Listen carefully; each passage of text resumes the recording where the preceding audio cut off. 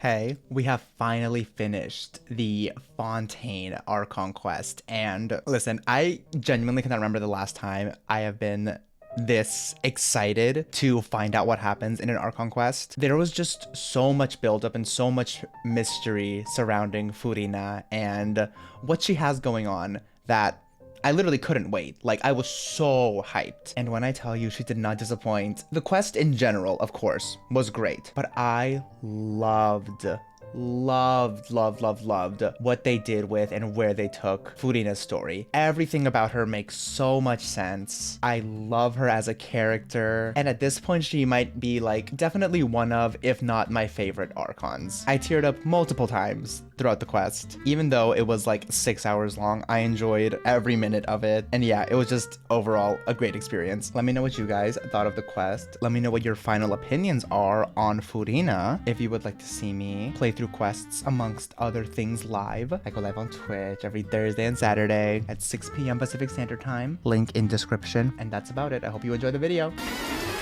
All right. It is time. It is time. It is time. It is time. It is time. It is time. Masquerade of the Guilty. Deluge of wrathful waters. Return to the dormitories. This is the day you get out of prison. Oh, the way we're still in prison. And you proceed to complete the paperwork for your release as a rage. Yes, I love paperwork. Let's go. Let's go, guys. In we go. In we go. Some time has passed since the incident in the Fortress of Meripede, and your sentence here is almost finished. Now for a little rest after breakfast. This is the life. Is it? Wait a sec. Isn't something important supposed to happen today? I think something like that, right? Like after a couple of days, something's supposed to happen. Oh no, we already went through that. Oh, today's our big day. We're supposed to leave the Fortress of Meripede. Come We're on, free. we've gotta go complete the release procedures We're now. free. Oh. Act 5. Where are we headed? Where are we headed? This way. Going down, talk to the receptionist. Will do. Where is she? Over here? Oh, here she is. Hello, Monglane. Please, sign here. This document will be effective immediately upon signing, and you two may exit the Fortress of Meripede via the regular channels. Awesome. Thank you. It's been so long since we've been to the surface. Let's hurry up and... Huh? Oh, an earthquake. What's happening? An earthquake. Are you okay? I'm fine, thanks. But I wonder what that tremor was just now. Not like I just told you, but... Let's go ask the Duke. Ah, yes. Mr. Man himself. Mr. Gonna stay at 40 because I'm gonna be putting all of my materials towards building Furina. And in we go.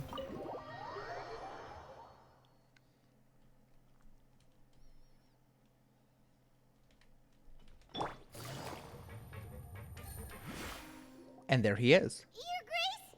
Hey. Ah, good to see you two. Is there something you wish to see me about? Your fruity little earrings. Yeah, what was with that earthquake just now? Called it. That. The tremor didn't originate from the seafloor. In fact, it seems it came from the surface. Oh. Over the years of serving as the warden here, I have developed a sense for distinguishing between what occurs on the surface and what occurs underwater.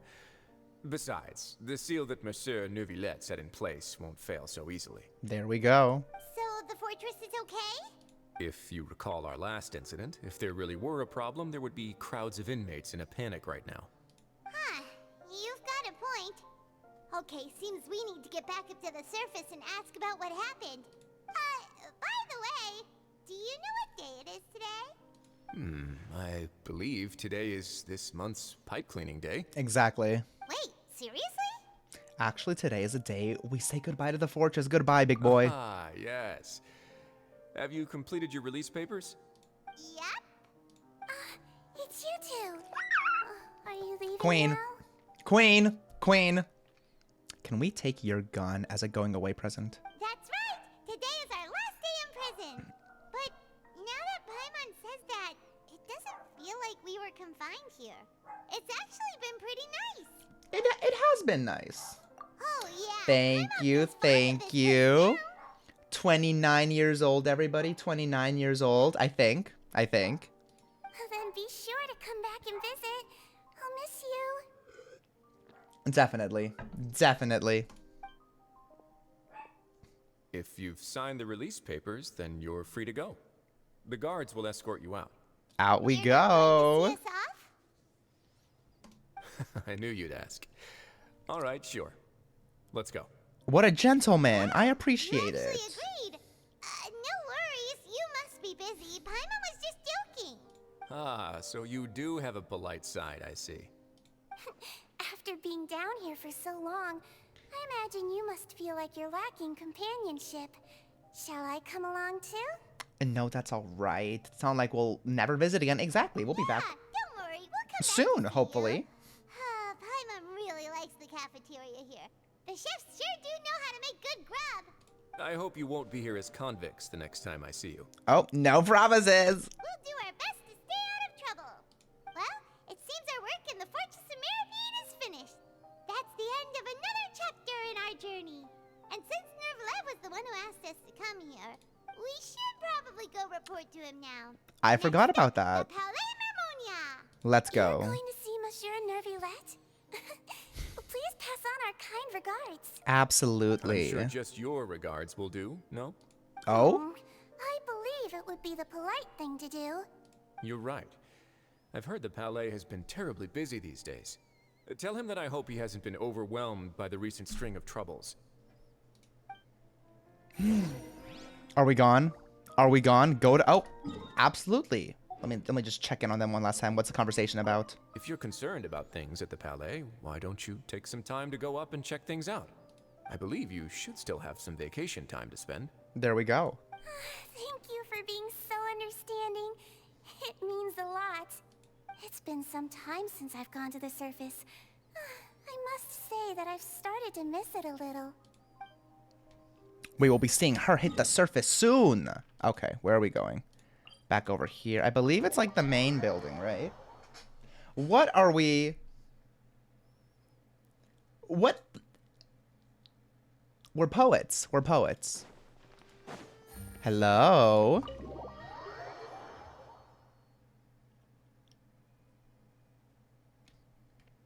Is it... It's over here and then to the right.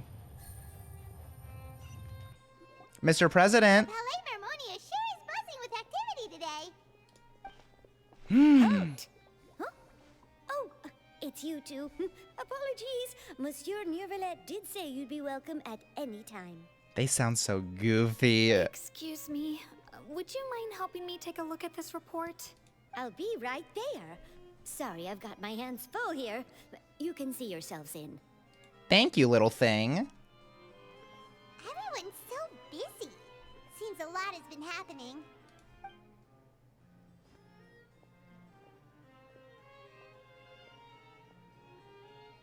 Oh, that seamless transition. This place is dusty. What is going on? Hello. You've come at the right time, but you'll have to wait for just a moment, as there are some urgent matters I must tend to first. Oh, of course. It's not like we spent a month in a prison for you or anything. In the meantime, please, have a seat.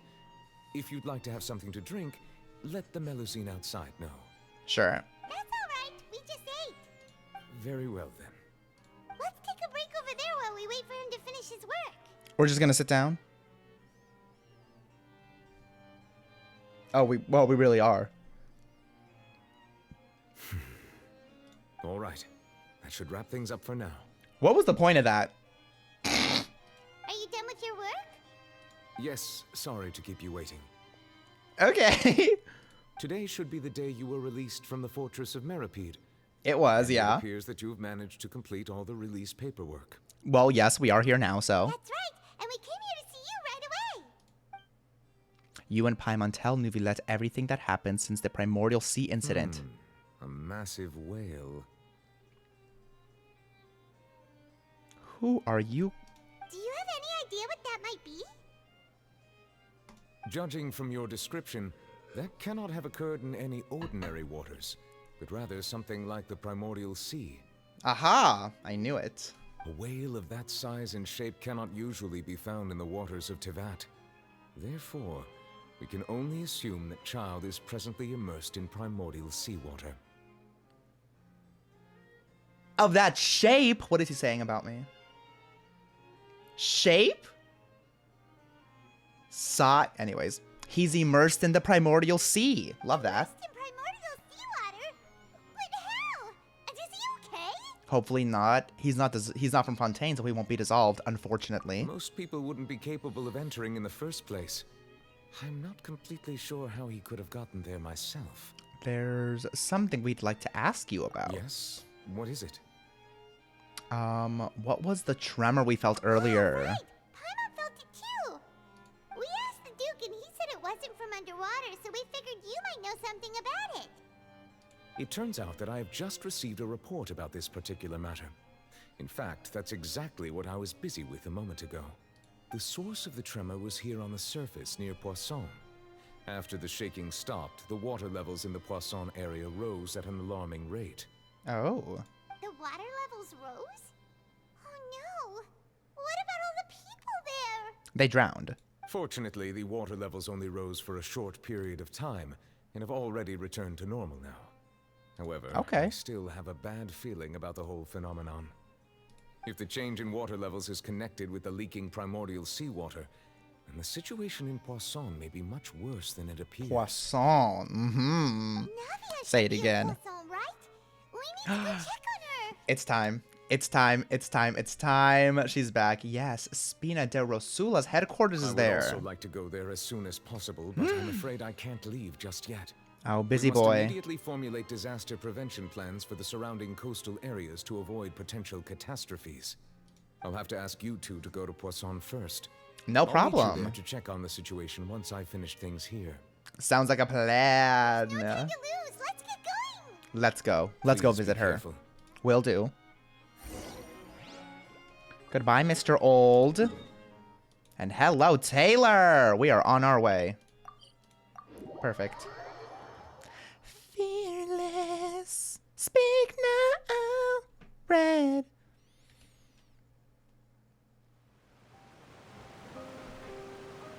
Oh no. Oh. Happened here? Well, that makes sense. They got flooded and then unflooded. All the buildings here seem to be in pretty rough shape now. And there's fish everywhere. There's nobody around. Were they all dissolved? No, let's not assume the worst yet. I'm sure he would tell us, right? If like everybody died. Navia should be around here, right? We need to make sure she's still... Paimon means we need to check on her. Exactly. Where is she? Speaking of Navia, her splash art looks amazing. I can't wait for her to come out. Where is she? Where is she? There we are. We haven't seen a single soul all the way here. Oh, this is getting scary. Very scary. What will I ever do now? Not disaster victim M. Look, there's someone on the roof over there. Just stay put. We're coming up. Watch your balance. Okay, Spina de Rosula member. All right, just hurry. We're coming, M.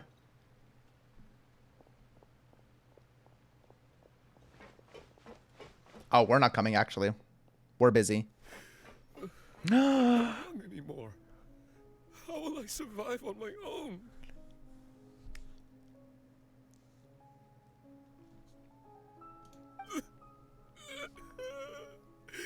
My Deciphering. Oh, somebody died.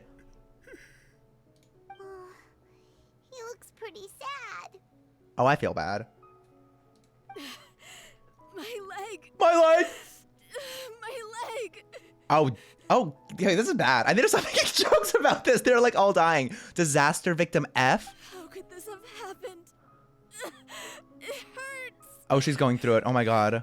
Just hang in there. Help is on the way. You can hold my hand if it makes you feel better.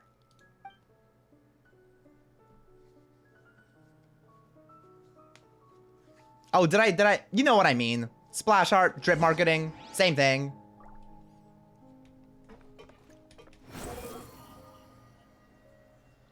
Oh, there she is. There she is. Oh, we fell. Oh, it's Navia. She's over there. Hey, Navia, are you okay? She looks sad. I mean, understandably so. People are dying, so. You're here. Yes, we are. We heard there was a situation in Poisson, so we came as quickly as we could. Okay, pronunciation. Yes. As you can see, the water level suddenly rose. It caused quite the disturbance, in fact.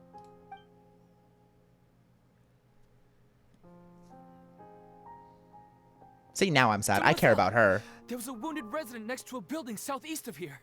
We've already transported him to safety, but we've run out of medical supplies. He's wounded? How badly? He fell, so it's probably a broken leg. He's pretty shaken up. When the water level rose, he desperately climbed up to the roof. Once the water receded and he saw the ground, he became terrified and eventually... He jumped down then. Find the leader of Squad 1 and tell him to take the wounded resident to see a doctor. He should know where to go. Understood. I'll take over his search and rescue mission in the meantime. All right, you'll be in charge. I'm sorry. Where were we?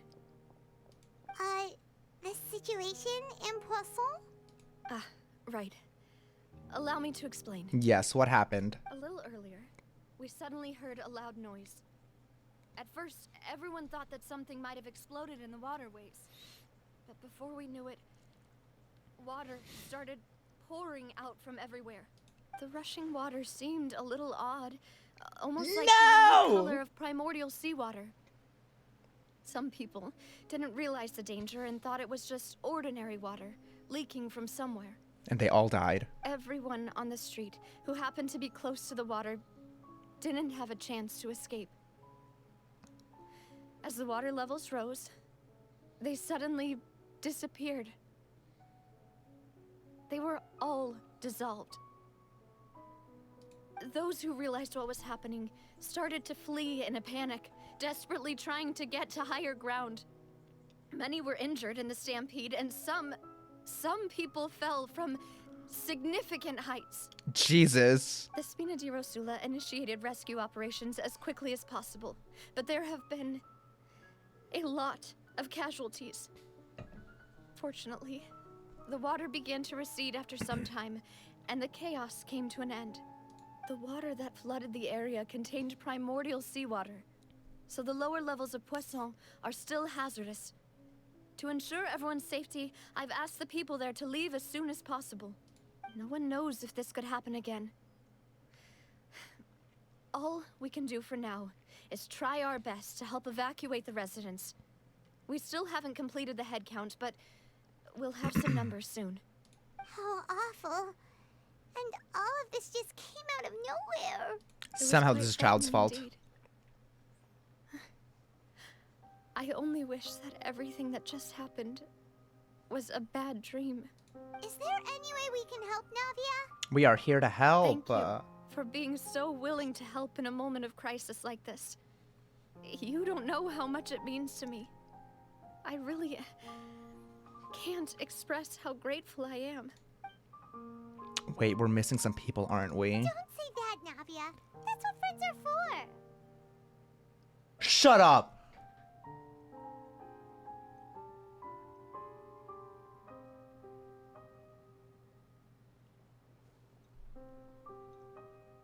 I was wondering. No!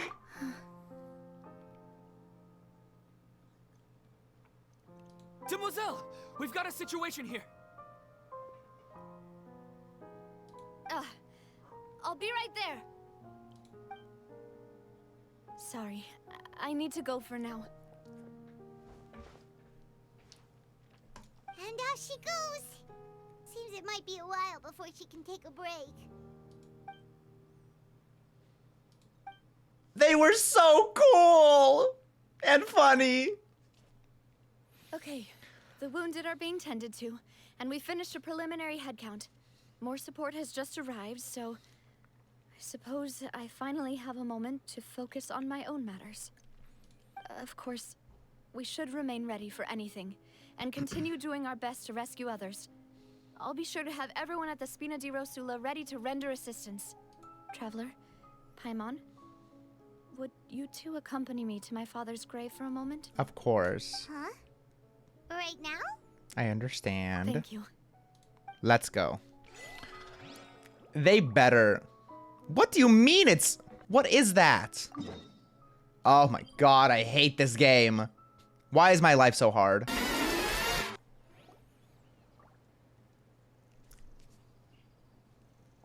We're back. Not a lot of people here, huh? Not anymore. We got rid of them.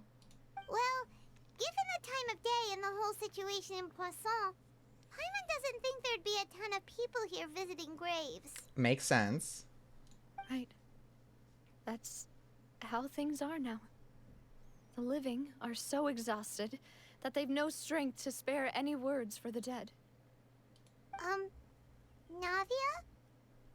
There's no need to push yourself so hard. Oh, she's gonna cry, isn't she?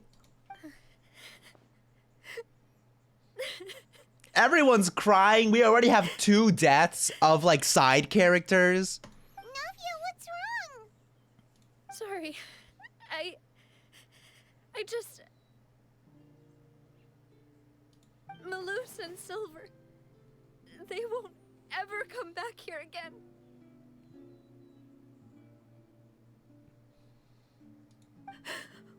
What should I do, Papa? Huh? What happened to them? Are you so... You're so stupid. Oh my god, Paimon's so dumb. Everyone agreed on the rescue plan, but still, I was the one who initiated it. They were helping evacuate the residents, but they couldn't leave in time. And they were caught in the seawater.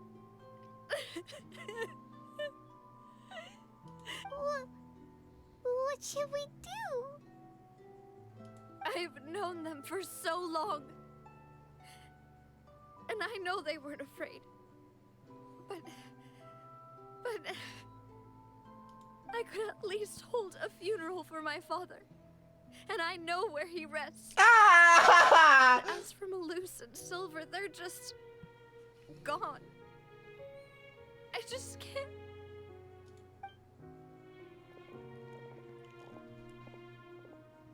Everything looks so clean after it rains. Even the gravestones.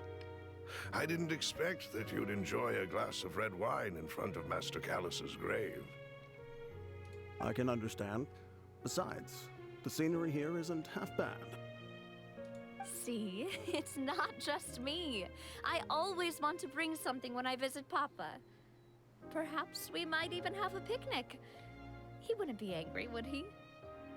How could Master ever be upset with you, Demoiselle? Yet the cemetery is the home of those who have passed, is it not? Everyone ends up here sooner or later, no matter who you are. Buying yourself a plot in advance, are you?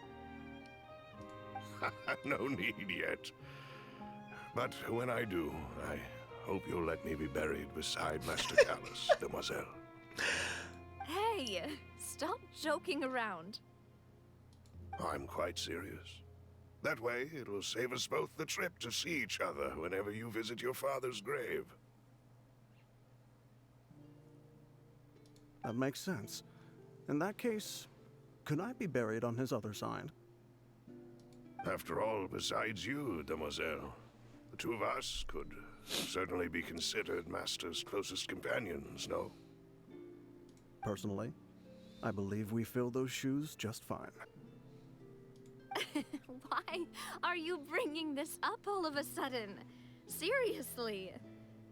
All right. I'll remember your requests. This is so sad. I'd really prefer not to talk about this stuff. And what do you mean by saving me a trip? I'd make the journey even if I had to visit you two somewhere else. I'd promised to let them rest in peace here. But here I am breaking that promise. I'm sorry for letting you see me in a mess like this. I don't usually cry, really. I feel so bad for her. This is so sad already. Oh my god.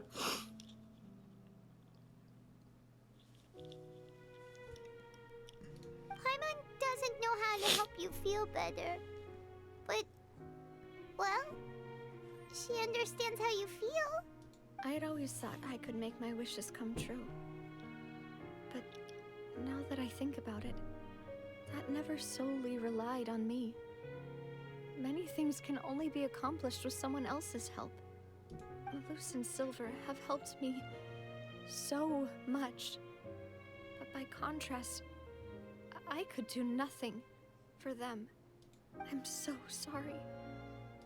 You can spend as much time as you need here, Navia. We'll stay with you. Thank you. Right now, you don't know how much that means. By the way, you can have a look at this.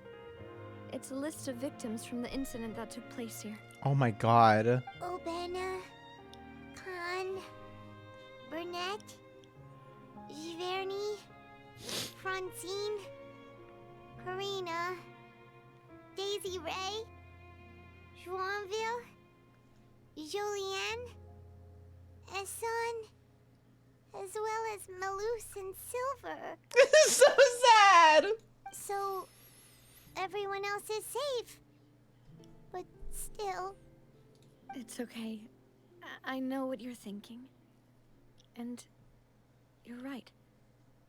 We lost Malus and Silver. But we were able to save more than we anticipated. The overall outcome indicates that the cost was worth it. Right. Don't think that way, Navia. One person might be saved at the expense of another, sure, but that isn't something we should ever consider a trade. Malus and Silver were not the price for saving anyone. They're heroes. You're right. Thank you, Paimon. What you said just now was pretty amazing, actually. Let's go, Paimon. Let's go, Paimon. Oh, really? Thank God. Redeemed yourself after that stupid comment earlier. Seems you've become more eloquent in the time since we last met. Hello? Too much is happening all at once. No. Yeah, we have to pause this. We have to put a pin in it. I was not ready. The Knave? What are you doing here? Is everything going well on your side? Okay. Yes, my people are carrying out the mission according to your request. All the residents of Poisson have been evacuated, and we're preparing to relocate them to higher ground. As for these supplies, we have everything taken care of. There is no need to worry. Thank you very much. We love the Knave. Wait, do you two know each other? I was about to say. We just met recently. Oh, Right, okay. Miss Navia? Usually, I would call this a coincidental encounter, but that doesn't quite fit this time. Besides, it never even crossed my mind that a Fatui Harbinger would come looking for me. Thanks to the Knave, Spina di Rosula received generous support from the Fatui, which allowed us to complete the rescue and evacuation work so quickly. Mutual aid is essential to fostering positive developments. We were already in the area, in any case, so it was nothing. That said, I must say that you're a lot sharper than you let on. I'm sure you understand what I mean. I apologize for all the ways in which I tested you previously. We've never worked with a Fatui before, and it's extremely important for us to know who we're working with. My subordinates have reported that Fatui soldiers have been observing water levels and taking head counts in various locations. I hear that they've also prepared a large amount of emergency supplies. I'm quite surprised. This is nothing to brag about, nor do I intend to. It is simply the way of powerful organizations to act forcefully, whether they are doing good or ill. You've witnessed that firsthand, in any case. As I've told this traveler before, I know of the prophecy, and I intend to prevent the impending disaster. Queen. Lending your organization a hand was a natural first step in accomplishing that. As such, do not be troubled by this token of our sincerity. Perhaps one day, you'll also be able to help me in the same way. Without your help, there would have been many more casualties. I won't forget your kindness. Okay. I Okay. sincerely regret what happened to Malus and Silver. I only wish that my people could have arrived a little earlier to prevent this from happening. Don't say that. You and your subordinates did everything you could. As Paimon said, Malus and Silver didn't choose to sacrifice themselves for any specific person. And they weren't the price paid for other salvation. They chose to become heroes themselves. I've never liked hearing people put it that way. It's like trying to relieve pain by saying some noble-sounding words. But right now, there's nothing more suitable. They really did become heroes. You're right. I'm sorry for your loss, Miss Navia. Okay. Water is life to Fontaine's people, and it also spells disaster. It's no wonder that people always say that prophecies represent fate. Fortunately, I've never been one for such opinions. So, you're one who will try to change fate then? Of course. That is why I'm going to Hotel Bouffe de Thé. I still have some things to take care of, and the children need my attention. Okay. By the way, traveler, And off she goes. one more thing. Thank you for the blesses. Alright, then we'll just... Huh? This isn't right. Paimon thought you would ask us to walk with you for a moment so you could tell us something in private. That is a clever and useful conversation technique, which I do like to use when necessary. But there's no need today. It would not hurt to have Miss Navia listening in. Oh? Traveler, I'm sure you remember that I said we could work together when we had the chance. You and I both know that there may be issues with the Primordial Sea. Previously, it was the Fortress of Maripede's sluice gate, and this time it was the water levels in Poisson. These are both signals. So the time for jolly cooperation has come. Indeed. Allow me to share the latest intel I've received from the House of the Hearth's intelligence network with you. Ooh, okay. During some recent investigations, a child claimed to have discovered some ruins near Poisson.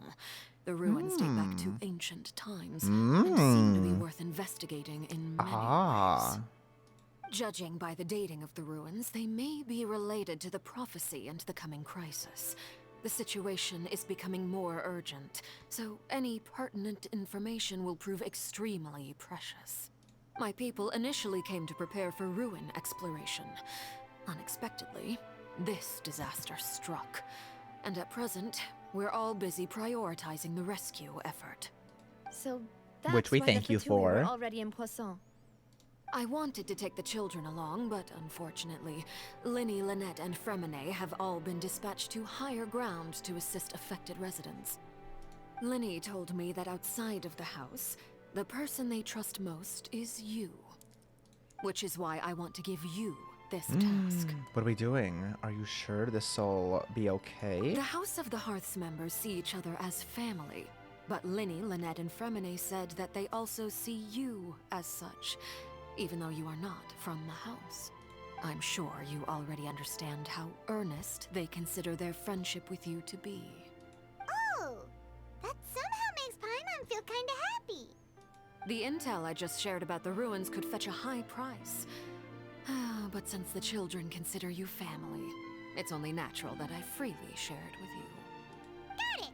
So all we gotta do is go to some ruins, right? Yeah. We can Yeah. handle that. Excuse me, but may I tag along? Can she You wish to join? join, Miss Navia? But are you sure you're up to exploring some ruins? You need to rest. She's always down. I'm sad, yes. But I can't just go back and plop myself into a chair by the roadside and do nothing. There's no point in being depressed while we still have a disaster on our hands. As my father's successor, I must live up to the hopes he had in me. She is... You are very strong-willed. Much stronger than I am. I'm also doing this for myself. You're also a character in the I game, need but... something... a distraction. To keep my mind off Malus and Silver. There we go. Navia's strong, but she needs company right now. We can be that company if she goes to explore the ruins with us. Let's explore. Since you put it that way, I have no objections. What do you say, traveler? We'll go to the ruins together. All right. The ruins are to the south of Poisson. Here's the map. Thank you. Okay, the three of us will handle it. Come on, let's pack up and get going. We are on our way. We are on our way to the ruins of Poisson. Off we go. Off we go. Off we go. How? Where are we going? What is this? What are we? Okay, am I even doing the right quest? I feel... What if I'm still... Aha, thank God. Thank God. I almost continued Linny's quest. The way I have... What's the closest one? This one's probably the closest one. That was a close one. That was a close one. I appreciate Linny considering us family. Just hopefully he never interrupts our Archon quest ever again. We will be A-okay. Come on. Come on, come on, come on. I could bring out Furina and just walk over this, but this is close enough. Why are your points on? This is the new area, right? Or is this not the new area? I swear this is the new area. I haven't explored anything of the new area besides getting the statues of the seven, just so I know where I'm going. Oh, it's not? Oh my God, the way it's not? Are you sure it's not? Wait, it probably isn't. It definitely isn't. I'm a liar. That's embarrassing. I'm talking nonsense. Oh. The ruins the Knave was talking about? Whoa, talk about old. They seem to be pretty ancient, all right. Yup. Let's go in and have a look. Just be careful. Don't worry about it. We are ready. We are so ready. They've been talking about me a lot in this quest. Old whale. It's kind of crazy. Okay. What are we doing in here? Let's do it. Let's do it. Who are we going to be taking down? In we go. In we go. In we go. Behold. Anything over here? Nothing. Nothing. Nothing. Okay. Keep it going. Oh, shit. Let's take him down. Busted. Here we go. Time for takeoff. The wind rises. This is gonna take years because he has like animal resistance, right? This big boy. Okay. Nothing else. Cool, cool, cool.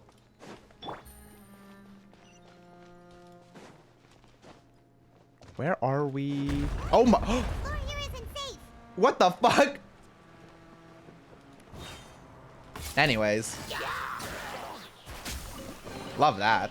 Love that. Scared me too. Squall fury. Anything down here? Nothing. Nothing. Okay. Keep it going. No more trapdoors, please. Is that primordial stew? This place has also been contaminated by primordial seawater. I really don't want Navia to be here. Like this is like a little too like. Yeah. No, let's get her out of here. A lot of it too. A Fontainian would most likely dissolve the moment they fell in. Yes, let's do that. Right. You can't go down if there's primordial seawater. It's too dangerous, and it won't be any help for you to just stay here. Don't get Paimon wrong. We're not saying you're useless. It's just that... No, you're right. I can't do anything in this situation.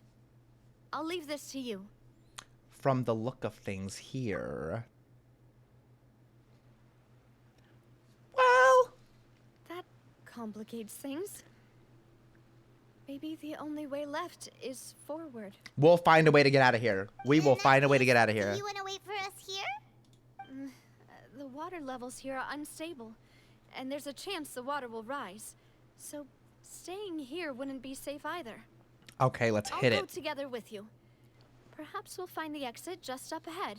Seems like there isn't any other option. Come with us for now then, but please be careful. Let's avoid that stinky, stinky water. Not me. Not me. No, it's a dead end. Great. Let's try Up here? climbing over from the side. Perfect. Over here. Over there. Swallow Fury. God, I love this. I love Wanderer. Let me get all these goodies. Yup. Definitely needed that potato and cabbage. Door open. Too slow. Yup.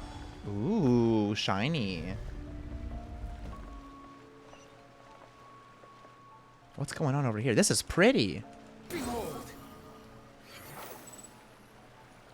Over here, nothing. What happened here? Why are we so tiny? Wait, there's Oh. something wrong with this bridge. Run for...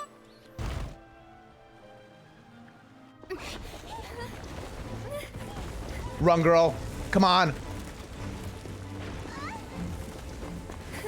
Yes. No. We saw this, but we save her. Come on. Wake me up. Wake me. Wait. No.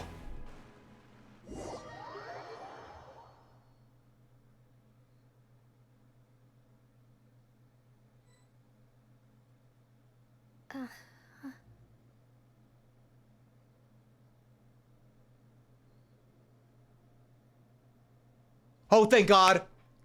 Thank God, thank God, thank God. This, in my head, this just means that Silver and Melus are not dead. Because they're not going to kill off Navia. Like, they're not. Demoiselle. Yes! Huh? The boys are back. The boys are back. Demoiselle, what are you doing here by yourself? Would you be standing here till dark if I hadn't come to get you? Or, okay, wait. Now I'm a little bit confused. In my head, I was like, she fell into the water.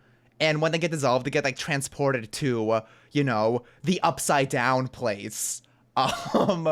But maybe she's just dreaming? I don't know. She looks like she's, like, it looks all, like, distorted. So maybe, I don't know. We'll see. Maybe she just wants some time to herself, Melus.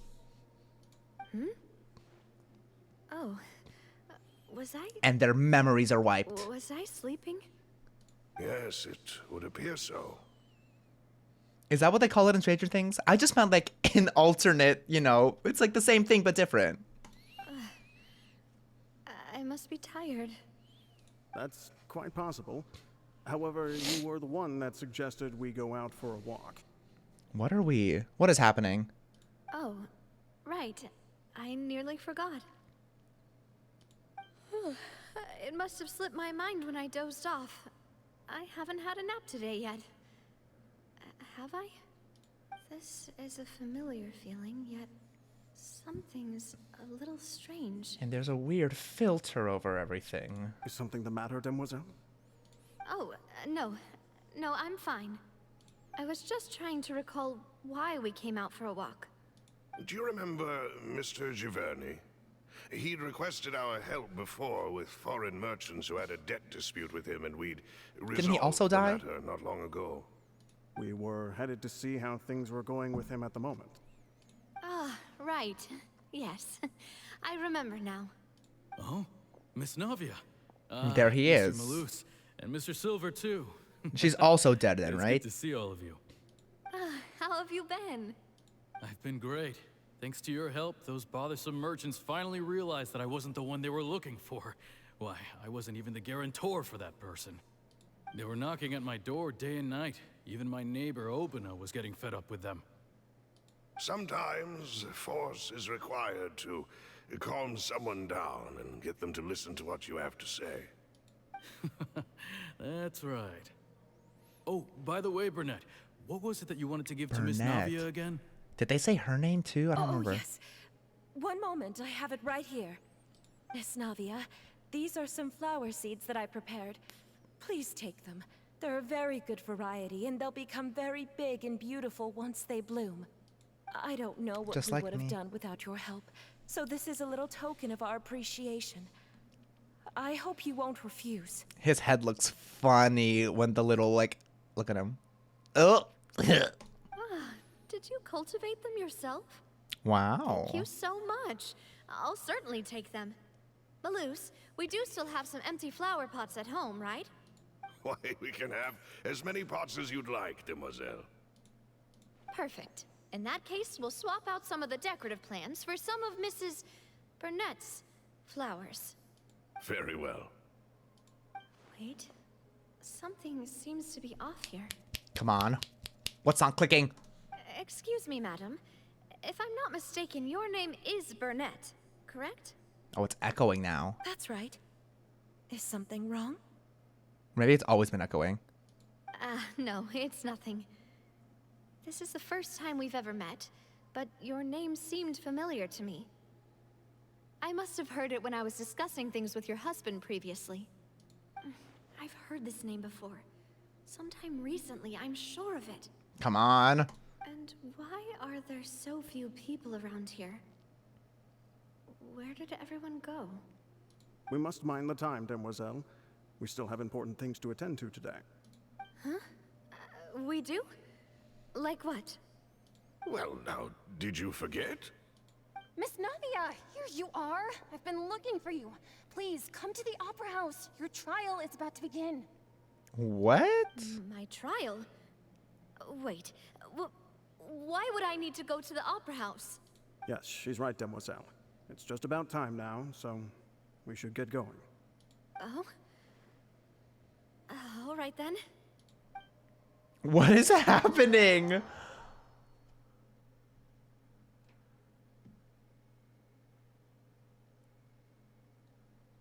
Look, Okay. It's Navia. She's here. And her two attendants are with her. Goodness, everyone's finally here.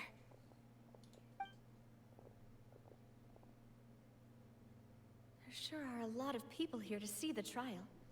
And they all seem to be oddly excited about something. I even know some of these people.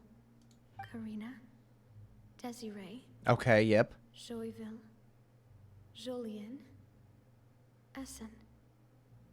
They are all dead. Why are so many people here? And why do I have no recollection of this case? And as for the judge... Yeah. Uh-huh. Where's Monsieur Neuvillette? Please sit in the defendant's seat. Don't worry, Silver and I shall accompany you. All right. But are you sure you can stand behind me? Typically, it wouldn't be allowed, but today is an exception. If Furina is here, I don't know what, like...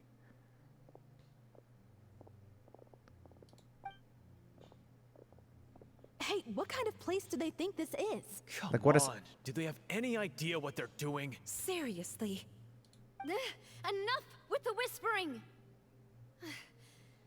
Could someone please... There's like 4 tell me people in where this. Monsieur Neuvillette is, and why I'm standing trial? My dear Miss Navia, have you not yet realized what you've done? In that case, allow me to explain.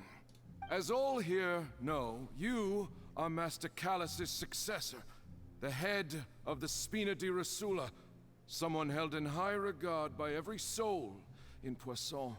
After you took over the Spina, you treated all of us just like the late Master Callus had. If anyone in need reached out to you for help, you responded. Not only you, but your butler, your subordinates, nearly everyone in the Spina di Rosula fought for the well-being of those in Poisson. Wait a moment. Aren't you just proving that I'm a good person? There we go. Yes, correct. Absolutely right. And that is why you stand accused. You have helped so many people get through so many difficulties. You are one with us. We are inseparable. What? We are one big family, all of us who are from Poisson, inextricably linked. And with you being so important, we couldn't possibly do without you. Therefore, this fair and honorable court shall declare you guilty, and you shall stay here. You will be together with us forever. We have to kill him. Huh? What are you saying? Everything you have said is correct. I have indeed done a lot for my hometown, and I would be willing to be with you all, but what is the purpose of having me stand here like this? What is there to discuss? Ah, well, if that's what you think, then I have no further comments. How wonderful, Miss Navia! I know all these people. Why are they laughing? Okay, Silver. I seem to remember now. Yes, I get it. This trial is... Come on, Silver. Just a moment. Come on, This isn't Malus. right. Yes. Oh my god. Malus? Brain What blast? was that, Mr. Malus? Our conclusion is very clear and unanimous. Let the court judge her now. She's guilty. Stay here, Navia! You're one of us! Demoiselle, don't admit guilt. This trial means to keep you here forever. I wish to exercise my right to defend Our Lady. Mr. Joinville, you only know of Navia's goodness, but nothing of her utterly independent mind. She was born a free and independent spirit. She has never been tied down by anything. Indeed, even the death of Master Callus couldn't stop her. Her actions cannot serve as proof that she identifies herself as part of any group. She merely acted as an individual, extending her hand to help others. Please do not mistake her actions as being otherwise. Really? As an individual, you say? Don't forget, we are all Fontainians here. This is the nation of justice, the nation of Hydro. Even if Miss Navia only voluntarily rendered her assistance, that doesn't change the fact that her beautiful soul must return to everyone. Water accepts all, blends with all. It will surely accept her kindness. Everything is measured here in the nation of Hydro, and in the end, everyone shall meld together. Thus, when a unanimous opinion emerges, that opinion represents justice. Now, I speak for everyone. Our opinion is consistent. Navia should stay. We and Navia are one. And you would call this justice? Preposterous. You are merely jealous that Demoiselle still has a chance to exist as an individual. Have you forgotten how much you all once longed to become individuals, to become independent? Do you mean to defy our Ooh. justice? Oh, she's scary. Oh, Desiree. If your justice is flawed, then why should we acknowledge it? As you said, we can also have our own justice. Silver and I shall defend Demoiselle. Okay. And that is how we will enforce justice. My head... It hurts. Demoiselle. Silver, it hurts. My head is spinning. All I can see is stars swirling in front of me. I remember now. Everything that seemed odd from the very beginning. Karina, Desiree, Joyville, Jolien, Essen, and Mr. Giverny and Mrs. Burnett, who we met earlier. Even Malus and Silver. I don't want to admit it, but they're all dead. Oh. And what are you? Don't be afraid, and don't admit guilt. We will protect you to the very end. Absurd! Who are you to say that she cannot be judged? We are the majority, and in the nation of trials, the majority is absolute justice. We are the will of all. Don't let them escape! We shall keep Navia here with us! Mr. Malus and Mr. Silver, must you be so stubborn? Oh, what was that? How could the two of you possibly hope to stand against the collective? Do not resist. This judgment is fair and just. Navia Hello? belongs to us. What was that? After all that happened, she should not be left alone in Poisson. What are you saying? No more excuses. She says we're jealous. Jealous? How could she possibly be an independent individual? What's with these people? That's what I'm saying. Who's jealous of her? She belongs to us. Miss Navia, she... Silence!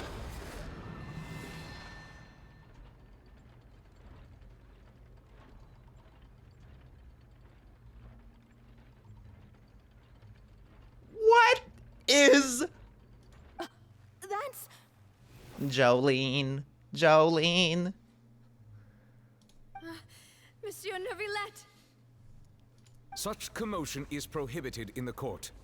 The accusations you just presented are nonsense and cannot constitute a proper trial. Thank you. The court will adjourn for the rest of the day. In this, I shall hear no objections from any unauthorized party. Our thanks, Monsieur Neuvillette. Please leave with me, Miss Navia, while there is still time. But...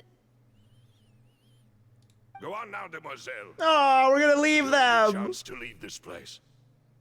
What, can't bear to leave us behind or something? Ah! Malus. My apologies. I couldn't resist making one little joke. Once That's I fucked realized up.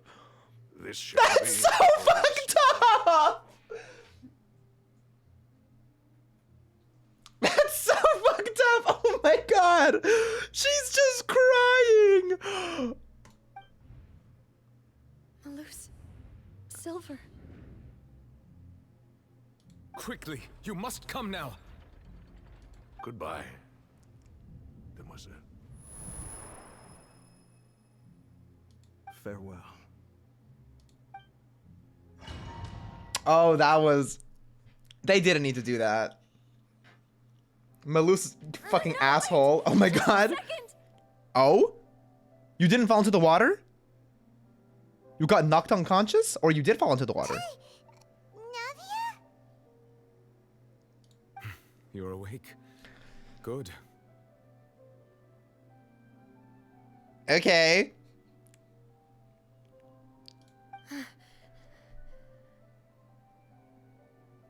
I must have been dreaming. Malus and Silver were still alive, and they were defending me at some insane trial. It looks like you're all right. Did all the sad feelings cause you to have a nightmare? Paimon could give you a hug. No one wants that. The ruins you were exploring suffered a cave-in. When I arrived, I found you falling toward the water. You were just about to be dissolved within, but I...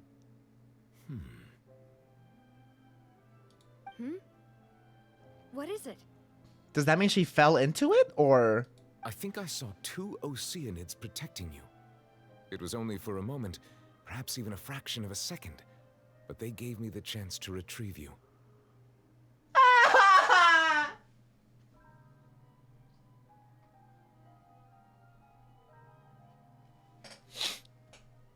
Were it not for their intervention, I would not have been able to rescue you before your consciousness dissipated.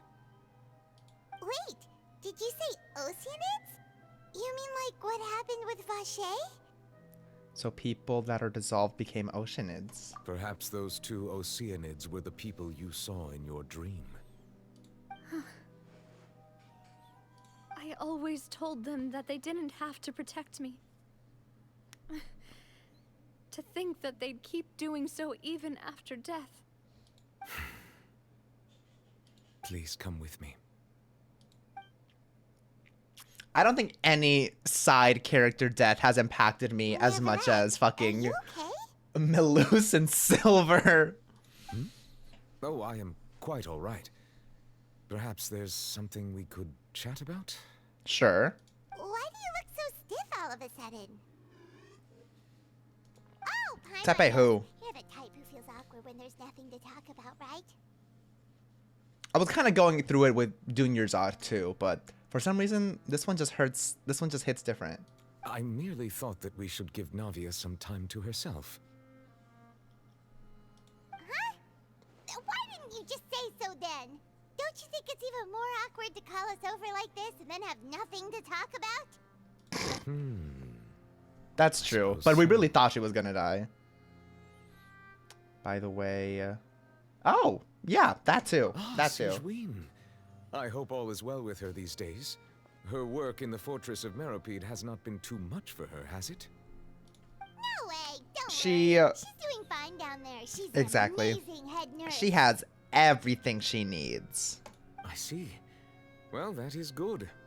I have always worried that Sigewinne would need a lot of time to understand the world of humanity, just as I have. Oh, and the Duke also says hi. Even though Sigewinne made him do that. Mm-hmm. He hopes that you haven't been overwhelmed by all that's happened lately. Thank you. I have indeed been busy lately, and I also hope that everything is going well in the fortress of Meropide. He still doesn't know what to talk about. Let's chat about something else then. You're the expert here. So, Neverlet, you're probably quite the swimmer, huh? Yes, of course.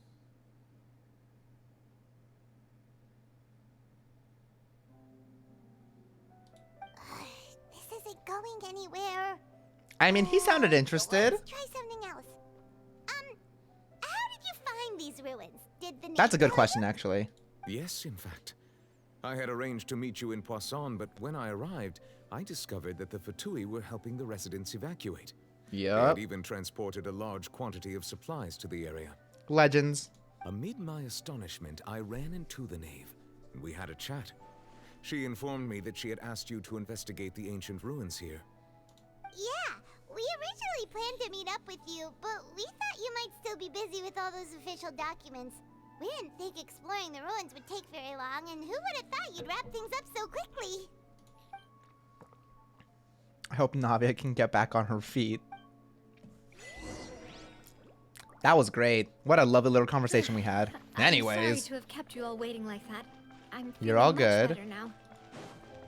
I guess we should get going again.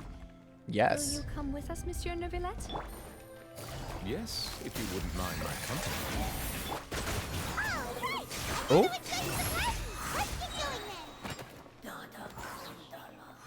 Oh, I didn't know he said something. Anyways. Am I going the right way? Hello?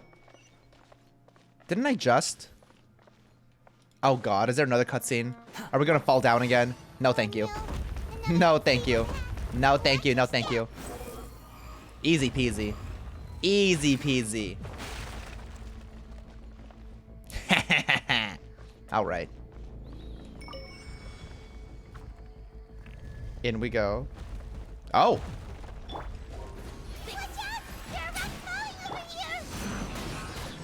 I'm fine. I don't know about you. Oh my god. We're chilling. Easy. Easy. Am I missing anything in here? Nothing? Okay, we're good. Oh, no, no, no, no, no, no, no, no. I don't even want to do that. Yeah, that's right. Easy. Easy. Hello? What are we gonna find in here? A ruin guard? More of these boys. Jesus. Yeah. Time for takeoff. Power that ended height. Squall Fury. Oh, it's actually a ruin guard. I just thought it was standing there. Oh! Beautiful. Beautiful. Give me my... Oh, what is this? I thought it was a chest.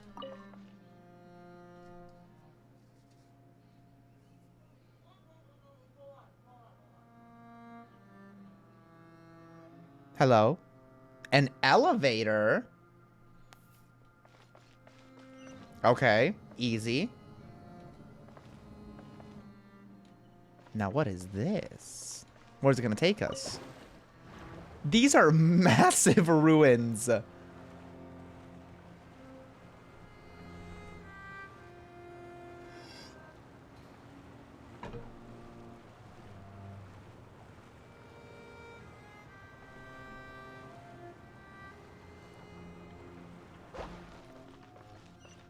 Over here.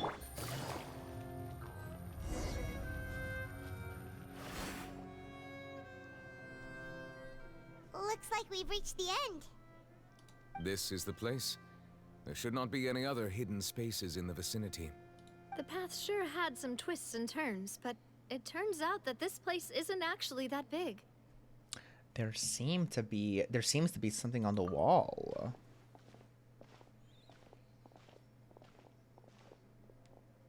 Ooh! Oh! Stone slate? We know who that is. It seems like they were put here as an offering. Could we take them down and have a look?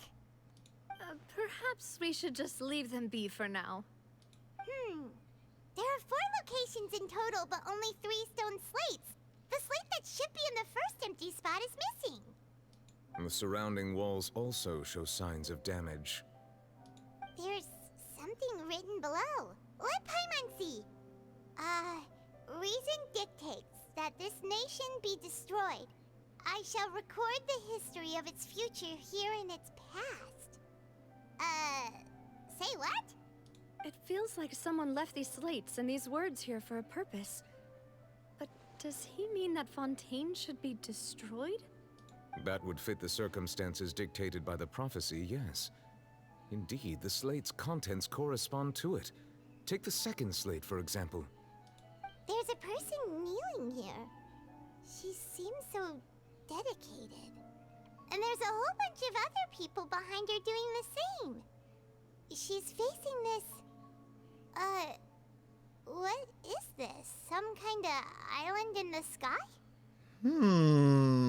And is that Lady Furina in the third image?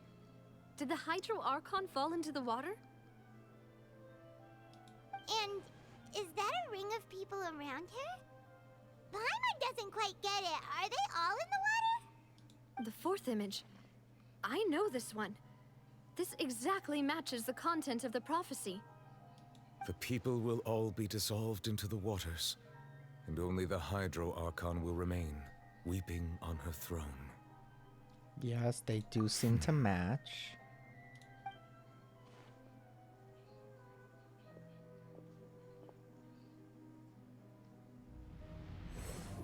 Oh? What did that do? More information should be hidden in these slates, but I fear I cannot easily uncover it, most likely due to us missing the first slate. I am very sorry. Well, thanks for trying, I guess. Don't blame yourself, Monsieur Neuvillette. Deciphering ancient stone slates isn't one of your duties. I mean, it could be. Looking at these slates, this says that it's the history of the future, right? That means the prophecy's sure to come true. I really hope it doesn't mean that. Still, Paimon feels like these images are kind of weird when you look at them together.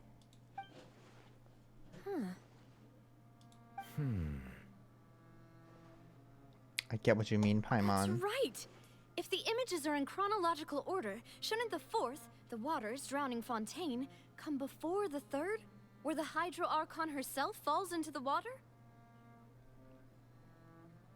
The images are in chronological order. Shouldn't the fourth, the waters drowning Fontaine, come before the third? And yet the order is reversed here.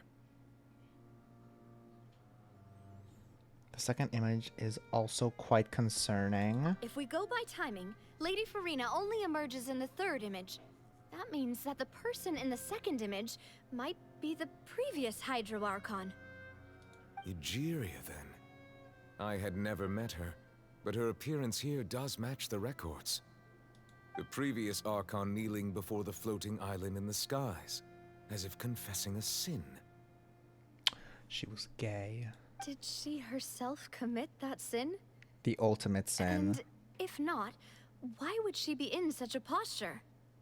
Also, I'm still wondering why these ancient stone slates are here at all. Judging from their contents, could this place be the origin of the prophecy? Does that mean that someone, or some people, once saw these slates? But who would have created these slates and left these words here?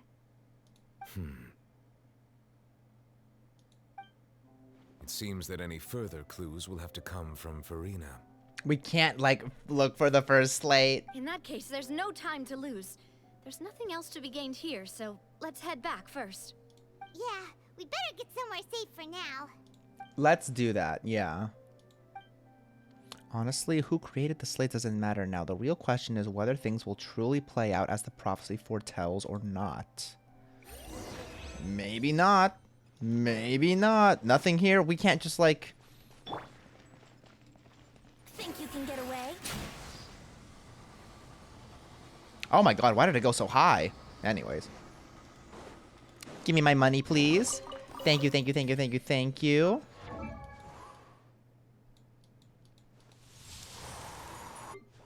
Oh, never mind. I thought I could level her up. I thought I could level her up more. Anyways.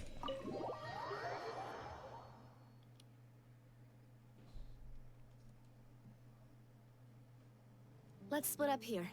I'm going to check on what's happening with the Spina. You know how it is. There's some things you just need to be there for yourself. You still have energy for that, Navia? Paimon's already beat. She's gone through a lot in, like...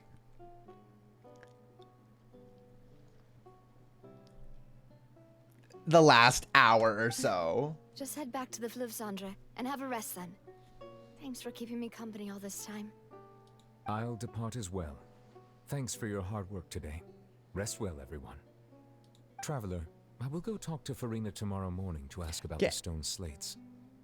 Can't we do it now? I'm sure that you're concerned about this matter as well. If you have time, drop by my office. I will share the results of our discussion with you. All right, see you tomorrow. Are we gonna talk to her about this directly?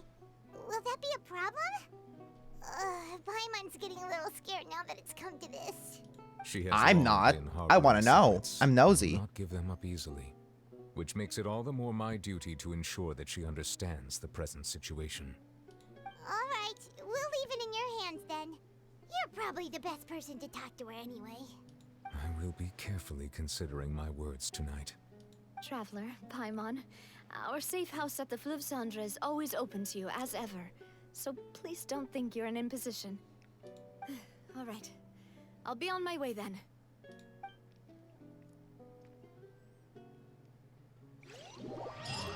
Navia and Nuvi let both depart. You and Paimon head to the Spina de Rosula base at Fleuve Cendre. And there we are. Nap time. Welcome back. We've got a special menu prepared for you two tonight. Snacks. No, the boss is the best. You did great as well, Paimon. Ooh, desserts. Yeah. Nice. These are all Yeah.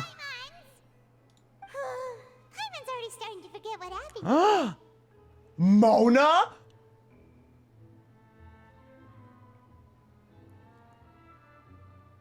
What? Oh, that voice. Is that who I think it is? I should be saying the same thing. Huh? It's you two. What are you doing in Fontaine? Girl, what are you doing in Fontaine? Mona?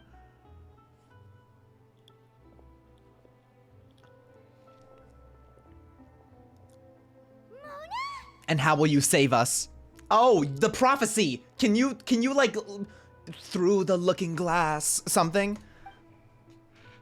Lady Magistus, did the stars not tell you that we might meet here? Seriously, nobody just uses a scry glass. Oh, scry glass. That's what I Time to meant. just see who they'll meet on the road. Still, we didn't expect I to see would. you here. Wait, you're not a Fontainian, are you, Mona? Well, I have some business to attend to here, so I booked a hotel in the city. I was just out for a stroll when I bumped into you. Quite unexpectedly, if I might add. Why did you think I was from Fontaine, though? Is that because Magistus doesn't sound much like a Mondstatter surname? I remember for a while everybody thought she was from Fontaine, and I did too. I forget why though. Yeah, let's go with that. Well, I used to have my own surname, which was, well, some other thing. Either way, the old hag told me when she took me as her disciple that the first step to being a great astrologist's pupil was to change that name. To change your... Okay. There was nothing for it, really. She really is amazing at astrology, so I changed my name to what it is now according to her wishes. To my surprise, however, Magistus is not the name of some ancient house or clan. It isn't? Nope. Although it is used by us in place of surnames, it generally just means great. Sweet. Wow! Imagine including a boast in your name. Wait, are you gonna have to put that into your genealogy as well? I reckon so. In any case, I'd give my disciple a name like this as well, if I were to take one. And may I ask what your master's name is? Astromancer Barbeloth Trismegistus.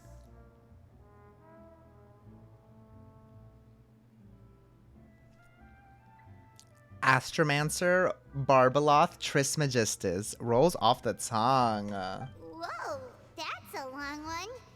Does it also mean great or something? My name means Mona the Great Astrologist. As for the old hag, hers is, in plain speech, the thrice-as-great Scholar of the Stars. Just take it as a title specific to astrologists. Thrice as great? That's so petty. I mean, she chose it first, so you could have chosen, like, quadruple as great, but you didn't. I know, right? That's just how she is. She used to call herself Magistus, actually, but when she took me in, never she mind. changed her name to Trismegistus. That is petty. Talk about excessive. Magistus is thus the calling card of our school, so to speak, which makes it about the same as a surname. It's all right if you don't get it. You can look into it further should you need to study astrology more deeply. Absolutely. Triple appetite Paimon, triple strength traveler. Terrible! Well, fuck off. But anyway, you're not Fontanian, are you, Mona? You're from Mondstadt, right? Well, I was born in Mondstadt, yes. My parents migrated to Dorman Port, and I traveled with the old hag for a while. Answer the question. Oh my god. I settled down in Mondstadt City. Oh, that's a good thing then. At least we know you won't be dissolved by Fontaine's waters. Oh, so she is Fontanian. Speaking of that, I'm sure you're aware I that don't know if they're lots of dodging things it or have happened not. Here in Fontaine, right? I know you're not a local, but I'd avoid getting too close to any water that looks strange all the same. Girl, we got you were born in Mondstadt. Does that mean we'll find out eventually. There's something ominous about it. Well, the water, I mean. Can you touch it? Can you just I need to prove something. Did you come from Fontaine because of the prophecy, Mona? That was the main reason, yes. Just a while back, the Steambird invited me to take part in a panel and speak about the circulation of the prophecy as an astrologist. The invitation was sent quite early on. I don't think anyone expected Fontaine to be in this much trouble. What do you make of that prophecy, Mona? Just tell us what you think as an astrologist. Yes. Your word would go a long way to make things more certain and less scary. What I can tell you is that I'm an astrologist, and that this prophecy concerns the fate of Fontaine, even that of Ultivat. Ascertaining this is akin to reading the fortune of the whole world. Oh, does it just matter? Like where you're born then? Like it's nothing to do with ethnic background, if that even exists in this game. Like, if your parents are both from Fontaine, but then you're born in Mondstadt, does that just make you Mondstadt-tian? I guess. Anyways, what did you say? I don't know, asserting that this is akin to reading literature or whatever. I'm afraid that this is not something that just anyone can do. If I could do it, you would no longer call me an astrologist, but a visionary. Ooh. But on the flip side, the prophecy is so How does the huge and water powerful, check your birth certificate? a powerful visionary. Its contents involve the fate of the world. Disregarding it would be a mistake. Exactly. A visionary? Sounds really powerful and all, but does such a person really exist? Of course. The old hag could do it. Can we find her? I bet there are others amongst those Hexenzirkel colleagues of hers who could do something similar. I need to ascertain the accuracy of the prophecy. Huh? Are you sure? Yes. Show us where she is. All right, I'll help you. It isn't often that I see you with such a serious look on your face. I'll tell you once I hear back from her. Thanks, Mona. You're amazing as always. Oh, well, this is something only I can do after all. So yes, your praises are quite welcome. Queen, thank you. Greatest of astrologists for you.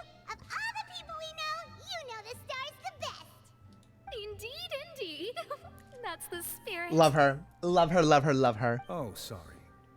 I came to see what all the commotion was about. If there's anything you need, do not hesitate to inform the Spina di Rosula.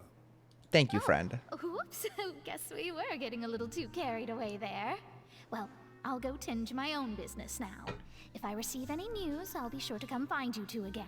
Or can't you just, like, take us to your thrice master? And she's off. Goes, quick as rushing water. Seeing her run is weird. With the Spina guy giving us suspicious looks. Is he really? Well, we were making a ruck. Were we really? Right, but we were able to recruit Mona's help, didn't we? We were having a conversation. Our friends will thank us someday.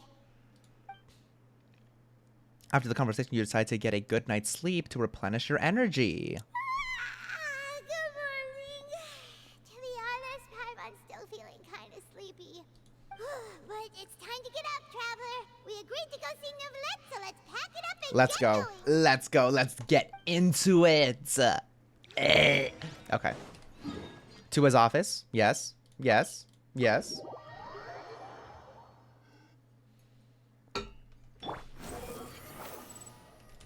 In we go. Will you be too busy to speak to us again? It's you. You're here, finally. Oh? Is something wrong? Monsieur Neuvillette and Lady Furina, they seem to have gotten into a dispute. Oh, Go yes. see for yourself. Oh, yes.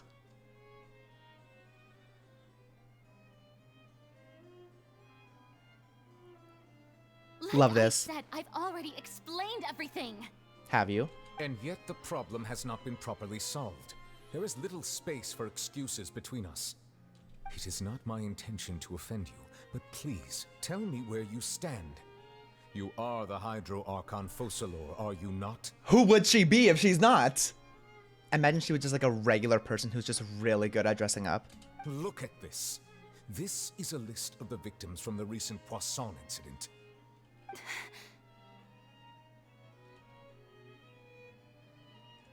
You mean they're all... We did not arrive in time to avert this disaster, and I will not have it happen again. I will say this once more. You must tell me everything you know. Yesterday, I found 3 stone slates in some ancient ruins near Poisson. Do you know anything about those? Seriously? You're questioning me like this is a court case now. I don't know anything about that. But you found them in some ancient ruins, you say? That's correct. Which is why I came to ask you some questions. There should have been 4 slates, but one of them was missing. The other 3 feature different images that seem to correlate to the prophecy. The prophecy? The prophecy? The second of these slates depicts the previous Hydro Archon Egeria kneeling before a floating island in the sky, as if confessing something. Do you know nothing of this either? She's gonna have to out her, oh my god. I don't. I've never seen such slates. I'll ask you again. Do you really have no information regarding the previous Archon? My deciphering of the slates indicates that the Hydro Archon Egeria once had to confess to, or apologize for, a certain sin. If anyone would know about it, it should be you. Girl, what do you know? Or you're just hiding something. Tell us! All gods don't have the same secrets, you know. She was herself and I'm me. Is it really so strange that I know nothing? Yes. Girl, it's you know a surprising amount of nothing. I understand your concerns, but I'm sorry. I just don't have anything to tell you.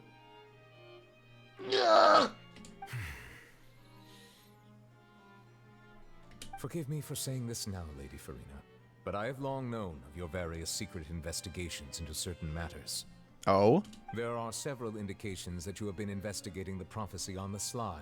On the sly? This is not strange in itself, considering that you are the Hydro Archon. But it is strange that you should also claim to not know any of Egeria's secrets, as well as do nothing following your inquiries. You have never been as superficial as you have presented yourself to be, nor are you a fool. And yet, your behavior is very inconsistent.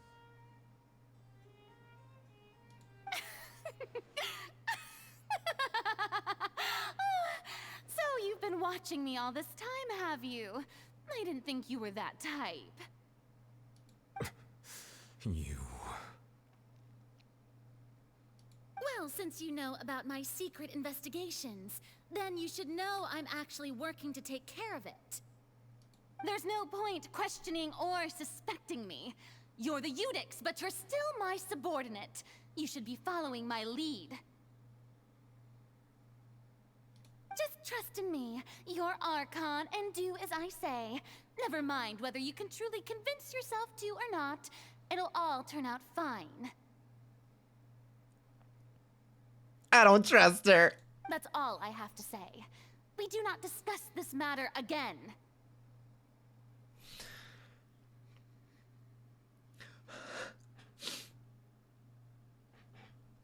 Oh, the opera's about to start. Toodles!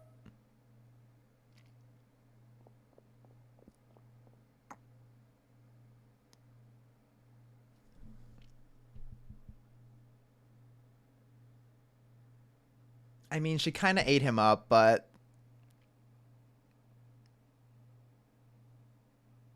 I want answers!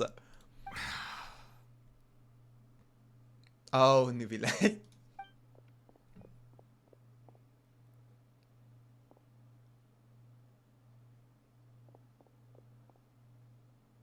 Did Furina not notice us standing by the door? Wonder what's up with her. She was smiling. Huh. She didn't seem in the mood to care if we were listening in or not. She seems deeply troubled. That's putting it lightly. She is beyond troubled. Oh my god. She seems to be deliberately hiding something. Now we're gonna spy on her. You've been outside for a while now? Well, yes. Oh, you noticed. Seems Furina didn't even realize we were here. She was in a great panic, though I cannot discern the reason. Our discussion reached impasses time and again, a state of affairs that we cannot allow to continue. Still, I do not understand. Dialogue is the basis for understanding, so why did she keep refusing to engage? I'm afraid questions alone might not suffice. We need to make her understand how dire the situation actually is, or we could just spy on her. Everyone in her inner circle has noticed that she is hiding some secret. Oh! The issue is her attitude. I fear that she will not reveal anything unless absolutely forced to. Let's force her. We may have to create a situation in which she will have no choice but to speak. Oh? Ooh, a little devious plan. Oh? Like what? Normally, people will only reveal the truth when standing trial. Perhaps we must have the Hydro Archon experience just such a scenario. Okay, okay. But Furina's seen so many trials, and she's really good at dodging questions. How do we make sure that she won't just slip away at the first chance she gets? We will need to consider this thoroughly, join forces with various parties, and then do what we can. Time to get it out of her. If at all possible, I would prefer to recuse myself from this affair, but we must prevent the prophecy from coming to pass. This may be cruel to her, but all Fontaine is in crisis. The information a god possesses is too precious, and so we must take a chance on this. I don't care. Let's put the pressure on. In that case, we will need help. But who will lend us their aid to do such a thing? Oh, I know a few people. I don't, but Traveler does. A few days later, on a boat, somewhere in quiet Poisson. Well, that's everyone, huh? The gang's all here. Speaking of which, it was pretty smart of you to think of hiding here. Poisson was just involved in a disaster, so Exactly. it's presently devoid of people. That naturally makes it the best choice. And here you are drinking tea like it's the most natural thing in the world, huh? That's what family should do. Sit and enjoy a leisurely time together. It's nice to enjoy tea here, you know? Care for a cup? Sure. Lend Lend me your ears, everyone. The gang's all here. Or perhaps one of you might like to start us off. How about you, friend? Me? No, I don't think I can. No, I don't think I can. Then, how about you, good sir? Oh? I fear that I will cause the mood on this boat to become as somber as it is in court. Someone say something. I guess we're lucky She's the icebreaker. We've got a local like me to organize things. Yeah. Wonderful, the spotlight at last. I guess I'll be facilitating things from here. That was a little long-winded, don't you think? Oh my god. Oh my god. The gang really is all here. This is... Oh, yes. Oh, yes. Oh, you might be right. Anyway, to cut to the chase, our friend here, the Traveler, has brought us together to discuss something. As for what that is, well, let's start by saying that we'll be pooling our efforts together to create a series of traps. Oh? Oh? How intriguing. Well, it's just an expression, really. One that I just learned from Chlorand, and used on the spot. So, let's invite her to explain in detail. A round of applause, please. Huh? Didn't you say that you would be facilitating this? Speak. Oh, come now. Your work doesn't involve much public speaking, right? This is a good chance to practice. You might even pick up some fancy oratory tricks to impress your boss with in the future. Lesbian Geo women are just like, that is my niche in this game. Something about it. It's just always gonna hit. Oh my god. I see. And what does my boss say? Yes, Mr. Boss. He is glad that you consider him your boss. Do go on.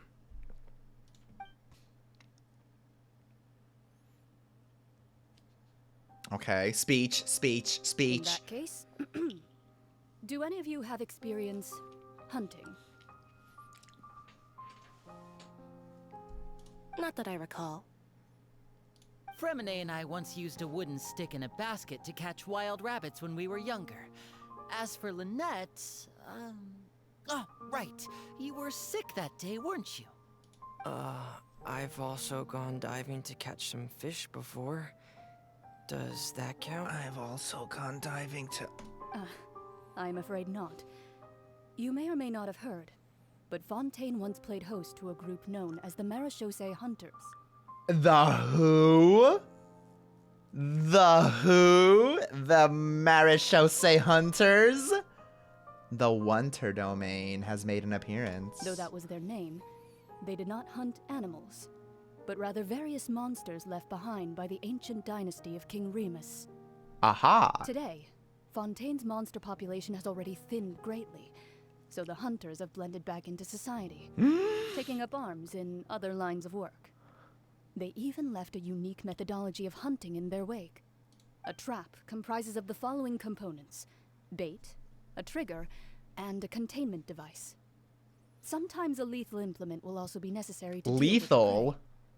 So, we're gonna kill her? If we were to build a trap together, right now, what would you choose to build it with? For me, I would prefer something basket-shaped. Pigeons and rabbits will see the bait and naturally enter the snare. Our line of work requires a deft hand, and we're some of the best in the industry, so you can count on our techniques. You used some of those techniques while moving the people of Poisson, didn't you? My subordinates mentioned that you even performed some magic for the bawling children. Aww. Yes, and I even managed to gather some intelligence in the meantime. I'm quite the multitasker if I do say so myself. I'm afraid I can't claim that as my strong suit. I prefer more stable methods, like placing bait in the water and waiting for the fish to come within reach. That's the kind of method I would count on. Calm and steady. Exactly the kind of person who would catch loads of fish. And I can be their assistant. Queen. With discretion, I'm sure. I'd probably use some sort of mechanical animal. Pear. Papa once bought me some small clockwork squirrels, mice, and such. When Bring out the placed in penguin. forest, they can attract others of their kind. I remember that you liked those too, didn't you? I did. And that would be a good way to go about it. If they're realistic enough, animals of the same kind will follow them all the way to the trap. What about you, Monsieur Neuvillette? We're building a robot Furina. I fear I do not have any related experience. I knew it. That makes sense.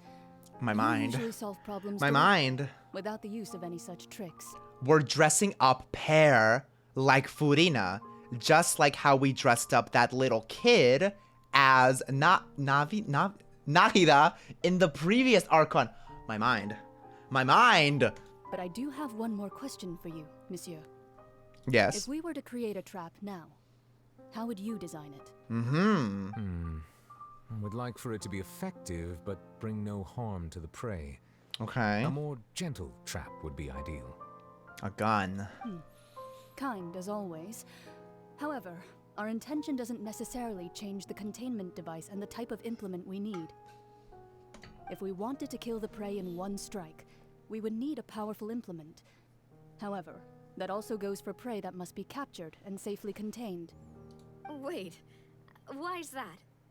Only a hunter who's a true expert at subduing their prey can snare it without harming it. The line that divides life and death is often exceedingly thin. So, are we going hunting together? Huh. We hadn't thought of seeing ourselves as hunters. It kinda works, but maybe it's still not the best metaphor. If our means of capturing and dealing with our prey is to put them on trial, then the hunting metaphor is actually quite accurate. But we shall require much more courage than any hunter to judge a god, a being whose seat is an exalted throne. That's right. Oh, so that's what's going on. Sounds very interesting. Did we not tell them? Cloron's hunting metaphor was just that, a metaphor. You will not call this a hunt because that is not what you should do at present, nor has the relationship between you and Furina reached such a dire stage. What you need is simply the secrets she is keeping. Attempting to take her secrets is an act of sacrilegious disrespect, but must be done to prevent Fontaine from sinking into the waters as foretold in the prophecy. There is neither hunter nor prey, but there must be a trap. That is what you will need. Okay, go to Spina de Rosula base, and that we will after I take a pee break. And we're back.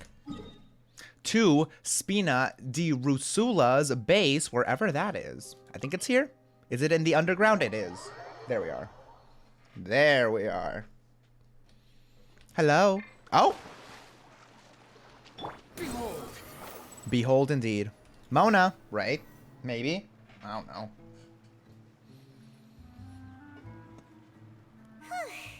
It's been a tough few days, hasn't it? So much has been happening. Those meetings sure did make me hungry. Paimon didn't think the meetings would go on for so long, but everyone seemed pretty fired up, huh? It was crazy in there. Well, Fremine was, now that Paimon thinks about it, but everyone else just looked a little surprised. When is he not? Do you feel more confident after the meetings, Paimon? Well, it's hard to say. Paimon doesn't have any experience with this sort of thing. But with you around, Paimon sure will do great. Exactly. Love the confidence. You're the most reliable person in the world, aren't you? Huh? Is something wrong? Did you just pour some tea? Paimon didn't notice you doing that at all. A ghost? Then what's that? Paimon's never seen that cup before. So you have every cup memorized. Don't be frightened. I'm just joining you two for tea. I merely refrained from saying anything till now.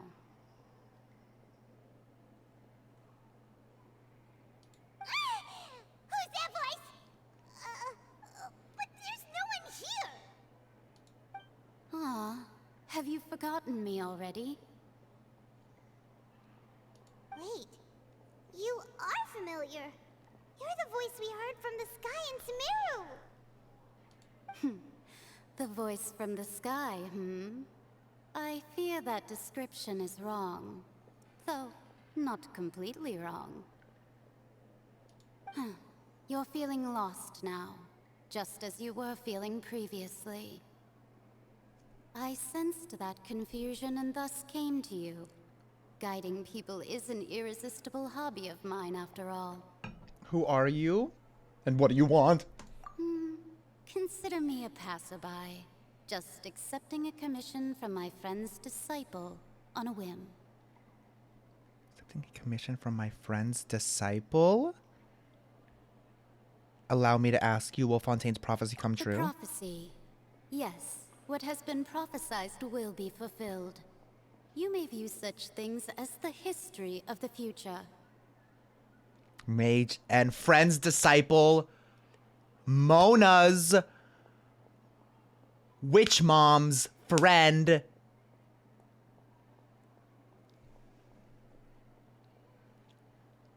What does N stand for? N for fat? The prophecy. Anyways. What? Then Nicole. Nicole. I believe you have witnessed a failed attempt with your own eyes. Can everything in Tevat so easily be changed? Nicole Watterson. There it is again, fate. Can there really be no exceptions? So you've caught on. Just as prophecies Have we? are usually only the future as seen from the perspectives of the gods, could things be happening in hidden corners where the gods' gaze does not fall? Ah, they're blind spots. Are the things that you shall see different from the fate that the gods perceive? What is she talking about? It all sounds really impressive and important and stuff, but it also sounds kind of scary. Also, I don't get it. Are you just like some omniscient third-person voice? Are you invisible? You have to be invisible, right? Because why is the T there? The T and the T. Oh my god. Oh, she's fast. I believe that you understand, right? And she was thirsty, Some Jesus. things are insignificant, but others you must reach out to change. Ultimately, fate shall serve as your only guide, no matter what will happen in Tevat's future. All you need to do is to play your part. Okay. This was good tea, by the way. Thank you for your hospitality. Well, that'll be all for today. Okay. The voice. It's gone. Mage N. Is this the clue you're leaving for us? The unexpected news leads to complicated feelings. When you wake up, someone seems to be outside. Mona? Mona? I want to hear someone talking. Alright, coming. You're getting more diligent, Paimon. It's you who's getting lazy, okay? Well, I see I've walked in on some lively banter. I see you've talked to your house mother for us. And she sent over a little friend who was invisible and really thirsty. Mona! How have you been these past few days? Fine, just fine. I went to take part in that Steambird panel. It turned out to be more interesting than Whatever I that expected. means. Not all Fontainians are pessimistic about this. One journalist mentioned that sitting around and waiting for the end to come would be wrong, and that they should make their own rescue preparations. I agreed, so we had a brief chat with her. Mage N was the solution to the riddle, a guide who will never get lost during Windbloom. Oh, okay, lore. Did she have pink hair by any chance? Oh? Why, yes! It was Charlotte. Love You her. remember her, right? That daredevil journalist. She is a daredevil. We love her. Anything for the scoop. I'm in full support of her view. Prophecies are very important, but How can people allow their lives to be commandeered by just a few words? That's right! Paimon's glad to hear something sensible for once. Ah, yes. About what we had discussed before. I did try, but I'm afraid I couldn't reach the old hag. Oh? I'll try again tonight, but I wouldn't get your hopes up. Well, yeah, I mean, I thought that you did. Huh? You tell Mona about your mysterious guests. Goodness gracious. Are you serious? I believe she came to pass a message to us. She said that even the god's gaze has blind spots. Pretty bold if you ask Paimon. Most people would believe the gods to be all-knowing, right? The Hexen Circle members are certainly anything but ordinary. We need more of As them. for the mage named N, the old hag has mentioned her a few times. She said that N's sense of direction is incredible, and that she loves guiding those who are lost. We need more witches! But I've never met her, and if she were still alive, she'd be...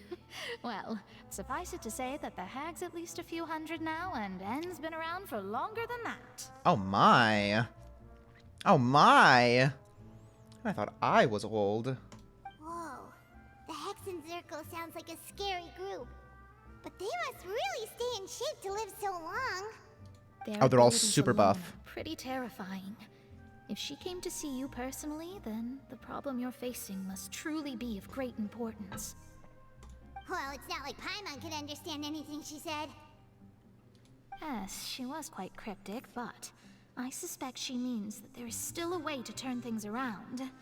She didn't say when or what that would be, though, so... perhaps it is something that you cannot know right now. True, her words were meant as a helpful hint, but when will we realize their value and meaning?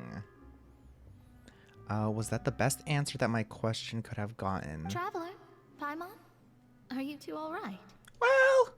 Oh, we're fine. Well... We're just a little down right now. It kind of feels like the end is coming, you know? I see. I feel that same sense of desperation, too. Oh. I guess you could consider me someone who has often witnessed fate. So far as I have seen, it cannot be swayed. But even so, I still hope for, and believe in, miracles. Astrology is eternal and rational, but fate may not be. It is cruel, but it can also be beautiful. Perhaps that's what N was trying to tell you. Not to lose heart, and to believe that what you are seeing playing out before you is not yet set in stone. I did originally think of steering clear of all this, but I couldn't. Even if this is all futile, I still wish to help everyone. If we don't struggle to the last, then how can we face the end when it comes? Huh. You do have a point. There I go, talking about astrological principles again. Sorry about that. The moment I start talking about work-related stuff. I need to get going. Don't worry about it, Mona, and thank you. It was worth trying to comfort you, even if only a little. I believe that you'll help those who are struggling in the same way I did. Absolutely. I suppose that might be why we always seem to meet by coincidence. And she's off. Look at her. Paimon feels kind of moved by what Mona said, but also kind of sad too. Hey, Traveler, Paimon suddenly feels like going outside for a walk. Let's go. Let's go. Let's walk around the city, shall we? There's a What few are spots we? always like to walk by. Newsstand? Charlotte? Yes. Yes.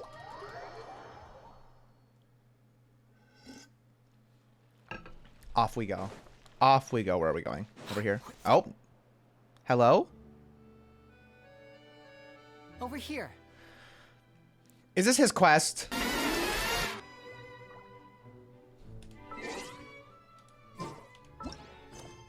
Okay, we're still navigating there then. Thank God.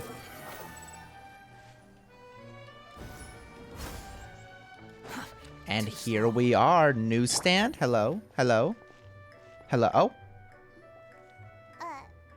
Huh? Our names are written in this newspaper. oh. What's going on? We're famous. Let Paimon see. The underwater stronghold, the Fortress of Meripede, has continued in its noble autonomy, but that does not mean that others cannot interact with it. My recent attempts to enter the fortress bore little fruit. Huh.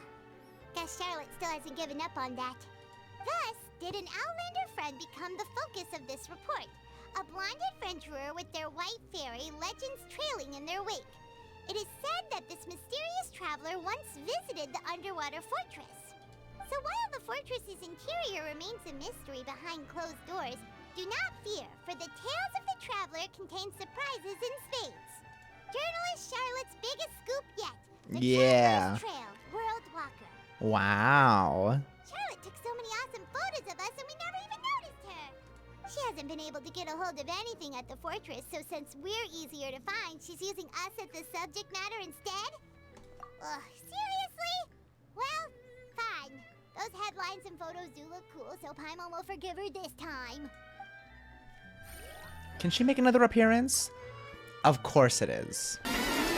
Who's Lorenzo? And why does he look like the perfume girl from Liyue? And we're back. And we're back. Go to the Steambird. Oh my god, you are the Steambird. Wait, that's literally the Steambird. Sir Arthur, I'm crying. It's Charlotte. Wow! If it isn't the Traveler and Paimon! Have you seen the article I wrote about you? We did, it was great. You've got some nerve. You just used us to make some quick mora. Oh? Negotiate the profit? Don't worry about that. I heard that you were in Poisson some time back, so I sent you a letter to discuss just that. It appears you didn't receive it, though. She did not send a letter. It's all right, though. I've set aside the amount intended for you. I've even set the table with some food. Really? Oh, you're the best! Love it. You're almost a little too easy to win over, Paimon. If I were a journalist with ulterior motives, you'd be in trouble now, you know. I feel like you are. Oh, Paimon knows you're not like that. Well, who is that? Still, what brings you here all of a sudden? Were you looking for me? Yes. When Mona mentioned you, we thought of coming to see you at work. Because we have nothing better to do, you know? I bumped into Mona here in Fontaine. So she mentioned me? What did she say? That you're She said great. that you're a real daredevil of a journalist. Mm-hmm. Nice. In which case, can this daredevil journalist dare to request an exclusive interview with the legendary traveler? Of course. Huh? So your article in the paper today doesn't count? Oh, of course it doesn't. That was more like live photography. What I'd like to do is dive deeper and ask There you we to talk go. about the things you've seen and experienced. Yeah, are we even qualified enough? Why not? If I say you're worth an interview, then you're worth it. But not right now, of course. I'll need a few days to prepare. Oh, perfect. In that case, we'll just chat when you have the time then? Oh, so that's a yes? Ooh, splendid! I'll tell the editor-in-chief immediately. I'll have to apply for lighting, a venue, some props, and... Oh. Whew, so much to get done now. Talk to you later. See ya. Wait, Charlotte, Paimon's still got a question for you. Do we? And what's that? If, just for example, Fontaine were to be flooded tomorrow, what would you do today? Huh. That's the prophecy you're talking about, isn't it? I mean, I do hear about it often, but I've never once thought that the day could be tomorrow. If you're seriously asking, then I might try and think of a way to leave Fontaine. Oh, but I'm still a journalist Understandable. first and foremost. That means I have a duty to be reporting from the scene. Girl, put the Secondly, camera down. I wouldn't forsake my homeland that easily. From what I've seen, most people don't know what they'd do should the worst come to pass. In truth, it might be better just to behave like normal rather than worry over such an end. So in all likelihood, I'd probably still be prepping at the office for that interview of ours. Oh my I know what you're god. thinking. That sounds a bit sad, but I've always believed that it's best to do what you enjoy. Just think about it. If this nation really were to be suddenly destroyed tomorrow, but I still successfully finish an exclusive interview with a truly unique person, then the story I would wind up writing would truly be timeless. Who would read it? And then do you know what I'd do? Well, I'd write that story, send it for printing, and use messenger pigeons to get copies out to the various nations as soon as possible. Oh, that. Well, I guess. I'm not a dreamer, nor am I a workaholic. But I do love my job. And I'd be proud of leaving such an article behind. I guess you could say that I was born to be a journalist. You really were. You're kind of crazy, but... But anyway, that's my answer. And on that note, I'll get back to my preparations. See ya. Or not. That's so nice. All of a sudden, Paimon actually kinda envies her. Imagine having a passion. Anyway, let's go and take a look at the sea, shall we? Sure, because why not? Let's take a look at that guy standing in the back. Why was he standing like that? The sea breeze and scenery can be a pretty soothing combo, huh? So when are we gonna lay that trap? Paimon's been thinking. Yes? If it wasn't Fontaine, but all of Tevat that would be destroyed tomorrow, where would we go and what would we do? No, Paimon should ask, if you could choose, what would you like to do? If I could choose, huh? It's just like Charlotte said, suddenly trying to consider what to do is We've pointless. always been moving to the next destination, so we haven't spent much time thinking about these kinds of things. We didn't have to either, with us always being on the road and whatnot. Until that moment comes, I think I'll keep journeying on. You mean, still traveling? Yes, cherishing every single moment. Huh. Wait, isn't that what we've always been doing? Exactly. The banter goes back and forth between the two of you as time slips by. As night falls, you return to your accommodations and end this busy day. The next few days are just as calm. Charlotte comes to find you and conducts the interview in the Spina di Rosula safe house at the Fleuve Cendre. Navia, having finished her business in Poisson, even drops by to take a photo with the two of you. All goes well.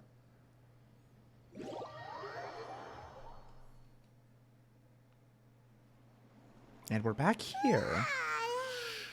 Feels like you'll grow mold if you stay here long enough. Ugh. But it's still better than the Fortress of Mirapede, that's for sure. It's not only damp there, but salty too. Ah, so the two of you are still here.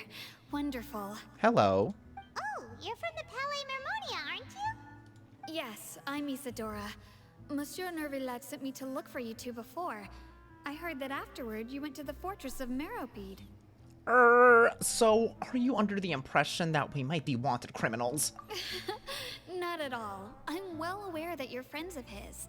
Actually, I'm here to pass along a message from him. Oh, okay, let's hear it. Yes, inside the Opera House. The Maréchaussée Phantom has declared the incident a small-scale riot. Phantom? A riot? A riot? Well, that said, I don't personally think it was that serious. Lady Furina was watching a performance at the Opera House, and while she was resting during an intermission, some other audience members suddenly started harassing her. Oh? Loudly accusing her of doing nothing about the prophecy crisis. And before she could respond, others started to join in. Hello? The crowd continued to grow, and protests against the Hydro Archon started to break out. Oh? So people have started to put the blame on Furina. Guess they finally found an outlet for the pressure they've been under due to the prophecy. I agree. People will naturally rely on gods, as is customary. But the moment people feel threatened, gods are also the first to be blamed. So what happened after that? Is Furina okay?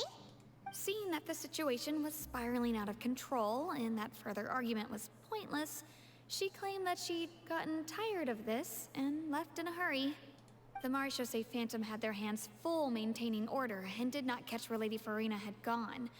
Only when things had stabilized did we realize that she had gone missing. So, you mean she's still missing? That's right. The Maréchaussée has dispatched many people to search for her, but we don't have any leads yet. That said, I don't think there's much to worry about. She is a god after all. Even if she were to fall into the hands of rioters, what could ordinary people do to her? Good. Monsieur Nervillet sent me to tell you about the situation, but he didn't say anything else. Don't worry, this is more than enough to go on. Thanks for keeping us informed. Ah, is that so? Well, all right then. In that case, you two take care. I'll be heading back to the Palais now. Bye. Okay. Well, Seems like it's starting. Over to Poisson You sure caught on quickly. Oh! You know Furina, she won't try to fix things in this situation. Instead, she'll look for a place to wait out the heat. Is this all part of our master plan? And as we also know, she may be loud and dramatic, but she doesn't have a heart of stone. When Nervalet was talking to her in the Palais Mermonia, and she heard about Poisson, she couldn't hide her sadness and remorse. It would be hard for her to ignore being accused by the public today.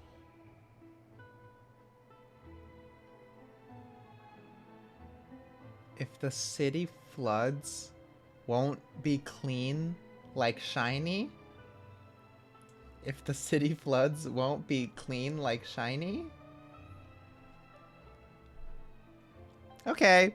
Paimon thinks Furina's probably taken the opportunity to slip away to Poisson and try to relieve the sense of guilt that she's feeling.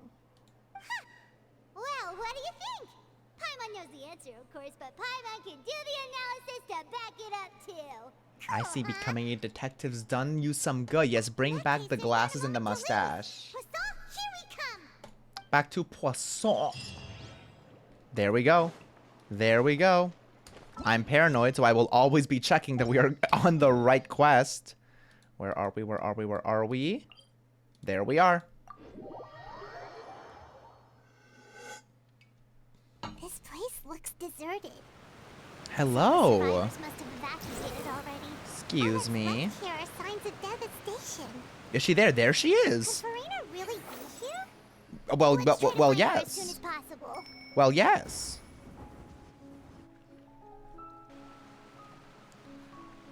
She's gonna jump into the water. Oh, ellipses. That's Furina, right over there. She really is here all on her own. Oh, we're gonna spy. Should I just give up? This is all meaningless. What was meant to happen did happen after all. Everyone's dead. I'm sorry. I'm so sorry. Give up, Furina. There's no point in holding out.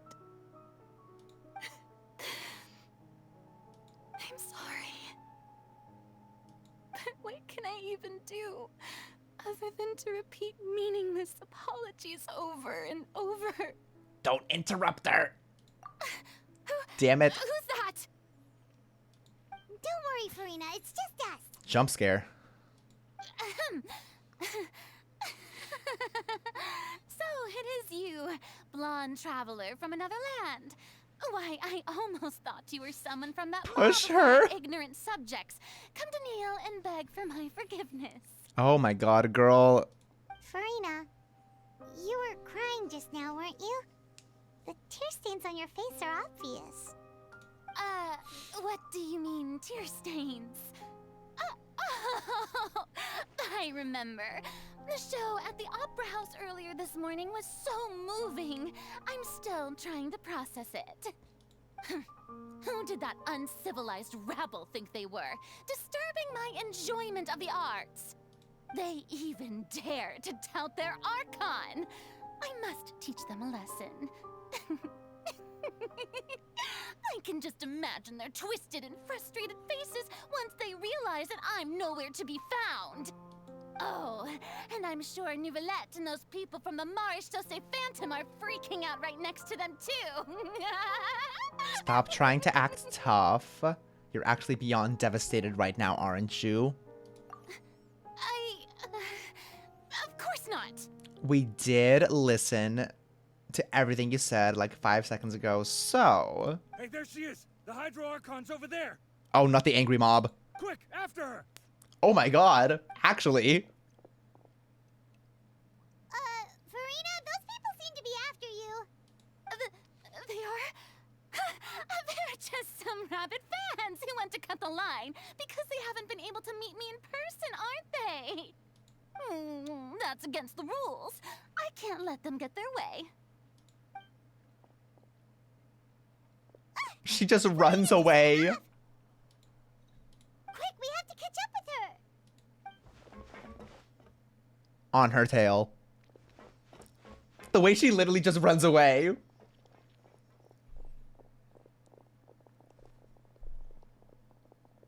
She's just running.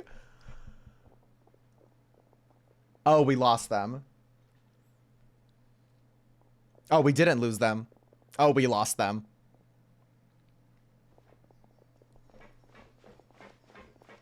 You're a god. Is there no other way you can travel? Hey, Furina! There's a good hiding spot over here. Quick, come to Paimon before the rest of them catch up to you. What is this place?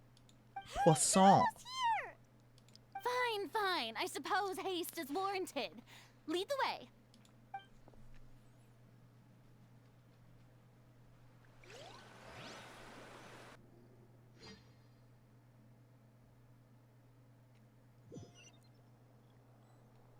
Now what? Can we get into it? Can we have deep talk, Furina?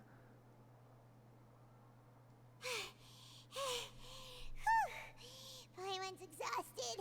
Paimon, block the door. We're getting to the bottom of this. I'm so tired. I totally thought they had caught me. No, I mean, I merely gave in to the sheer enthusiasm they Drop it. displayed. Drop it. Drop it. Drop it. Drop the act, please. This place is not what I'd call soundproof. You might want to lower your voice to stay hidden. You were right. Yep, that's a good girl. Oh, the angry mob is back. What's happening? More water. Shaking. Is it an earthquake? Oh my god, more people are dying. Yeah, a quake of this kind preceded the flooding in Poisson, didn't it? It can't be. It's happening again. Well, there's no need to worry too much about that. Neverlette's made some emergency plans, so the evacuation should go a lot smoother this time. Okay. Yeah, I hope you're right. Neuvillette doing all the heavy lifting. Girl, what is going on? But the people of Poisson, they've already... Well, yes. Has Furina finally reached her limit? Now that she's talking about her actual feelings, she's starting to look far less stiff. You begin to talk amongst yourselves as Furina slowly calms down. It's true. I've been investigating the Finally. prophecy for hundreds of years. I once had informants all over Tevat, searching for clues and feeding information back to me. I've tried all kinds of ways too to hold back the sea. Anything to keep the coastline from advancing. But all my efforts proved to be futile in the end. Really, the truth has been clear to me for a very long time. We cannot make an enemy of the divine. No matter what we do, the will of the heavenly principles will have its way, and the prophecy shall be fulfilled. But even then, you still haven't given up, right? Give up. I do love the sound of that phrase. It would mean finally coming to terms with fate, but also for me to finally be free.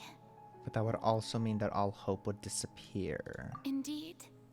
I've thought about giving up so many times, especially after we almost lost Poisson.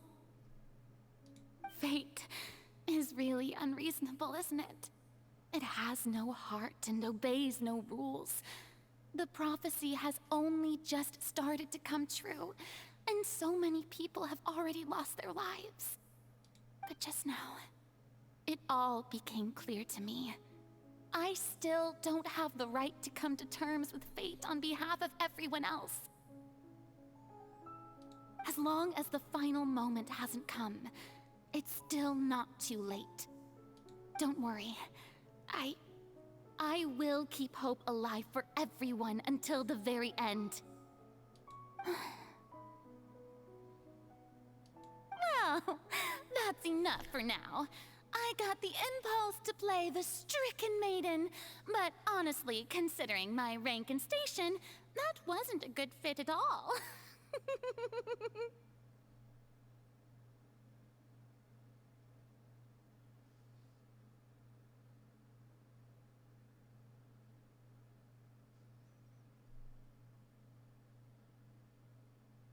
don't take any of what I just said seriously.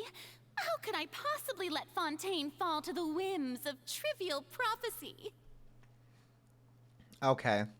We just have to play her game, you know. Come on! Paimon could have sworn you were actually being honest just now. We're running out of time. We can't just go back to square one like this. I have to get more information out of her. Furina, you might not have to shoulder this burden alone. Although I don't know what you might be keeping from everyone, your people are more than willing to share your burden with you. Share my burden. That's impossible. It was fated right from the start that this would be my duty alone. But even if your burden doesn't need to be shared, you can still choose to confide in someone.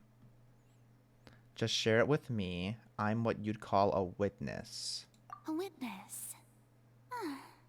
Yes. I've heard that you came to Tevat from beyond the stars, yes. In other words, you never belonged here. And if Tevat is, in its entirety, a show on a stage, then you're just a spectator, aren't you? If that's the case... There's no time left. Please, Furina, just spit it out.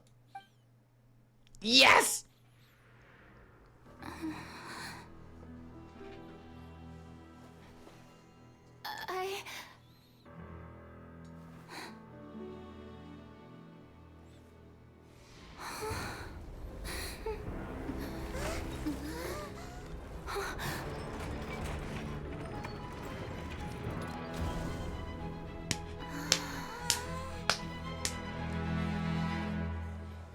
Got her ass.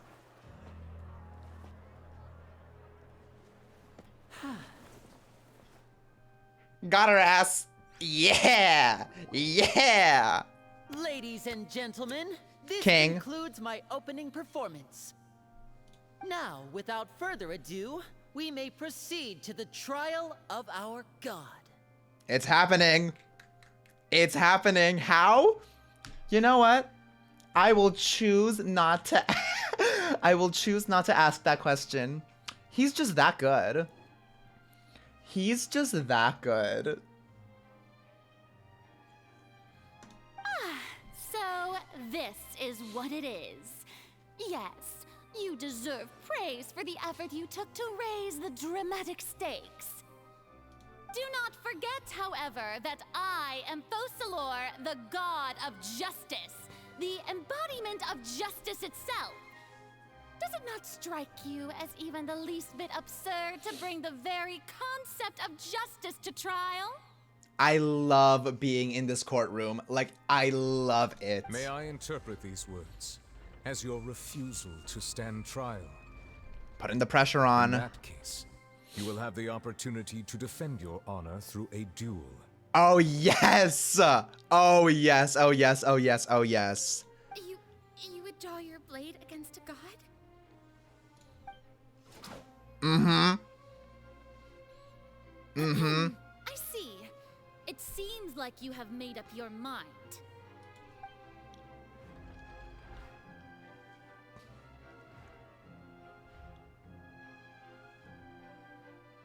Paimon can't believe it.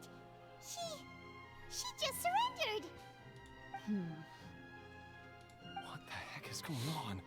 Did I just see an Archon surrender to a human? Wow, how utterly humiliating. Lady Furina, what is the meaning of this? It would seem that there has been a misunderstanding. To be clear, the raising of both hands is not always an indication of surrender. Looking for excuses again, huh? I raised my hands just now to indicate my acceptance of the trial. No duel shall be necessary. I will admit that I've been running away for a long time. I'm sorry, everyone. I was unable to protect the people of Poisson. It is my duty to stand trial for my crimes. Okay. You are not the only ones to be disappointed in me. I, too, am exceedingly disappointed in myself. But But now, it is time for the Hydro Archon to show you her courage and resolve. I, Furina, will use this trial to show the world the true meaning of justice! Okay. This time, I will protect you. Okay. Applaud and rejoice. One of the most outrageous and fantastical arcs known to the opera epiclese is now unfolding before your eyes.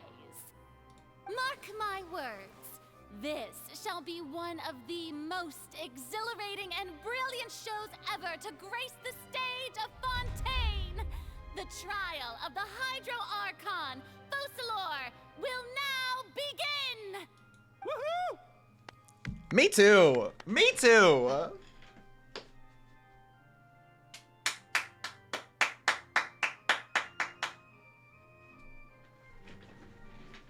Hello? Stupid rug. Excited audience member indeed. Oh, now we're making history. Overexcited audience member. Yeah, we're making history. Oh? Why does it feel like Furina just took over the whole thing? Like, come on! Didn't she just get forced to stand trial for her crimes? Also, even though she's still acting super dramatic, she is taking this seriously this time, right? All right, then. Who will be my opponent in this trial? The people. The court asks the prosecutor to please take the stand. Oh? Is that so? Very well. Then please speak, witness of Tivat, my accuser and fated opponent. We were so close to getting her to tell us the truth, and it still turned out like this in the end. It's okay though, as long as we can defeat Furina in court, we'll still have a chance to figure everything out. We got it. Easy peasy. Easy peasy. We've done this before. We can do it again. King. King. Also, please allow me to ask, as a final question before the trial begins. Just how much work did you do to force me onto this stage? A lot. Well, we did do a lot of prep after the meeting that day. I can go over the tasks assigned to the Spina di Rosula, since they were rather straightforward and easy. Navia, the president of the Spina di Rosula. Most of the people who participated in the disturbance this morning were my subordinates. Oh, they're perfect. They changed into plain clothes and came to the Opera House as regular audience members, waiting for the perfect opportunity to incite insurrection against you. The people's resentment against their Archon has been building as more and more of the prophecy is fulfilled. A spark was all we needed to turn smoldering anger into a flame. Moreover, according to our understanding and analysis of you, when something like that occurred, you would likely flee the scene and head to Poisson by yourself. So, we arranged for a second group to lie in wait there. So, you mean, the ones who scoured the settlement for me were also from the Spina? And their goal was to force you to step into the giant magic box so you may personally participate in the greatest magic performance in all of Fontainian history. That's right. That house was a magic box, rather than someone's residence. We love a magic box. As the super ultimate version of the setup that I used when I first performed at the Opera Epiclese, the volume of the box was increased by a whole order of magnitude, and the distance it traversed was the entire gap between Poisson and Aranias. Its cargo, of course, was an Archon instead of a human. My thanks, Furina. Without your help, we could never have pulled off such an extraordinary performance. You're welcome? Of course, this performance was only made possible with Father's support. The House of the Hearth spent a massive amount of labor in Mora to pull this off. Oh? We had to select a location, construct the giant magic box, dig a tunnel, and open up a path through the water. It was a lot of work for all of us. Hello? Jesus. So, in other words, the earthquake that All we right. felt within the giant magic box was just a normal tremor from the transportation of the whole house? But of course. That's right. It wasn't a sign of another disaster to come. Sorry about that. Yeah, that's kind of fucked up. But you know, you have to do what you have to do. Then, I can guess Nervillette and Cloran's parts. I mean, yes. And Charlotte. You gathered a crowd, prepared a stage, and made sure that the champion duelist would be immediately ready for a fight. Also that as soon as I appeared on the stage, the trial may commence without a hitch. Am I right? Yes, that is correct. You guessed that, but like, what does this gain you? Well, Clorand, I must commend you for your courage. Only the most outstanding champion duelist in all of Fontaine would accept a duel with an Archon without flinching. Thank you. As for you, Traveler, I suppose your role was to keep me distracted with conversation once you found me in Poisson. Well, yes. You'd make sure that I didn't notice anything amiss before revealing yourself as my prosecutor once we'd arrived onto the stage. Well, no, actually. Well, no. Oh? My mission was to give you one last chance.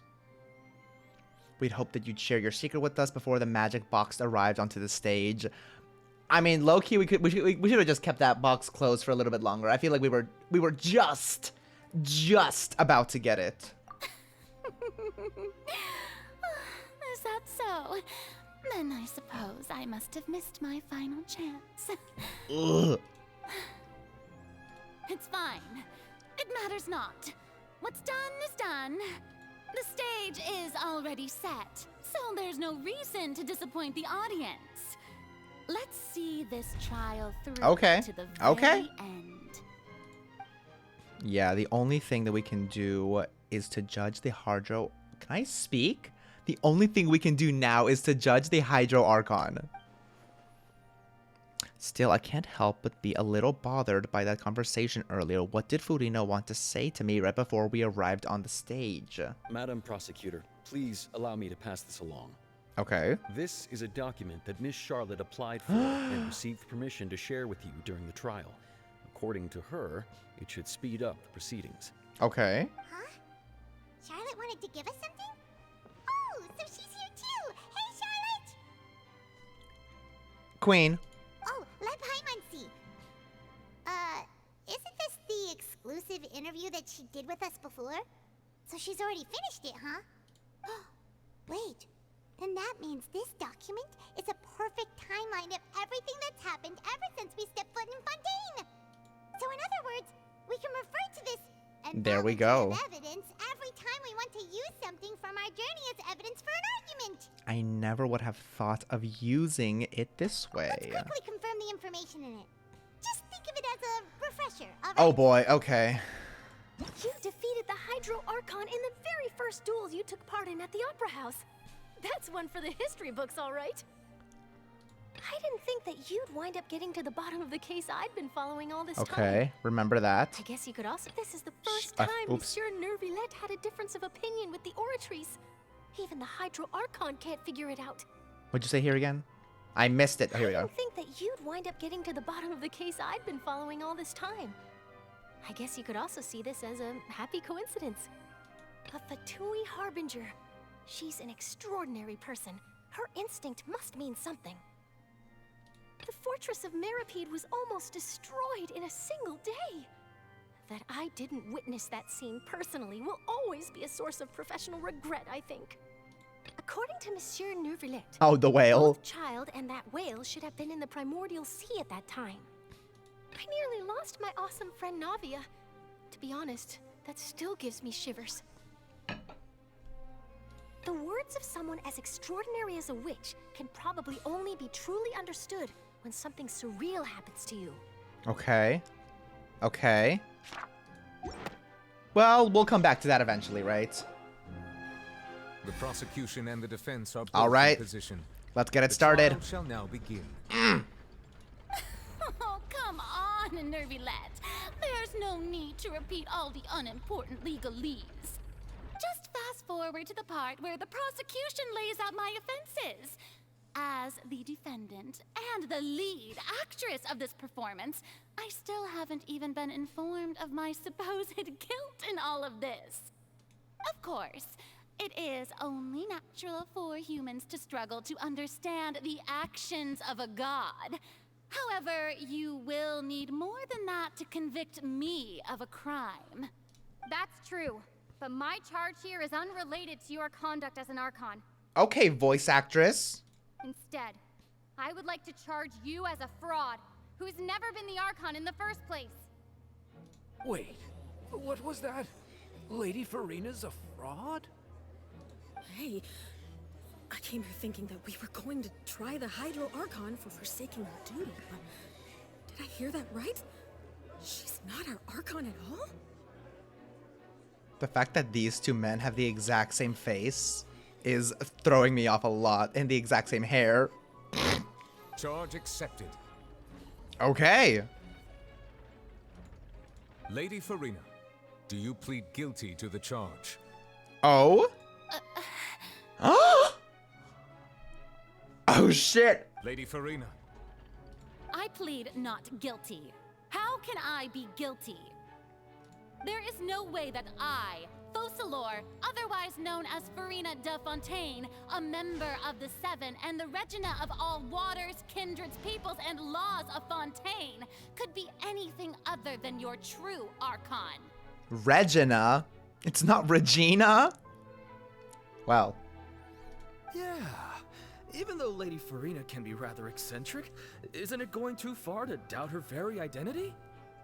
Yeah, I've never questioned her identity either. Sure, Lady Furina can be super irresponsible, but what grounds does that prosecutor have to make such a huge claim? I have cause to believe that common sense will prevail in this case. Many of the members of the audience have known me as the Hydro Archon ever since they were born. There would be no fooling their memory. See? Even the Oratrice has decided to show me its favor. Are you sure you want to commit to a charge that will never be upheld? If you wish to drop the case, I can promise you as the God of Justice that you will not have to face trial for making a false accusation. We will treat everything that's happened as a dramatic spectacle and move on with our lives. What do you say to that? Huh. An argument with near impossible odds, huh? You have to not only refute Furina's claims, but also overturn the long-held beliefs of the people. The people only see you as their Archon because that's their long-held belief. Well, I tried to give you the chance to surrender. If you must persist, then let me ask. If you believe I'm not the Archon, then what manner of being do you think I am? And if I was not the Archon, then how did I manage to live for over 500 years? I've got to think carefully. What do we know to be special about Furina exactly? Okay. Irrelevant. Cool. So it's either this one. Communicate with you by connecting to your conscience. She believes the prophecy will certainly happen, but you needn't give up all hope. During the diplomatic meeting with the Knave, she revealed that she had already probed Furina on her own and believes it is possible that not only is Furina not really the Archon, but that she is actually afflicted with some sort of curse? First of all, you may be a member of another long-lived race, which would allow you to naturally possess an extended This is crazy if this is true. Even if that wasn't the case, there could be other ways to extend your life. Such as a curse? Who gave you that idea? Was it the Knave? You'd sink so low as to use a harbinger's words against me. It doesn't matter who gave us the information. What matters is the veracity of the claim. A curse? I once thought it possible that the aura of an Archon might naturally resemble a type of curse. But in light of this claim, perhaps what I sensed was not your divinity, but a curse after all. You sensed it too, huh, Nervalet? So Furina, instead of an Archon, could you just be a cursed human? Lady Furina is actually a human? Well, it is true that it's extremely difficult to tell humans and gods apart just by looking at them. It's not impossible.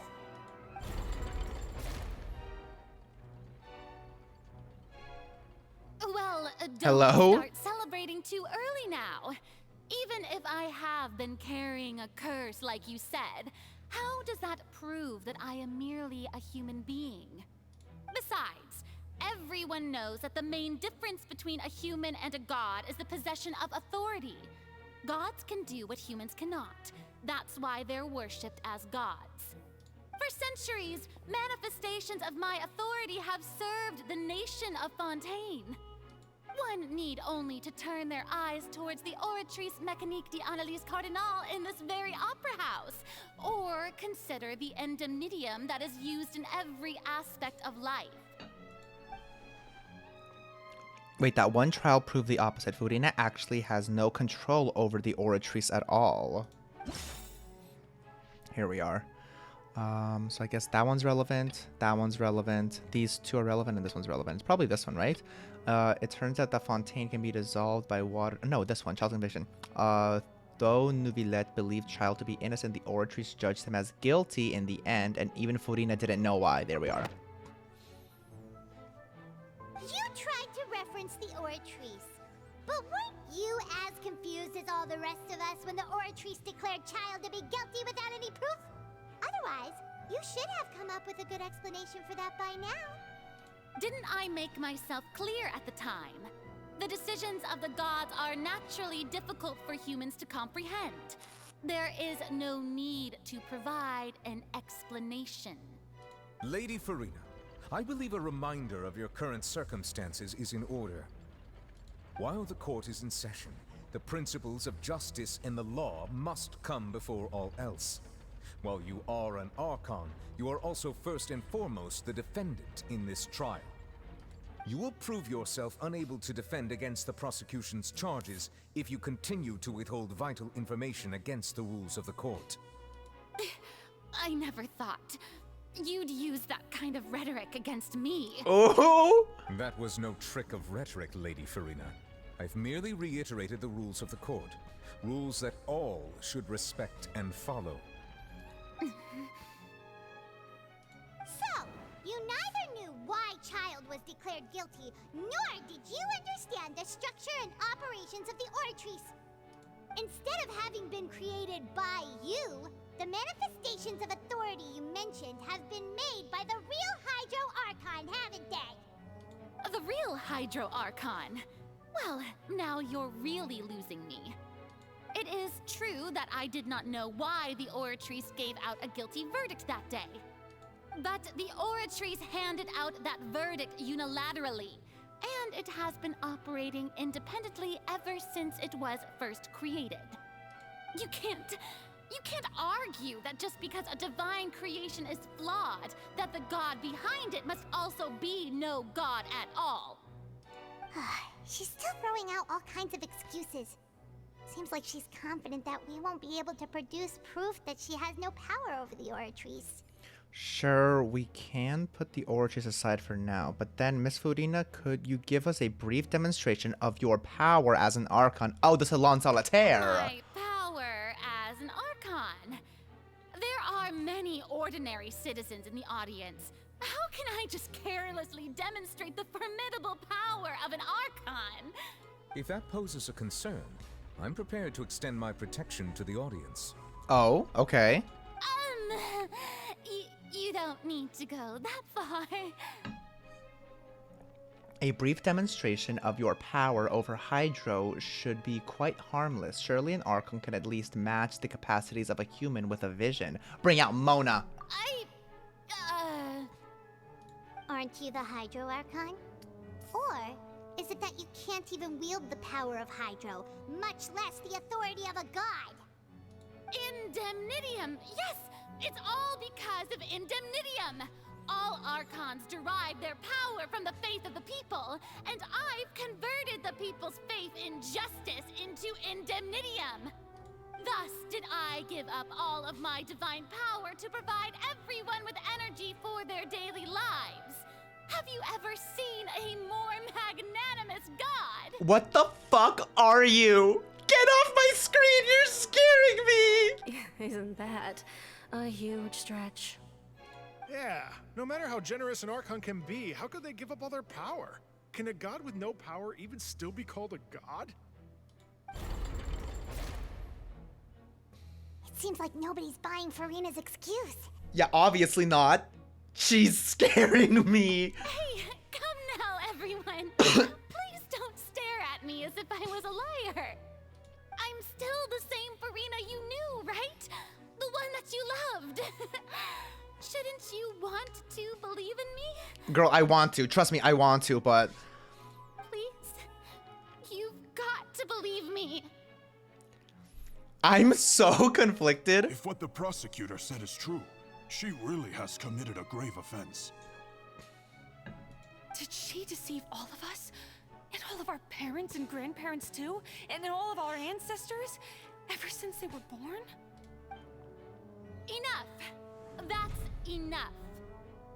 Tell me then, if I'm not the real Hydro Archon, then who is? If you have Sigewinne. no evidence of another Hydro Archon's existence, nor can you find anyone who can back up their claim to be such, then what grounds have you to say that I'm not actually the real deal? Wow, she came up with yet another argument. How can we refute her now? Seems like she really doesn't want to give up. Yeah, I don't know about this. If we can't prove that she isn't the Archon, we can try to prove that she is just a human. And if she's only human, can we get her to touch the primordial seawater? A murder case unfolded in the midst of Linny and Led's first performance at the Grand Opera House. Though they were cleared of accusations leveled against them, their identities as agents of the House of Hearth were revealed, okay? So the Fontainians can be dissolved by water from the primordial sea over the years. Bosher kidnapped and dissolved many young girls. I feel like it might be this one. The entrance of the primordial sea sealed off. Okay, primordial sea has been nearly broken out. While exploring, they began to collapse. Knave fell into the water. Only the protection of dead members. I feel like it might be this one. It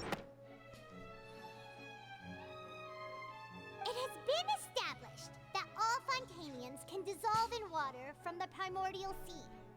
And that means... Since you insist on claiming to be a god and not a human, then there's a method that you can use right here and now. I knew to it! eliminate all suspicions of you being the last. Oh my god, this is kind of fucked up, but also like... Oh. Miss Navia, please apply to serve as a temporary attorney for the prosecution before addressing the court. Though you act in partnership with the prosecutor, you must still adhere to proper procedure. Super sorry, Monsieur Chief Justice. I swear this really will be the last time that I'll speak out of turn. Now, I've brought some seawater from Poisson. As everyone knows, a massive flood struck the area not long ago, taking many lives, including those of some of my closest friends. So, Miss Furina, would you dare to touch some of this seawater? If we are to believe that you are indeed the real Hydro Archon, touching this seawater would have no effect on you. All it should do is strengthen your case. But if you don't dare to touch it, then we would have basically proved the reverse. Oh, and I must remind you that after the disaster at Poisson, nobody wants to see any more people dissolve. I do hope you'll act prudently and choose the simpler path of admitting guilt. Navia from the Spina di Rasula. The Spina has governed Poisson for many years. I guess her suggestion is valid. It does look tasty. It looks like slime. If Lady Furina is indeed just a human, she's probably Fontainian like all the rest of us. Would she really dare to try? Oh?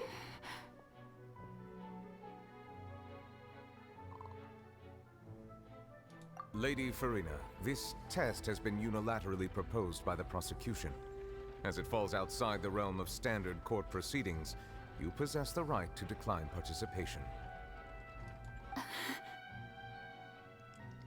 Girl, I'm so like... What is... Just say no. Or say yes. You don't... Well, of course he had to tell her that. But refusing to participate is basically the same as a confession of guilt. She's just staring at the water without saying a single word. It really does seem like she's quite terrified of it. That could only mean... What's going on? Is she really planning to... that's not what we thought she would... Girl, what are you? Due to the inherent risk of the test, Lady Furina, you may...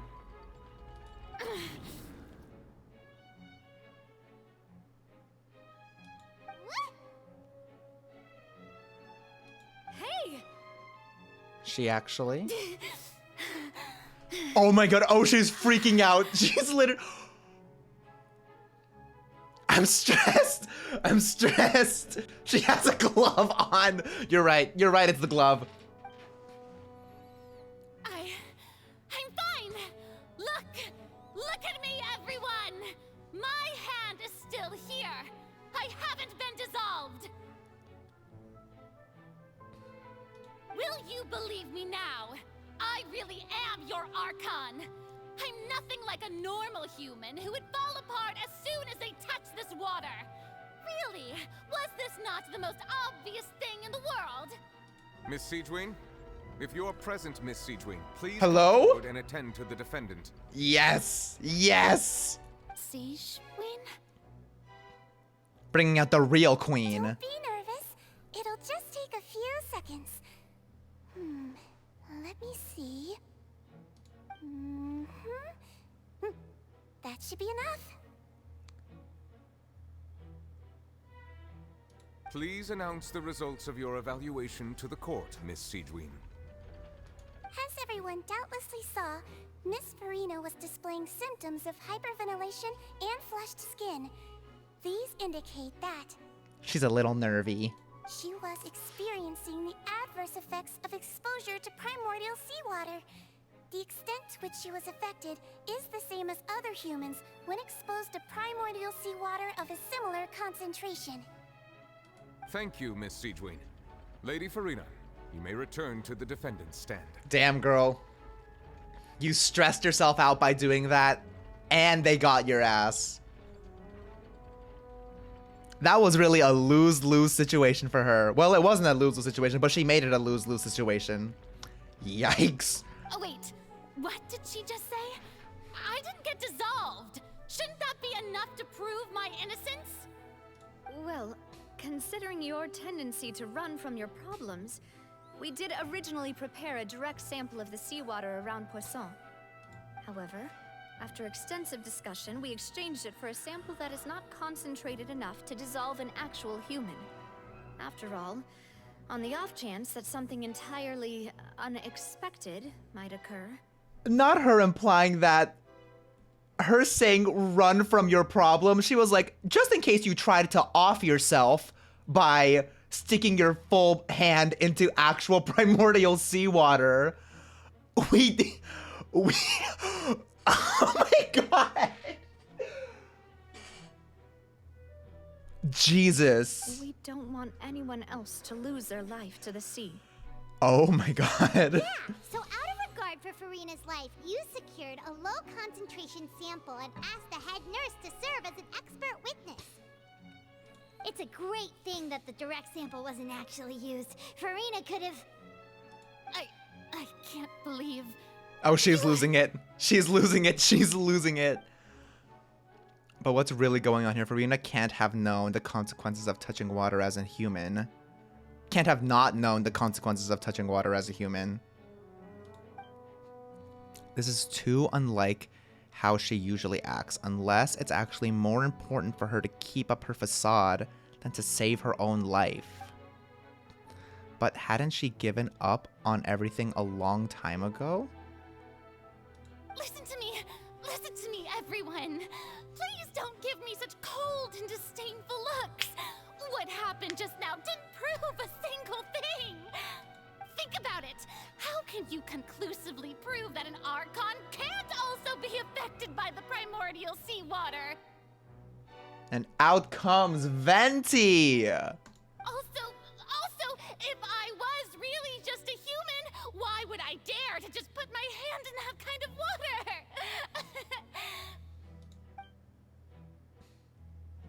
No one's buying it. Oh, she's pissed. Pissed audience member. Anyone, just listen to me. I swear, I really am your Archon.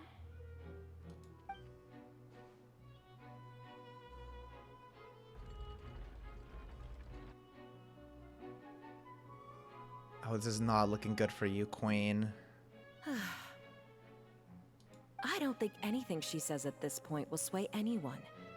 The odds are just too stacked against her now. With all the things that have been said, Paimon doesn't think there's any way left for Furina to win. I believe the time for arguments and presentation of evidence has come to an end. If there are no objections, we will move on to the final judgment.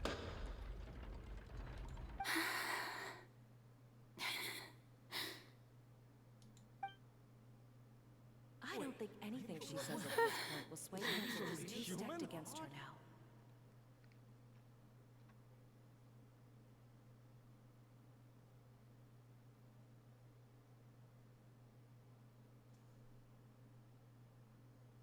In my capacity as Chief Justice, I shall now render judgment on Furina's misrepresentation of herself as the Archon of Fontaine. As a human who knowingly deceived her fellow citizens, Furina is guilty.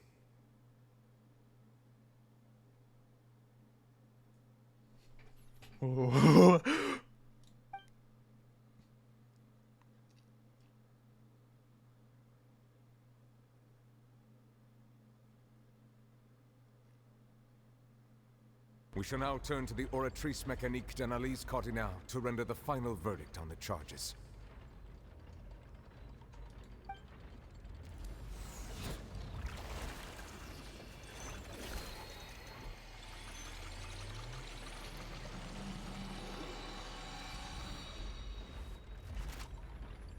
That's the Astral Express. According to the judgment of the Oratrice Mécanique d'Analyse Cardinal, Furina is...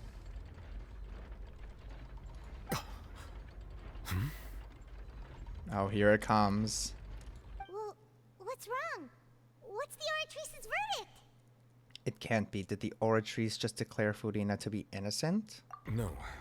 The Oratrice also displays a guilty verdict. Isn't that correct then? However, the exact wording of the verdict is thus. The Hydro Archon, guilty. To be punished via the death sentence.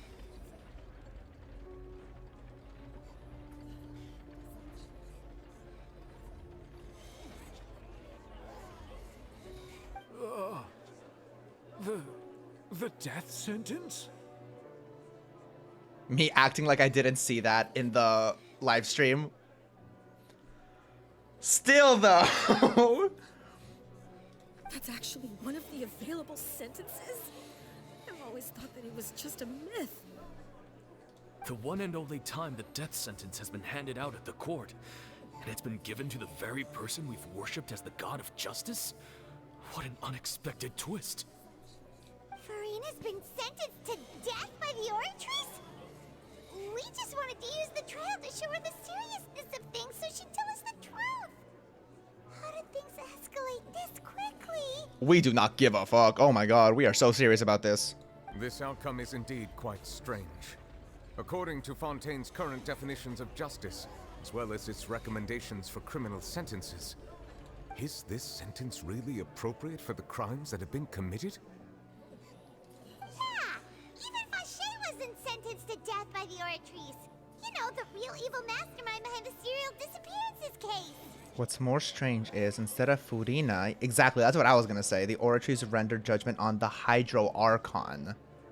So either It's talking about someone else, or she really is the Hydro Archon? Indeed. Not only is Furina's sentence overly excessive, the very point of our trial today was also to prove that Furina has never been the Hydro Archon in the first place.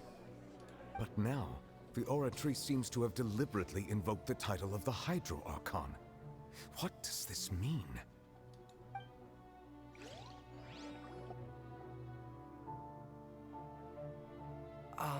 Excuse me. Hello? If I may interrupt. Are you gonna be the key to everything? Is the trial still going? Speak up. What did you see whenever you were in the water? Fremine! Huh, you finally made it. I assume this means you've completed your mission? Mm-hmm. Any mission Father assigns to me will always be top priority. What was the mission? With some help from the other Fatui, Fremine? Is that the first prophecy slate?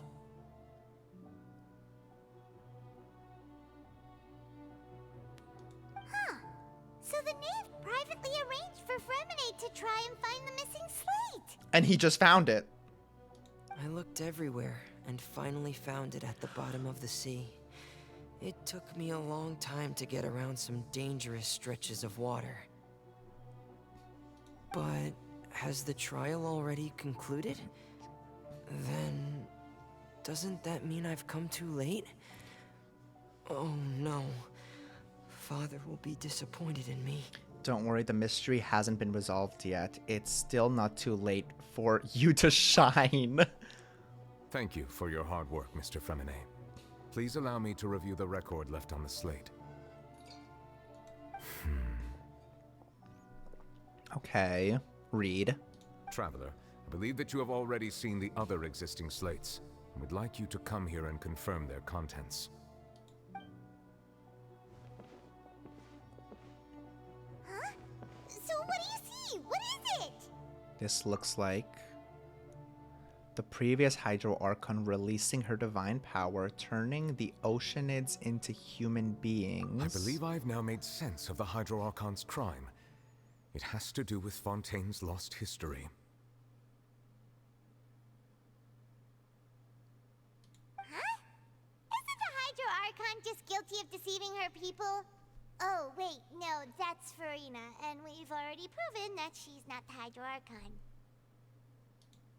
So when you say Hydro Archon, do you mean the real Hydro Archon we've been kinda talking about? In truth, everything that you've encountered in Fontaine up until this point can be traced back to the contents of these stone slates. So... However, I'm uncertain as to how much sense they currently make to you. An association between the contents of the slates and the events in real life. Okay, let's try to recall the contents of the other 3 stone slates. Paimon will do her best to help you remember. So is everybody Fontaine originally an Oceanid, and then whenever they touch the primordial water, they turn back into one, or... Please spell it out for me.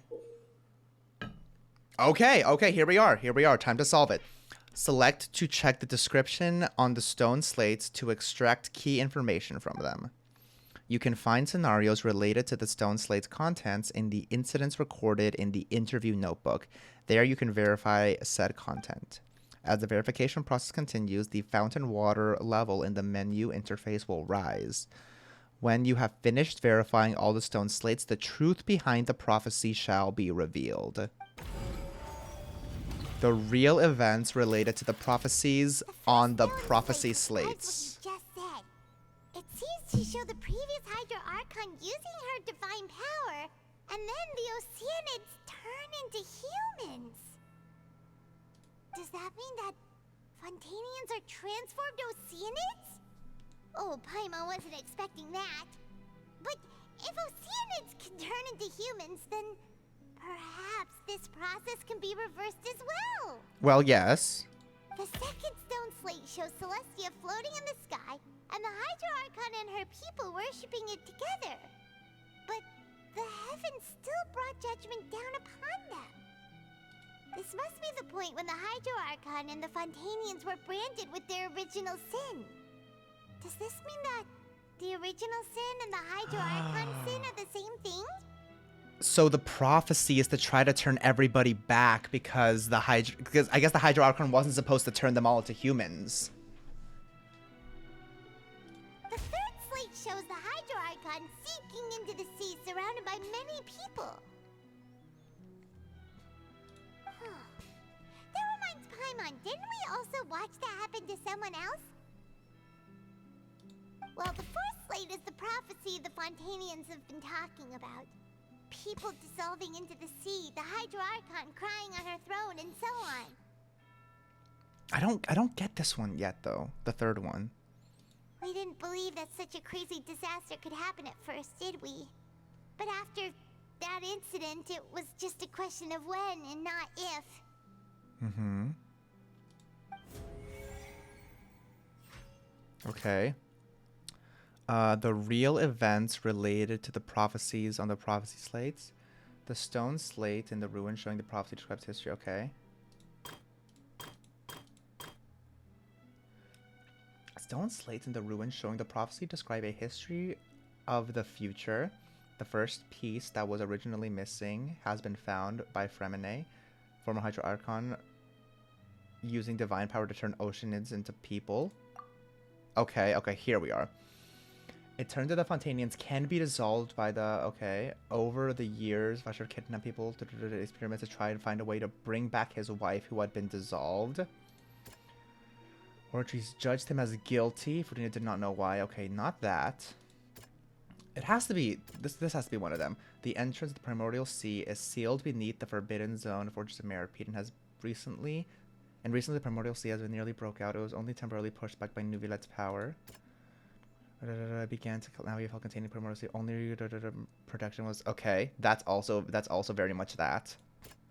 Don't know this. And then after the corporate proved that Furina was not the Hydro Archon, the verdict displayed by the Ortries was actually the Hydro Archon guilty to be punished. Aha, okay. This is here.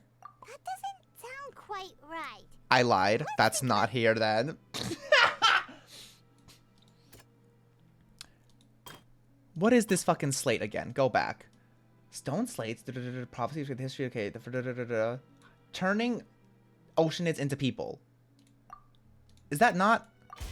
Okay. I know from the case of the serial disappearances I thought they were both similar, but that Fontainians can be dissolved in primordial seawater. And the first stone slate tells us that long ago, the Hydro Archon used her power to turn oceanids into humans. This might be the reason that Fontainians can dissolve. Okay. This one. The stone slate in the ruins showing the prophecy describes the history. Okay, yeah. Celestia floating in the sky and the Hydro Archon and people worshipping it together, but the heavens. Okay. Let's see. It's not this one, I don't think. I don't think it's this one either. While exploring the... With you, by connecting to your consciousness, she believes your prophecy will certainly happen. People needn't give up all hope. Okay. The Hydro Archon guilty to be punished via death sentence. That has to be either this one or this one. So I'm gonna go here and guess this one. Or that's the prophecy will come true, right? And he communicated with you, Carter. She believes the prophecy will certainly happen, but that you needn't give up all hope. Is this the death sentence? Sinking into the sea surrounded by many people? Maybe that's a death sentence? That doesn't sound... No. Maybe it's this one then. One of them has to be this one. That doesn't sound... Okay, I'm bad at this then. I'm bad at this. We're going back here. Shows Celestia floating in the sky and Hydro Archon. Okay, worshiping the but the heavens are judged. What the fuck is this? She's judged him as guilty in the end, but neither of them know why. I mean, yeah, that... Primordial Sea is sealed beneath the Forbidden Zone of the Fortress of Maripede, and recently Primordial Sea has nearly broken out. It was only temporarily pushed back by Nuvilet's powers. Okay. I don't think that has anything to do with that. Navia fell into the water containing Primordial Sea. This? That doesn't sound... Girl, why am I so bad at this? Judged him as guilty. Was it this one? Perhaps what is about to take place has all happened before. The true sin of the Hydro Archon that Nervilet mentioned, and the original sin cast down on the people of Fontaine by Celestia, as recorded on the stone slates. Oh my god, the way it... Sinking, surrounded by many people. That has to be this one then. It's not Okay. as simple as falling into the sea. When Navia fell into the sea, her consciousness was subjected to judgment. The stone slates show the people gathered around the Hydro Archon in the sea. Could that be alluding to the same thing? Okay. I feel like I didn't get it initially, but it's just, I guess, what's the... It's not necessarily like what explains this. It's more so just like what's the current time equivalent to this, I believe. Seeing that it's basically identical to the described prophecy circulating throughout the things will eventually be dissolved into the sea. The Hydro Archon will sit alone upon her throne and weep. Okay, so what's the equivalent to that? It's not that one. I don't think it's that one. It might be this one. Entrance Primordial Sea. I don't think it's that one. What is communicated with you by connecting consciousness? I don't think it's that one. I feel like it has. I don't feel like the other ones make sense, but I guess it's not. Bitch, the only 2 left. Watch me guess this wrong. I have a 50-50 chance. The entrance of the Primordial Sea is sealed beneath the Forbidden Zone, Fortress of Meropide, and recently the Primordial Sea has nearly broken out. It was only... Okay.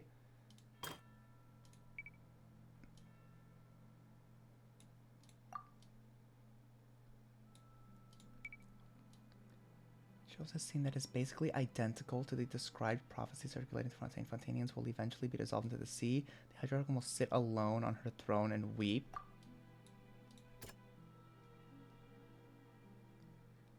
I don't know if it's... Can you gamba on it? No. I just need to get through it now. Can you give it to you, but connecting to your consciousness? The entrance to the Primordial Sea is... I wanna... A prophecy from the stone slates found its way into society, but not many people believed it at first. I was so close to going with the other was one. nearly flooded with primordial seawater, which we know can cause Fontainians to dissolve. It seems increasingly likely that the prophecy may come true. If we hadn't dealt with it in time, things could have gone very badly. Oh, that was stressful. They'll dissolve into the primordial sea but won't cease to exist.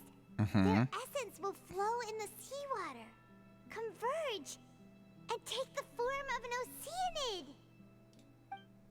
The Hydro Archon was sentenced to death in court, shocking everyone present.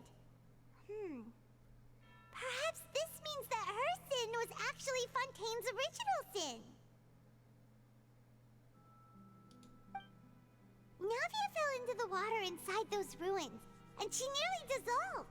She was surrounded by the people of Poisson in a court within her consciousness, and was forced to take part in a trial meant to make her stay. The eruption of the primordial sea at the Fortress of Meropide was the surest sign that the prophecy was about to come to pass no matter what. The prophecy's contents can all be verified by recent events. If we combine what we know together, loads of truths should come to light.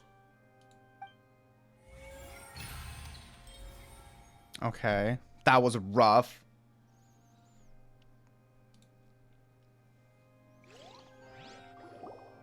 Now what?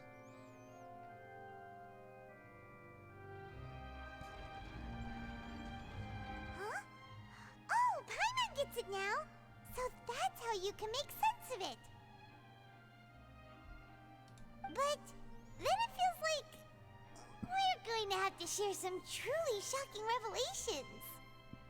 Let's hear them. The first slate reveals that Fontainians are not real humans. Incredible. Okay. Linny, did you hear that? We're not humans. Well, you're a cat, so. We're not real humans. All Fontainians were originally created by the late previous Hydro Archon, with Oceanids as their basis. The evidence for that can be found in how only Fontainians could dissolve in primordial seawater, and how all the girls Vacher dissolved were also turned into Oceanids. Oh, and according to Navia, when she was about to get dissolved, she also saw everyone gathered around for a trial, all of them in the shape of Oceanids. Indeed. The second slate reveals that the crime of the Hydro Archon was her creation of Fontainians from Oceanids. And it follows from the content of the first slate that she probably angered Celestia by creating humans without prior permission. That could also explain why the Oratrice judged the Hydro Archon to be guilty. It's to account for that ancient sin. The Hydro Archon's true sin was creating us? And yet, after many hundreds of years, the Hydro Archon's creations have turned around to try to judge the Archon within the Opera Epiclese. The twists of history are often the most unexpected of all. As for the third slate, I'm still convinced that it should come after the fourth slate. Isn't the image here just like when Navia fell into the sea? So wouldn't it be trying to show the image of the Hydro Archon also falling into the sea once the prophecy has been fulfilled in the fourth slate? The fourth slate depicts the fulfillment of the prophecy as it's already widely known. In the end, the people will all be dissolved into the waters, and only the Hydro Archon will remain weeping on her throne. Only then will the sins of the people of Fontaine be washed away. Did Paimon get all that right? You've made some keen deductions. I must say, given how much you still don't know, it is impressive that you've already managed to connect so many pieces of the truth. However, while you were able to decode all the information on the slates, they've also been etched with an additional layer of hidden information using a different power source. When we were at the ruins, I tried to decipher the hidden information recorded in the slates. But since we only had 3 slates at the time, I was unable to come to a full conclusion. Now that the slate collection is complete, I shall make another attempt to decipher the narrative recorded within. If everything goes well, we should finally be informed of the unadulterated truth.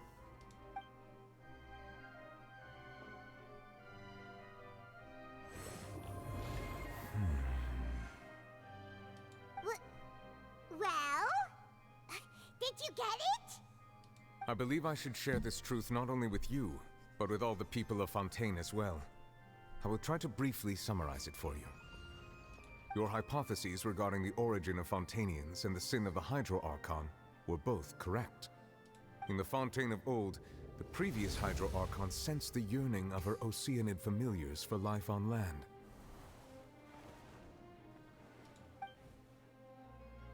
The Oceanids were enamored with the beauty and romanticism of human beings, and wishing to have those experiences for themselves, expressed to the Hydro Archon their desire to become of a similar kind. However, even though water as an element is intricately linked with the power of life, the Hydro Archon, as one of the 7, did not possess the authority to create a new form of human life. Not one to give in, she eventually found a way to create permanent humanoid bodies for her familiars by appropriating the power of this planet's primordial sea. She poured primordial seawater into the Oceanids' blood vessels, creating humanoid mimics in the process. But if Fontainians were to ever come into direct contact with water from the primordial sea, the power within their bodies would escape these artificial restraints and return to the sea. As a result, their forms would collapse, and they would be reverted to their original forms as Oceanids. Of course, the Hydro Archon never received permission from the heavenly principles to create a new human race. Okay, idle animation. And thus, the Hydro Archon and all of her creations came to shoulder the original sin of appropriating the power of the primordial sea. That is the true history of how the people of Fontaine first came into being. So we were all Oceanids before we turned into human beings? That's way too much information for me.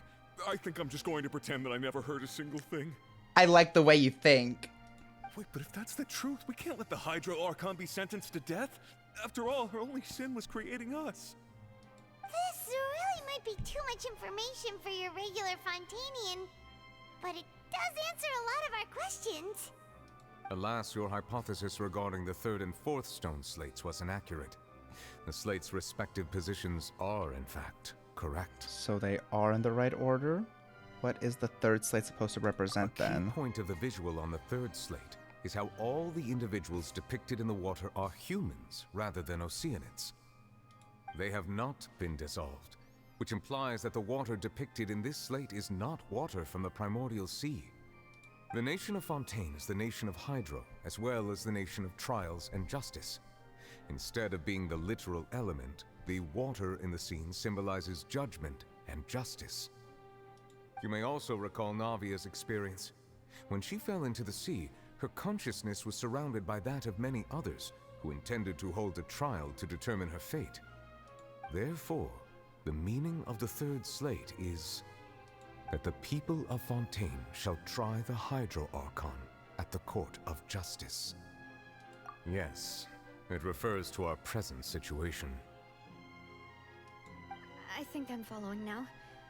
So, what you're saying is, even though we decided to put on this trial to avoid fulfilling the prophecy, in truth, everything we've done has happened exactly as the prophecy foretold. So now, it seems, we're the ones making sure it comes true. What should we do? I don't know. It feels like there's no way out of this. No matter what, the prophecy will be fulfilled.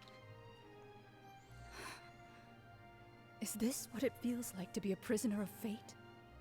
If that's the case, does that mean the scene in the fourth slate will also be fulfilled soon? Traveler, I would like to point out another small fallacy in your deductions. About the fourth slate, you probably thought that the eruption of primordial seawater beneath the fortress of Meripede served as the surest sign that the prophecy was about to come to pass, yes?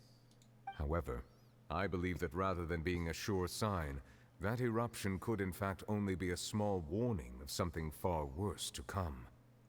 As for the root cause of the catastrophe, I believe you've already encountered it once before. I have?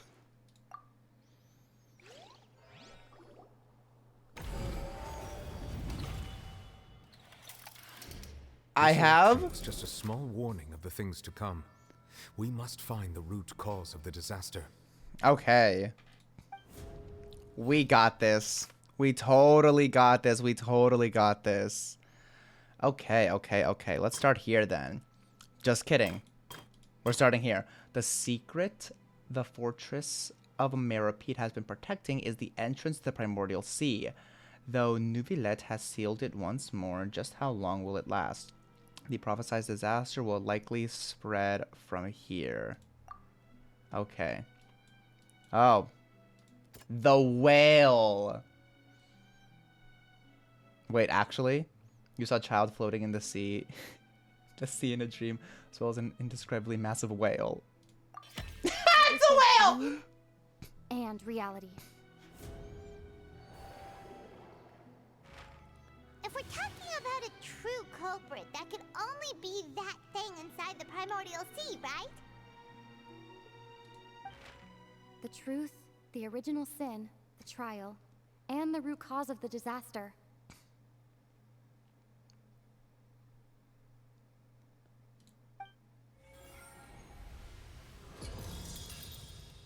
Oh. That doesn't look good.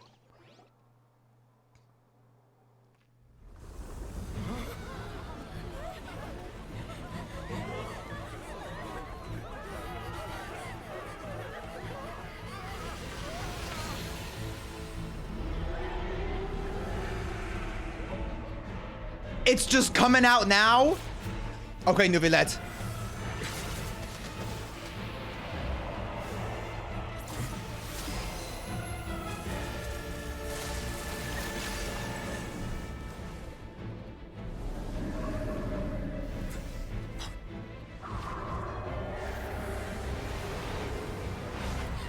Holy shit. Oh, Tartaglia!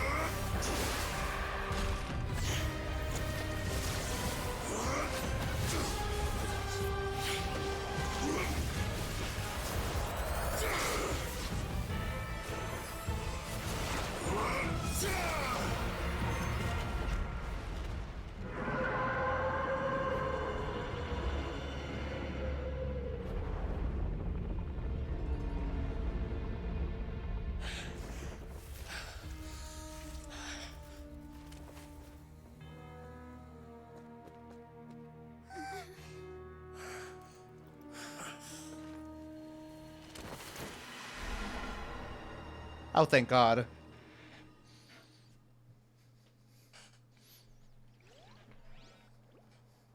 That was way too close! How did that thing just burst into the Opera House? Wait, was that the huge whale you saw in your dream? Yes, I'd wager that it's also the one that child saw when he was young. So we've met it at last. I understand very well why it has chosen to make an appearance here. Do you? That whale does not belong to Teyvat. It is a monster that has traversed the stars, weeping all the while. It has been greedily consuming the energy from the planet's primordial sea, using it to grow. That is the main cause for the rising sea levels. And once it has finished consuming all of the energy contained within the sea, its next step will be... You said that when the Hydro Archon first created Fontainians out of Oceanids, she filled their blood vessels with primordial seawater. Precisely. That whale finds the blood of Fontainians nigh impossible to resist. Therefore, when it left the primordial sea, it decided to make its next stop a packed opera house full of food. Food in the form of Fontaine. It's gonna eat the people? We just barely managed to push it back, right? In that case, won't it come back to target the people again once it's managed to recover its strength? That is correct. Indeed, it is more accurate to say that we should thank that Harbinger for buying us some time. Without him, the whale would have likely come onto land far sooner. From the way he looked, he must have been fighting the creature for quite a long time. That battle maniac. We've always known that he had a special connection with that whale, but we definitely didn't expect it to help us out like this. Anyway, now that we know that this whale is the actual cause of the disaster recorded in the prophecy, all we need to do to stop the prophecy would be to find a way to beat it up, right? It is too late. Oh? It had already absorbed too much of the primordial sea's energy before we could notice it. At this point, it has become practically integrated with the sea itself. Even if the entirety of Teyvat were to be destroyed, it could still survive and swim off towards some other world. That's not something I will accept. We've already done everything we can, and we even found the true culprit. We've come so far. You can't just tell me that the last hurdle is some impossible foe. That's just not fair. Indeed. That's not how a grand performance should end. I'll fight it to the end, no matter what. Queen! Queen! So the prophecy will be fulfilled no matter what, huh? Oh? The prophecy. Yes, what has been prophesied will be fulfilled. You may view such things as the history of the future. After everything had still turned out like this, we couldn't fight against fate. Wait, but if this is all about fate... Just as prophecies are usually only the future as seen from the perspectives of the gods, could things be happening in hidden corners where the gods' gaze does not fall? Ultimately, fate shall serve as your only guide, no matter what will happen in Teyvat's future. All you need to do is to play your part. Could it be that even if the prophecy will be fulfilled, there will still be a way to save everyone? Did I miss something? Wait, I forgot about Furina. What was it that she wanted to say to me at that last moment in the giant magic box? What is her real secret?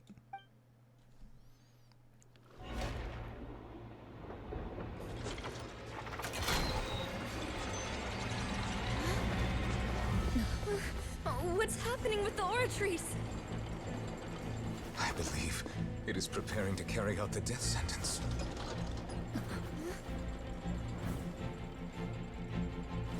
Furina!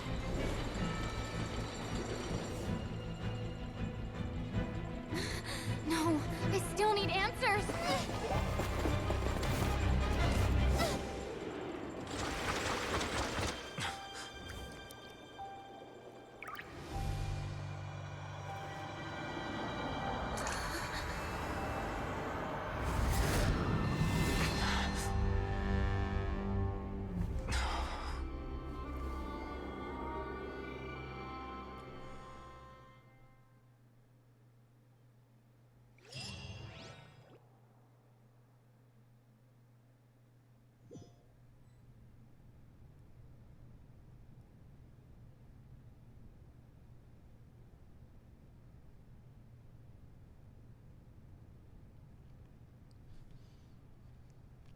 You...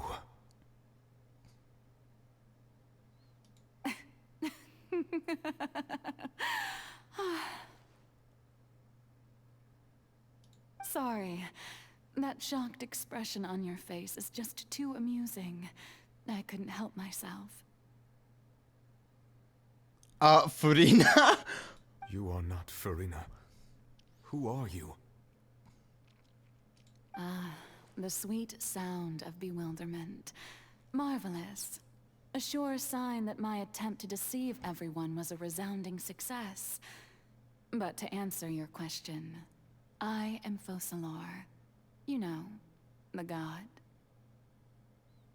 Focalor. Why did you deceive us? Oh, that wasn't my goal, of course. Goodness, no. But I had to fool everyone else too, if I was to stand any chance of deceiving the heavenly principles.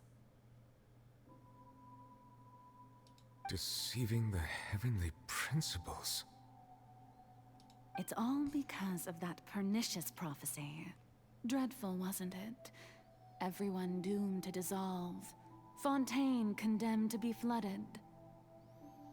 One was not amused. In fact, one was positively bemused when that problem was thrust upon me by my dearest predecessor. That's the former Hydro Archon Egeria for the uninitiated. It hardly gets more disastrous than a preordained national catastrophe, now does it? She knew full well that the prophecy would surely come to pass. And as one of the seven, she also knew full well that one defies the heavenly principles at one's peril. So yes, as you have no doubt surmised, it was a rather impossible situation that I found myself in. I spent a terribly long time mulling it over, alone on the ocean floor. And I was almost growing barnacles by the time I finally realized there was only one possible solution to this confounding conundrum. I had to outwit the heavenly principles, allow the prophecy to be fulfilled, ostensibly at least, while saving everyone at the same time. I'm a genius, I know. I can only assume that's why Egeria chose me as her successor. Although, looking back now, it was hardly the inheritance one dreams of. Between the task of saving the nation, the quotidian duties of the Hydro Archon, and not to mention the original sin of creating a new race of humans, I dare say she left me quite a colossal mess to clean up. But one can only play the hand one is dealt. I did not choose this, any more than I chose to be one of her Oceanid familiars. So you were also once one of the Oceanids, transformed into a human by Egeria's hand. Yes, I was. I always dreamed of becoming human. And I still do, even now. In my eyes, to be human is to be part of the greatest opera ever known. After becoming a god, I separated my divinity from my body and spirit, leaving behind only a self that was as naive and bewildered as my past self on her first day as a human being. The me you see before you now is that divinity, and the human counterpart I left behind, I named Furina. She could feel joy, sorrow, and everything in between. She could be as vain and conceited, or as meek and vulnerable as she wished. Her strengths were of a kind only a human could possess, as were her shortcomings. But in my eyes, Furina's humanity was what made her perfect. She was perfectly human in every way, the person I always wanted to be. Anyway, so then I cursed her.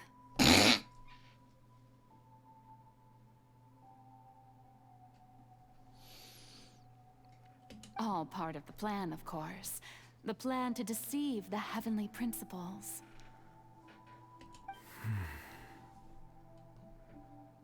Do you still remember the final scene of the prophecy?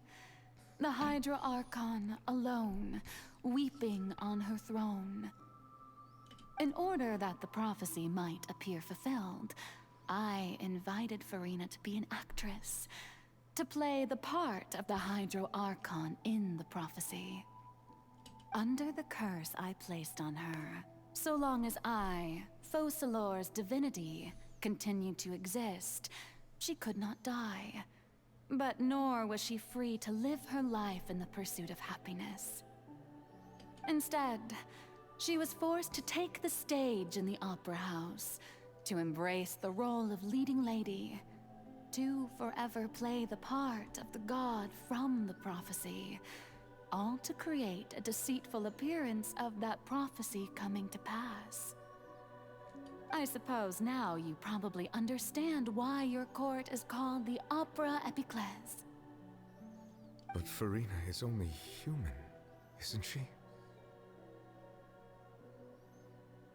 Even though she has had a long life, her mind is no stronger than that of any other ordinary human being.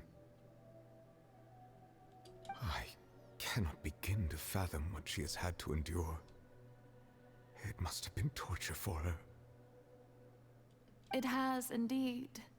And although she is, in a sense, me in human form, I most definitely owe her an apology for it. It's been 500 years.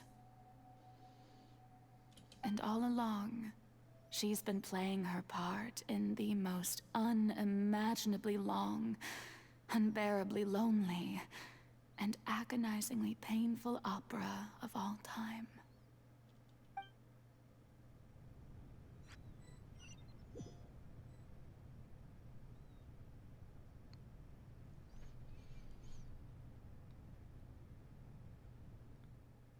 I came into contact with Furina's tears. If I remember correctly, tears often contain a being's strongest emotions. With sufficiently strong hydrosensitivity, I can form an emotional connection just like I did with the Oceanid at the Fountain of Lucine. Wait, could this be Furina's inner world? Furina, what is she doing on stage? Wait a moment. That probably isn't Furina. That's likely a reflection of her inner self. If I can directly speak to that self, I might be able to easily get what I wanted to know. I came here for answers. Either way, this opportunity is not to be missed. Let me try talking to her.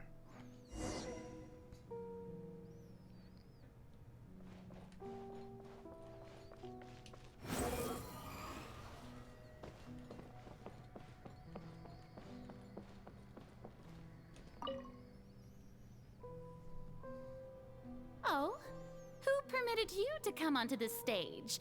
Now, I understand your admiration for my august self, but I must ask you to keep to the rules. Furina? All right. It is not my intent to reprimand you. There is no need to state your name. Just be off with you. Do not distract me from my performance. I don't see an audience here. Oh, do not jest. Can you not feel it? I am Focalor. The eyes of countless Fontainians are upon me. I must, at all times, display the utmost elegance and nobility. Something's off. There's no getting through to her. Even in her heart of hearts, she's still playing the role of the Hydro Archon. What sort of resolve must she have that even her inner self and subconscious would have such an impenetrable defense? I have to find a way.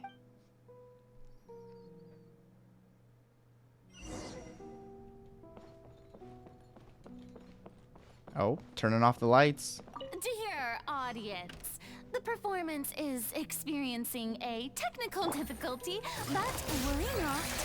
The guards shall resolve it soon. A cry without echo, shackles. Hey, what gives? The audience is still watching me, you know. Guards?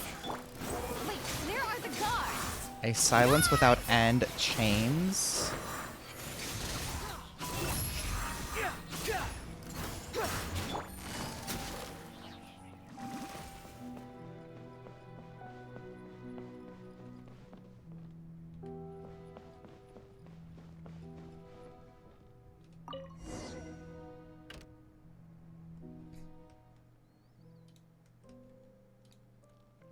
That's all the spotlights turned off. In Furina's heart, they must have symbolized the eyes of people on her. Speaking of which, I think I just received some sort of signal. Was that her true voice? A ticket. When did that end up here?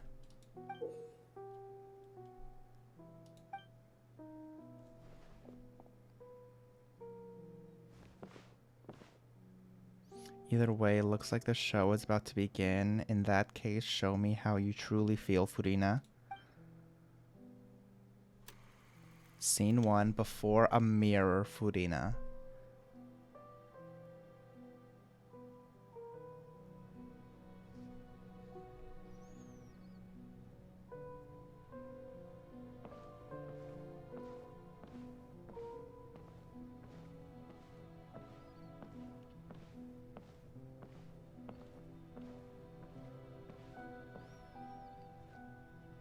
Furina. Furina. Huh? Who's that? Who's calling me? Where are you? Be not nervous. Be not afraid. I am before you. Wait a moment. You're mirror me? How can this be? Mirror you, huh? You know what?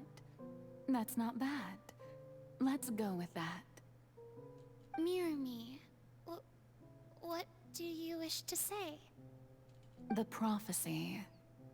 Have you heard of it? What prophecy? Wait. I know. I think. I don't know why, but it's in my head somehow. The people will all be dissolved into the waters, and only the Hydro Archon will remain, weeping on her throne. Only then will the sins of the people of Fontaine be washed away. Oh, very good. You know it well. What's going on? I can't seem to remember anything clearly. The only thing I know for sure is this prophecy. Will it really come to pass? Yes, it will. And that is why I've come to you. Disaster will come to Fontaine sooner or later. Things will develop just as the prophecy declared. There is no escaping it. But doesn't that mean everyone will die? I'm a Fontainian just like them. Will I dissolve too? Oh, don't worry. Magical meetings exist in this world precisely to give people a chance to turn things around. It is the reason why you met me today. I will tell you how to save everyone, but you may have to suffer somewhat. Oh, so there's still hope after all. Goodness, you frightened me. You spoke so much and with so much certainty. As for the suffering, well, I will admit that the first thing that came to mind was, why do I have to be the one to suffer? But if the prophecy will come true, I'll also die anyway, right? So if I've already met you as my magical meeting in this world, if there were scales, with all the people of Fontaine on one side and my pain on the other, is it not obvious where the scales should tilt?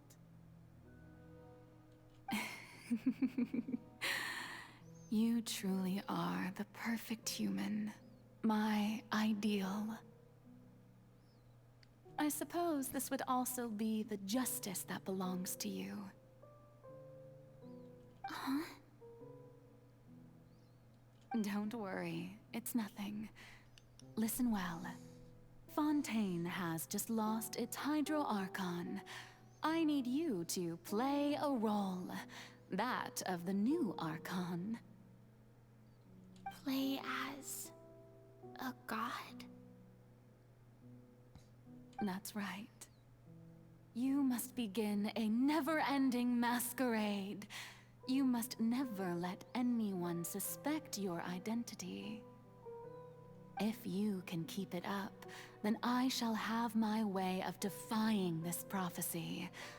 But should your identity be revealed, then all hope will be lost. But how will I do this? A human assuming the role of a god without being exposed? Don't worry. What you must do is not to turn yourself into a real god. You simply need to play the role of a god as humans imagine them to be. Being a human yourself, I'm sure you already know what such an entity would be like. Remember, your true challenge will not be pursuing divinity, but contending against humanity. I'm still not sure I understand, but I'll try. I'll try to do this. So, how long am I going to have to play this role? To accomplish this mission, you will have to stay on the stage for many, many years. You will endure and not grow old until your task ends. But I promise you, all will eventually end in a magnificent and dramatic trial, and everyone will be saved. A trial, huh? How exciting. I'll be looking forward to it. Scene 2, Ascension speech, Furina.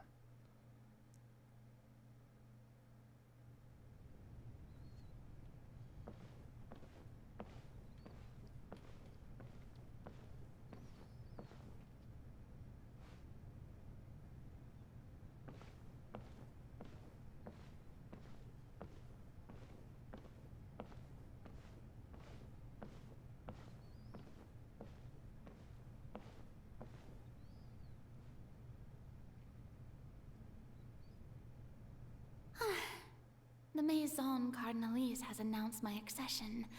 Oh, but accession. This is my first time facing the people. What should I say to most appear like a god? To be honest, I still don't know. Perhaps I should first try to act natural. Ladies and gentlemen, good evening, and welcome to the Opera Epiclese. I'm sure you've all heard about how I have taken on the role of Hydro Archon. Indeed, I am Furina de Fontaine, your new Archon. In truth, I know little about becoming a nation's new god, but it will be my honor to guide you all. As the god Focalor, the god of justice, I shall do all within my power to lead you into an age of fairness and justice. Once again, thank you all for coming. If you should have any questions or suggestions, please send them to the Maison Cardinalise. The future of Fontaine will require us to work work together, after all. This should do it. I thought I might stammer, but thankfully, I was able to convey my thoughts just fine. Okay, and next. That's the new Hydro Archon. Is this some kind of joke by the Maison? I would have thought that a being that surpasses humanity would be a bit more assertive. Hey, did you hear that? She even told us to send her suggestions there at the end. Shouldn't gods be all-powerful? She's being so modest. What's the difference between her and an ordinary person, then? If you ask me, perhaps the succession didn't actually happen. She might just be a Maison-backed puppet. Wait, what's going on? Why is everyone suspecting me of being a fake? Oh, this is bad. If I get exposed here, there'll be no saving the people from the prophecy. Right. Mirmi said that I just need to play the role of a god as humans imagine them to be. Calm down, Furina. Think. What do the people want? How would they imagine a god to speak and act? Assertive, with a strong sense of presence. One who can dispel all doubt. That is the character I'm fated to play.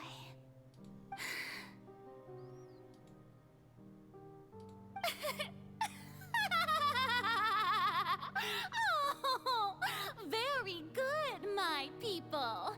Only ones such as you are deserving of my rule. Now, I was wondering if some weak puppet were to one day come onto the stage and claim ownership of this opera house, would the children of Fontaine follow them? Well, it seems that you would all see right through them. Having passed my test, you are qualified to witness wondrous trials alongside my august self, here in this opera house. You may consider my previous act a door gift of sorts. I thought it was a debut that suited the atmosphere. Now then, let us be reintroduced. Ah, so that was just a performance. How could I have forgotten that we were inside an opera house? Her personality. It's quite shocking, to be honest, but I suppose it's a better look than before. Such a fascinating and bold deity. How wonderful! Our future may yet be bright after all. It seems I've turned them around. Best follow this flow and restart my accession speech. My dear people, whether you acknowledge me or not, whether you trust me or nay, I say to you, keep faith in your ardor for justice. We have heard it said that this nation's sins can no longer be washed away. Well, I say that justice is most fragrant when it blooms amid sin. The scales of justice should not weigh heavy in the hands of its God. On one side, it must carry fairness and justice. And on the other, praise and applause. May law be the prayer on our lips. May judgment be our worship. Let us light the fires and drink to the future of Fontaine.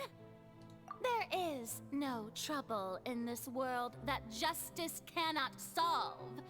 All that is needed is for you, my people, to believe in it, heart and soul. So long as I, the Archon Focalor, stand within the Opera Epiclese, so long as I stand before the Oratrice, I shall even judge the gods of this world! Ow! I'm getting chills! This voice actress is fucking insane.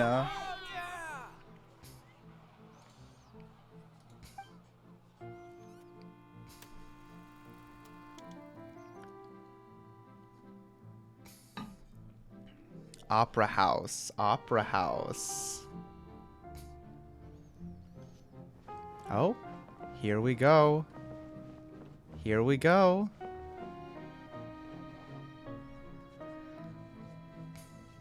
Lady Furina, Here are today's case reports, as well as a summary of the follow-up for your perusal. Come now. Was I not just at the Opera House in person? Leave these kinds of things to Neuvillette. Besides, none of these trials were the one that I'm looking forward to the most. If I may be so impertinent, what kind of trial are you truly looking forward to? A magnificent, dramatic, and wondrous trial. A trial to end all things. How could you hope to understand? That's true. I fear I lack the ability to grasp your divine thought, Lady Archon. No need for fright, and do not take what I said before too seriously. Go now, do your duties. The trial I await. It will come one day.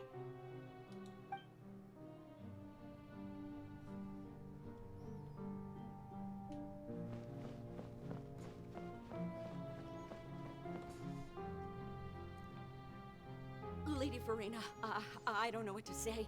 Thank you for agreeing to see me. No need to thank me. Or rather, thank your own sense of perseverance instead. Long have you stood in line to meet me, have you not?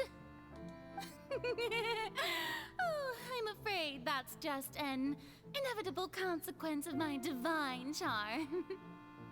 All right, Deoteria, is it? How is your son's illness?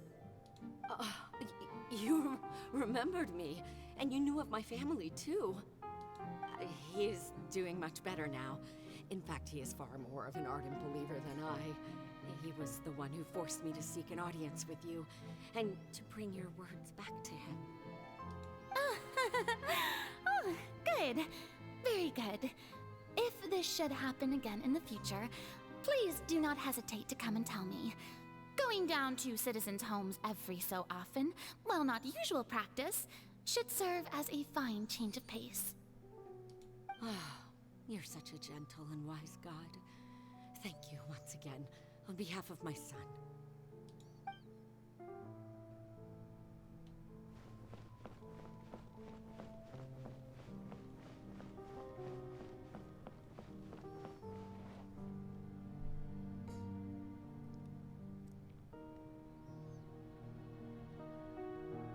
Lady Furina, here are the latest hydrological reports. As for the specific parameters you asked to take note of, I'm afraid things still don't look good. I see. It's as I thought then. As your god, I did already expect this, but I wanted to see how far your human wisdom would allow you to analyze it. All manner of signs indicate that the prophecy will still come to pass. Forget it.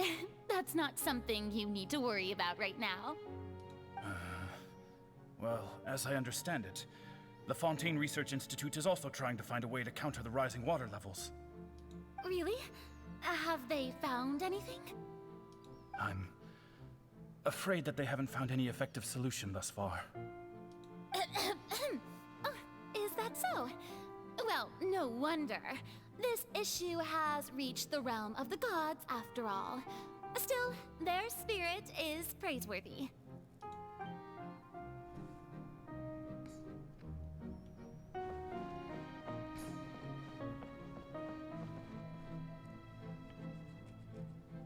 The day is finally over. I haven't had a moment to breathe this whole time. But it's good to see that everything's getting on track.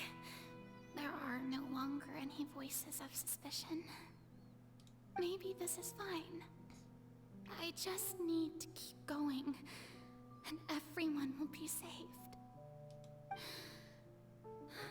All right, Furina, don't think too hard about this. You need rest. Tomorrow's a new day.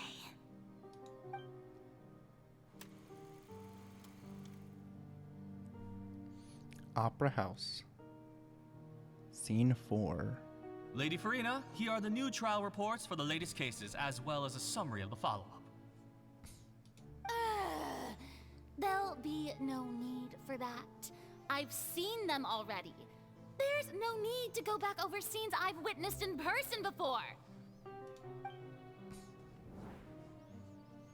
Lady Furina, I've waited so long for this chance to see you in this manner. Indeed, my dear, loyal citizen. This joyous moment is an honor for us both.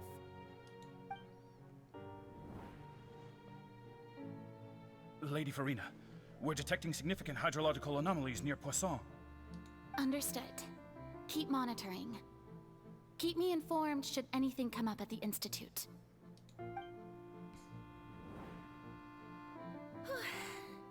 I don't think I let anything slip today. I must show the people that there is nothing to worry about. I just don't know when these days will end. I feel utterly exhausted. Best to rest early today, too.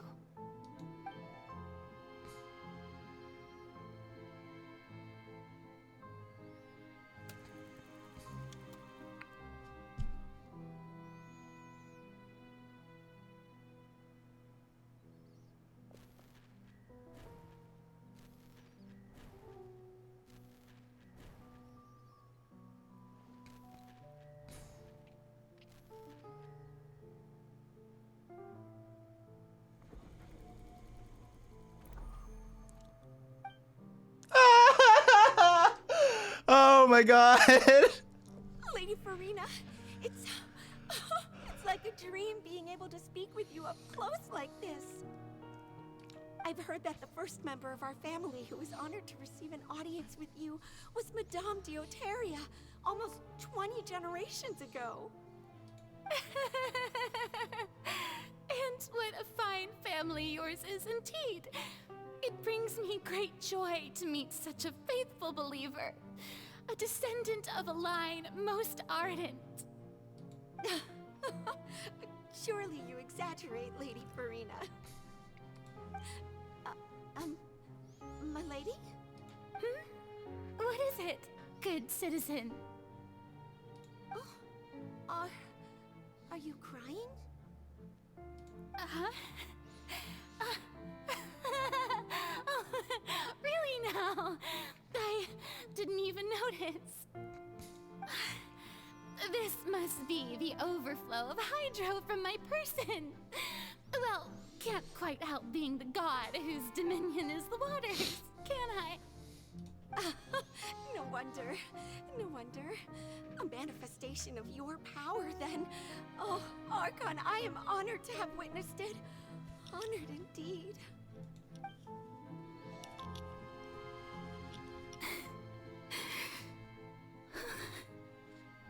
So interminable. So lonely. Just how much longer? Hundreds of years must have passed by now. Perhaps the show must go on for hundreds more. I never imagined that it would hurt so much. Have I reached my limit? No. Perhaps I reached it long ago. Today I didn't even notice my own tears. I want to tell someone, anyone, about this. But would that not destroy all I've done so far? I've conducted so many investigations across the centuries. But there's not even a sliver of hope that we might break the prophecy. All I can do is keep heart. I must maintain this act. It is the only way to save Fontaine. Please, mirror me. You have to succeed.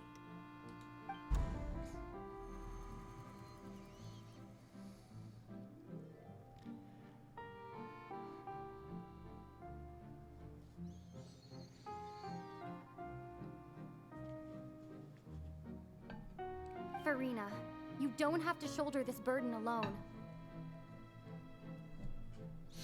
Although I don't know what you might be keeping from everyone, your people are more than willing to share your burden with you. Oh shit, it's us. That's my voice in this. Is this scene from when we were within the giant magic box? This is great. I didn't think that this scene would replay in her inner world. Surely I'll find out what she wanted to tell me this time. I mean, if you saw everything else play out, don't you already know what she wanted to tell you? Share my burden. That's impossible. It was fated right from the start that this would be my duty alone. But even if your burden doesn't need to be shared, you can still choose to confide in someone. Just share it with me. I'm what you'd call a witness. A witness? Yes. I've heard that you came to Tevat from beyond the stars, yes. In other words, you never belonged here. And if Tevat is, in its entirety, a show on a stage, then you're just a spectator, aren't you? If that's the case... She's right. I could confide in her, couldn't I?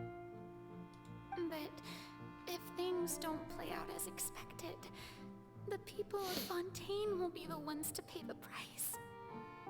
No, Furina. You shouldn't be selfish.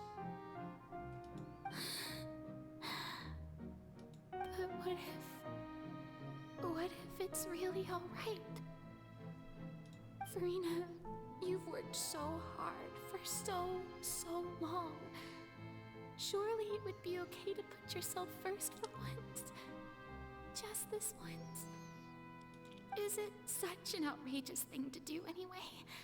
To find someone in whom you can confide your frustrations and sorrows? Surely it could not hurt. If you let this opportunity slip through your fingers, it might never come by again. Think about it long and hard.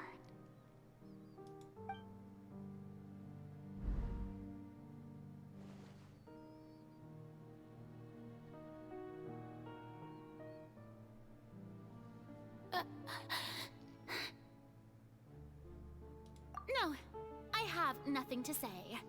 I am Furina, the Archon of Fontaine.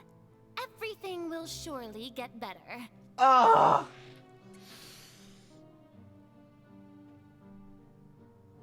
All you need to do, dear spectator, is to witness my performance until the curtains fall.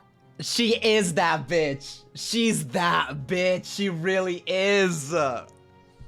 Oh. Poor girl, but let's go.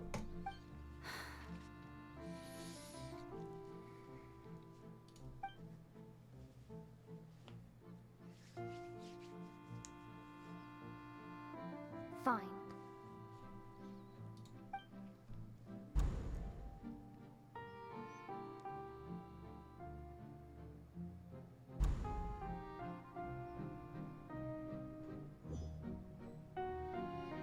So even Furina doesn't know the truth? You've never once let her in on the full plan? Yes, it had to be done. To deceive the heavenly principles, you must first deceive yourself. She did very well. If she had let her resolve falter even once in these 5 centuries, Fontaine would have been doomed to the most tragic fate. It seems that trusting humanity was the right decision after all. I believe that I understand how your deception works, but that is only half the truth, is it not? How would you build on this foundation to save the people of Fontaine? That is the most important thing. Ah, good, good. Of course, the Iudex of Fontaine has pinpointed the crux of the issue. I'm sure you've long sensed that the Oratrice is no simple machine, yes? I've always suspected that it had its own consciousness. And Lenny did mention that he heard a human voice within the core chamber. It's her? It now seems that that person was you, hidden within the machine all along. Am I right? And then I became one with the Oratrice, taking Fontaine's gnosis with me. Yes, it would seem so, wouldn't it? So her plan is finally done. Alas, your understanding of this device still lacks sufficient depth. In truth, it is no enactor of justice. It is, in fact, a device created to kill the god of justice.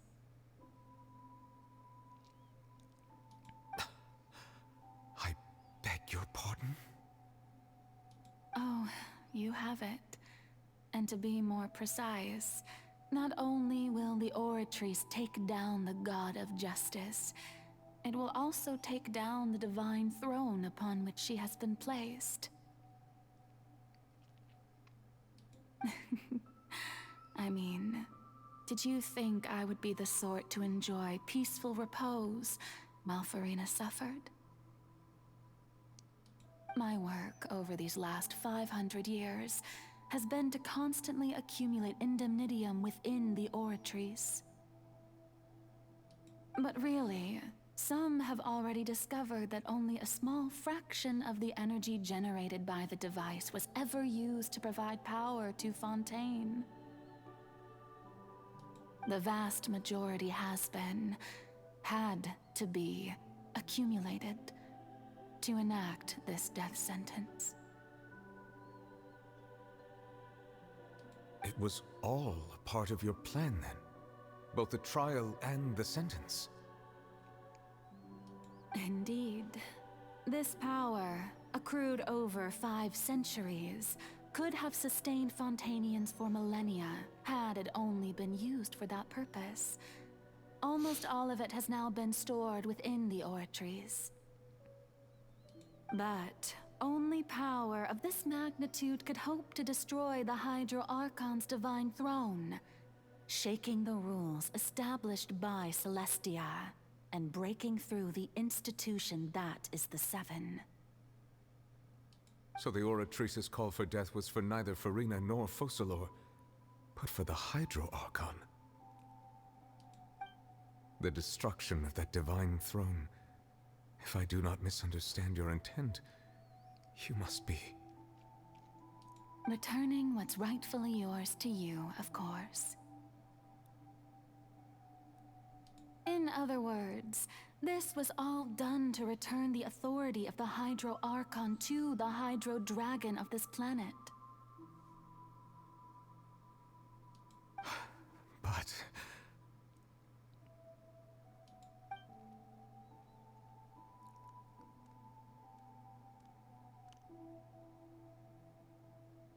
Oh, what? Getting sad again, are we? The authority of the ancient dragons shall soon be yours once more, O Hydro Dragon Sovereign. And this is the face you make. all you've done throughout the years is just so you can sacrifice yourself at the very end. I've never quite seen it that way, you know. Even now, I'm quite pleased at how well my deception worked.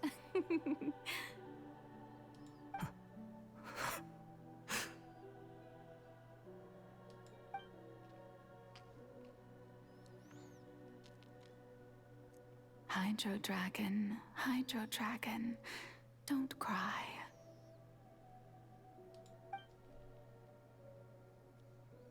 I must say, had it been within my rights, I would have loved to judge the heavenly principles themselves.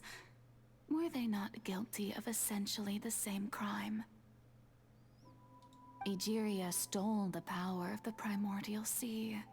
and the heavenly principle stole the power you ancient dragons possessed. I, for my part, am the god of justice. And is it not just that your original powers should be returned to you? Speaking of justice, I have always believed that justice lies in the process of pursuing human existence itself. So, if the theft of the primordial sea's might was Fontaine's original sin, then, leaving matters of procedural right and wrong aside, the descent of the Fontainians as humans and their right to exist in this world would be Fontaine's original justice. In other words, existence was Egeria's justice, and to me, justice is the continuation of that existence. Defying the prophecy and ensuring that Fontaine's people shall live on, that should be the justice enthroned over all others. At this point, we, whether it be myself or all other Fontainians, have shouldered the burden of this sin for far too long. Iudex Neuvillette, the highest judge in our land, when you regain your full power as an elemental sovereign, what verdict shall you pass upon us? So when I was invited to the court of Fontaine to serve as Iudex, I see now that that was your idea too. At last, I now understand the true purpose behind this position. In the beginning, I was uninterested in human existence. But these 5 centuries of living alongside them have gradually brought about mutual understanding between us. And I have even attempted to feel as they feel. You are a devious one, Focalors. Things being as they are, surely you know that I could never declare them to be guilty.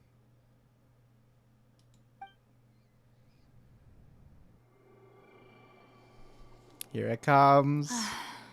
The hour of my execution is almost here. For the sinner, the curtain call has come. I know I may not sound it, but faced with death, I find myself a little afraid. Perhaps this is one thing both gods and humans have in common.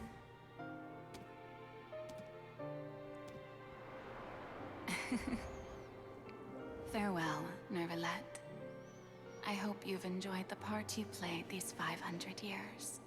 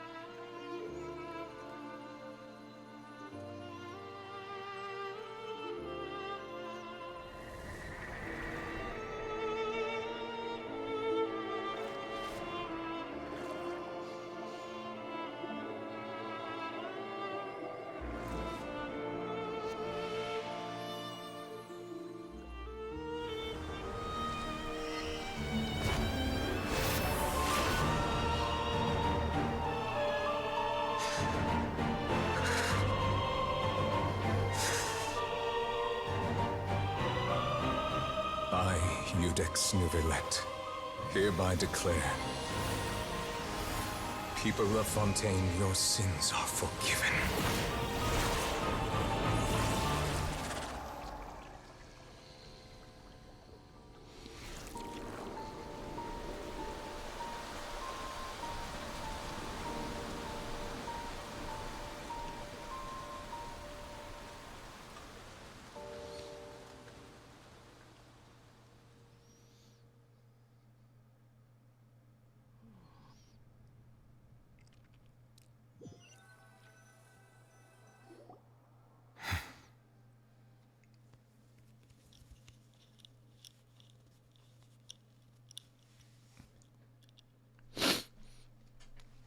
And of course, the big whale hole is still in the background.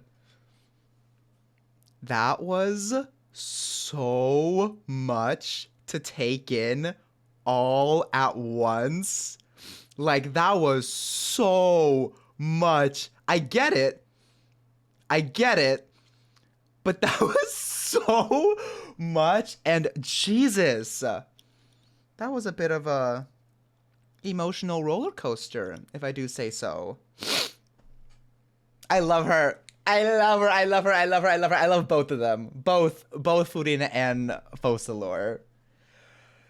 500 years. 500 years having to pretend and not being able to tell anyone. And oh my god, that moment where she was like, it's okay, you know what? Just, you can tell Traveler. It's okay. It is okay. Like, they're not from this world. It'll be fine. Actually, no, I won't. We're gonna keep it going.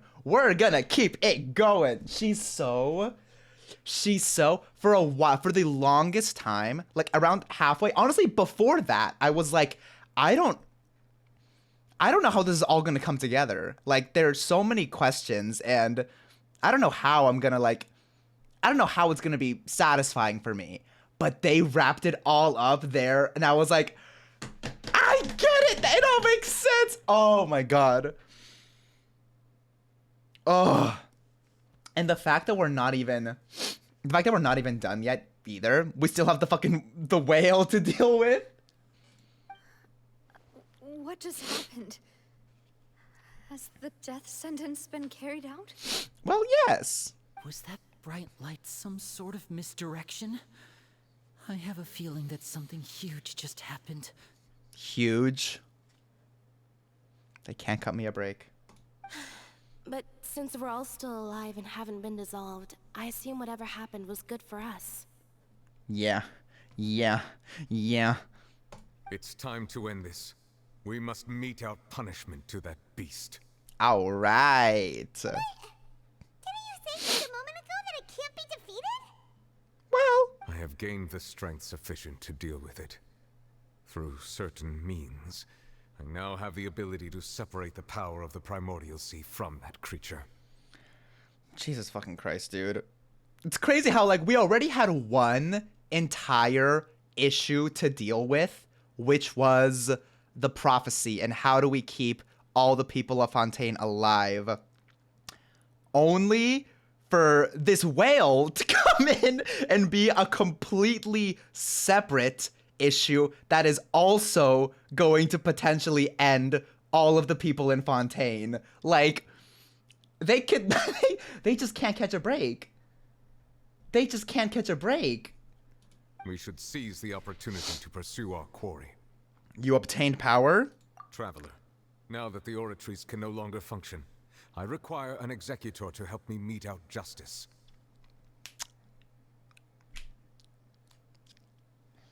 That's us. That's the us. root of the calamities befalling Fontaine. The beast that enacts the prophecy. Its name is the all-devouring narwhal.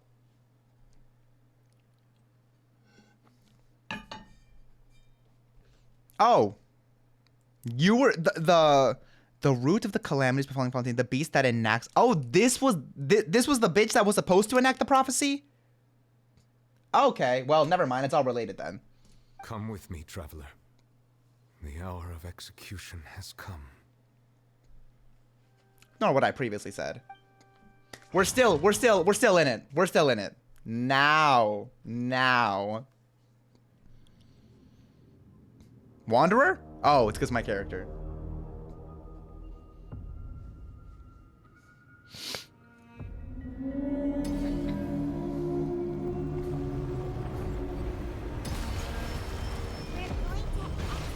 Oh shit.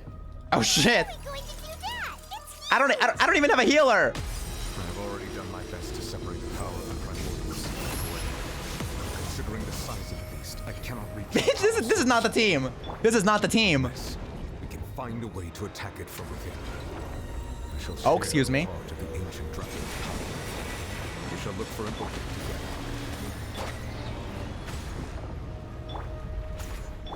Game's up. From Silva. Oh, you're right. I have food. I have food. I have food. We're fine. We're fine. Oh, we're doing a lot of damage, actually. It does have another meter, just like Miss Raiden, though, so that stresses me out a little bit, but... This? Hello? Hello? Cannot resist its instinct to devour. Continue to trigger its hostility. Chance will present itself. The destroy the eye? Okay, okay, okay. Brace yourself. Squall and Fury. Okay, did that, did that. Got it, got it, got it, got it, got it. Busted. Yahoo! Behold. Jesus Christ, where the fuck is it? Hello? Oh!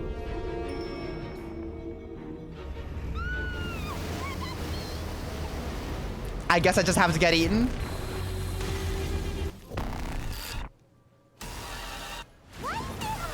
Oh, hello. Hello. Hello. Can you get... Oh, this music, bitch, this is... This is crazy. Ooh. Jesus. Oh, he's fucking me up. He's kind of fucking me up bad. I have granted you my protection. Have you? Do not fear. Seize the moment and use my Oh, thank you. power to suppress its root from within.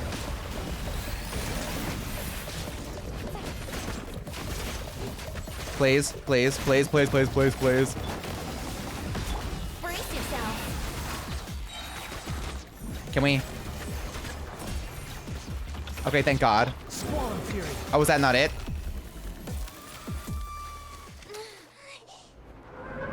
Another cutscene? Oh shit, we did it? Get his ass. Get his ass.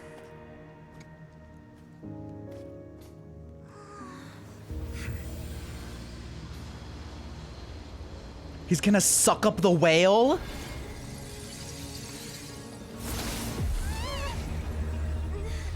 Oh, never mind.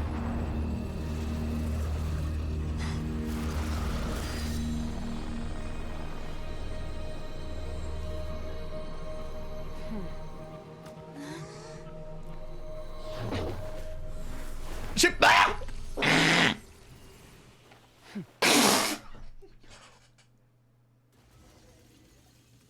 Thanks for helping with the cleanup.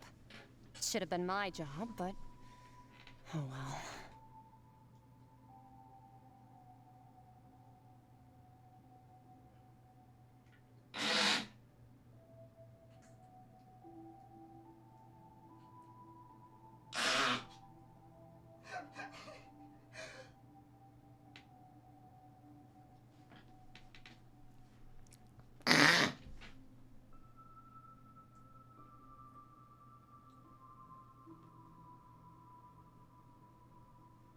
This might be the best Archon quest.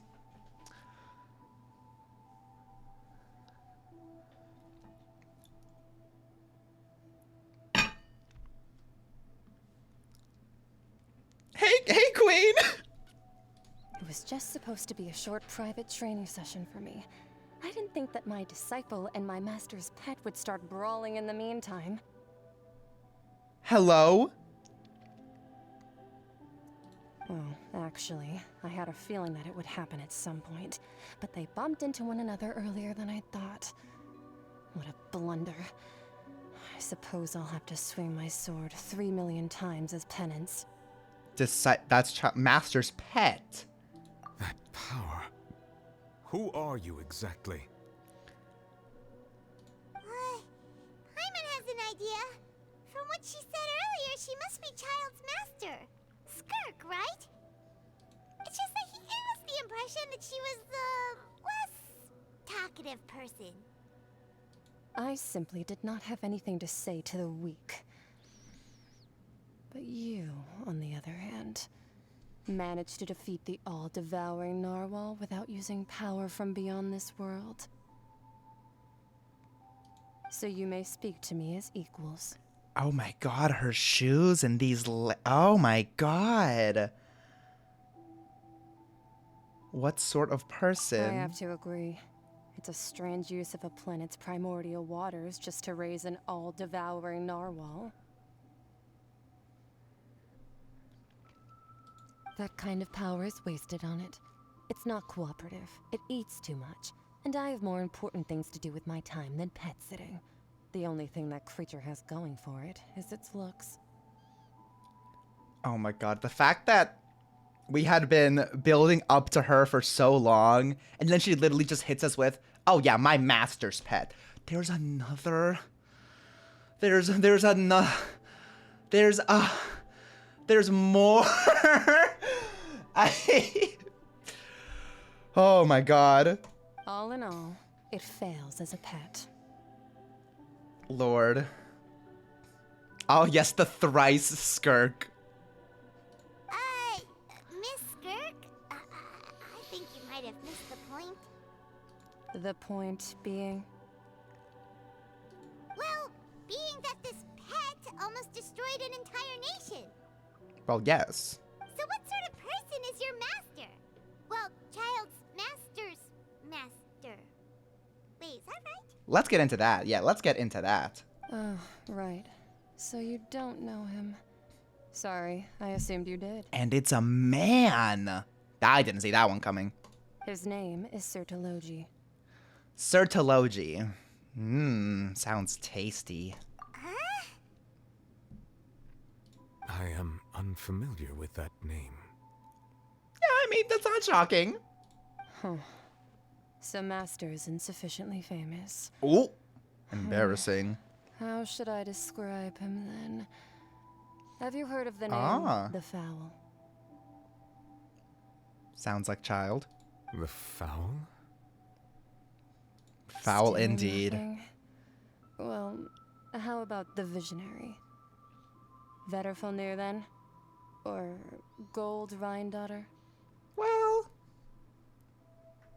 no. Ooh, that one we've heard. Rhine-daughter's part of Oh, have we? circle. She's Albedo's mom, right? Albedo's mom? How am I supposed to remember all these names? Rhine-daughter's part. She's Albedo's mom.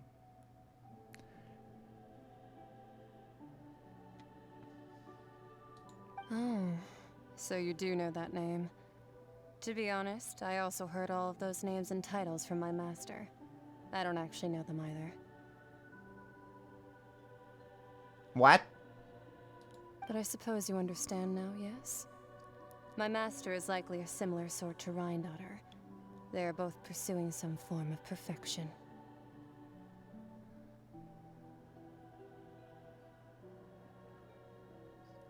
Okay. Wait, didn't you also mention a visionary person? Hyman didn't quite catch their name. Actually, never mind that. I believe it expedient to inform you. Okay. That the all-devouring narwhal used up nearly all its strength fighting you. Such roiling hydro energies will prove difficult for the planet's deep seas to digest. As such, the Fontaine back on the surface has most likely been thrown into chaos. In other words, the prophecy that you've been fretting over should now be in full swing. Oh? What?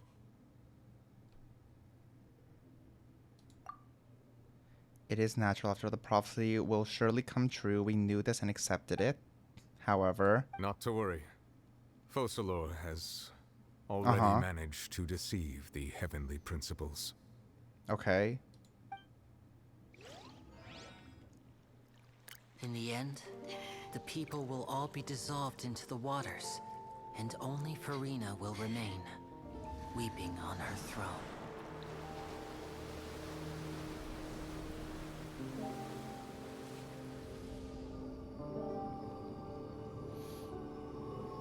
Only then will the sins of the people of Fontaine be washed away.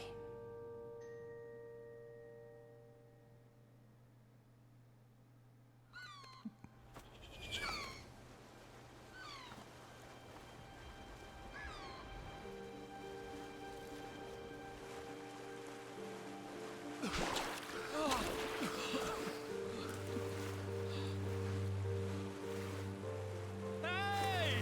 Help! Over here!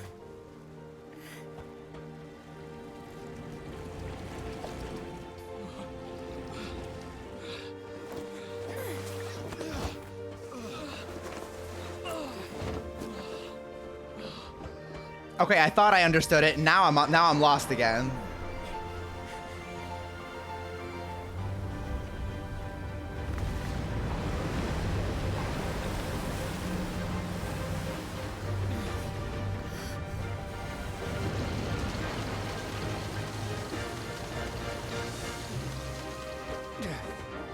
All hands, Oh, hey, initiate King. emergency rescue.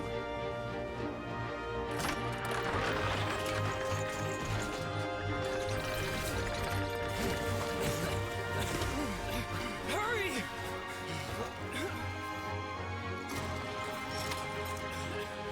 Hey, lend a hand!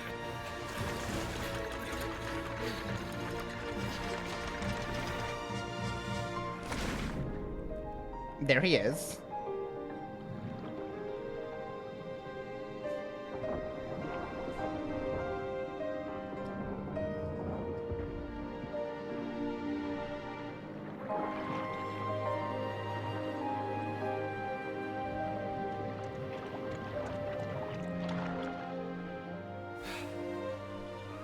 Look!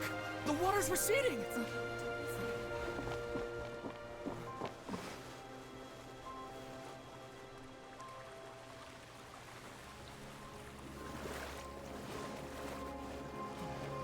a miracle! Water's receding. We didn't dissolve. The prophecy was wrong. The prophecy was wrong.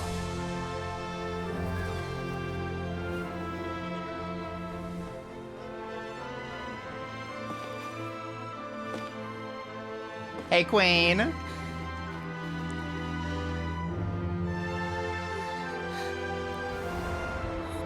you alright? We're saved. The prophecy was wrong.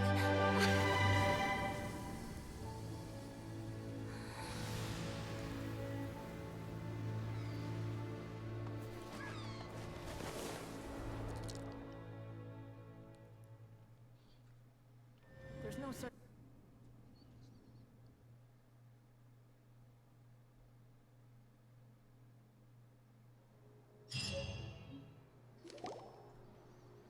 The soil renewed. The Suina di Rasula talks post-disaster rebuilding. I recently visited Poisson to meet with Miss Navia, spokesperson of the Suina di Rasula, and we spoke about Poisson's present and future. Old soil can still give birth to new bloom, Miss Navia. Look at her. Hope is like seeing a small cookie when you're starving late at night. You just need a little of it. Skyship Winglet, lunar brain of the Fontaine Research Institute. The various disputes that have arisen on account of Mr. Edwin have suddenly become a shield over the Institute, with Jurier turning out to be a once overlooked hidden gem. Oh, not Jurier. It's called the first researcher mad, but Oh, this is what they were building in the previous one. should that latter person achieve a miracle, they would find it all the harder to find a word with which to classify him and his team. Wow, Paimon barely recognizes the people in the Took me a minute. Are those really Jurier and Navia? They sound like real big shots. They might have been real big shots from the start.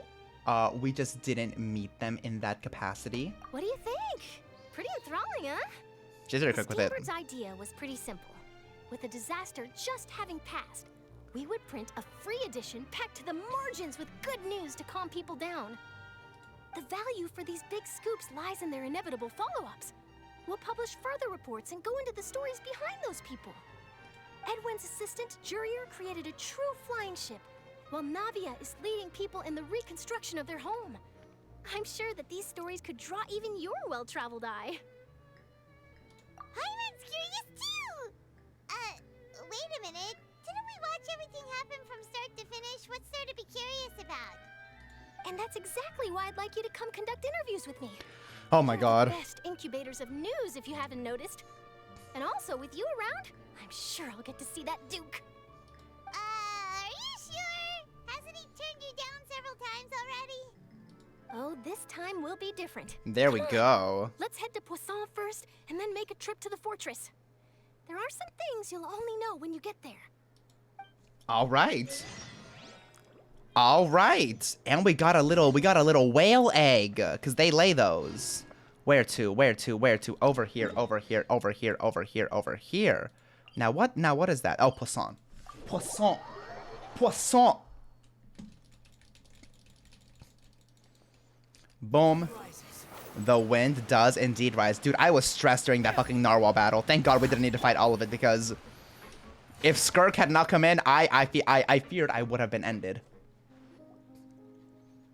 Navia! Mammal schmammal. I'm a mammal. I lay eggs. So, where's your argument there? Yeah. Oh, it's you. What brings you all here? Hey, we're just having a look around.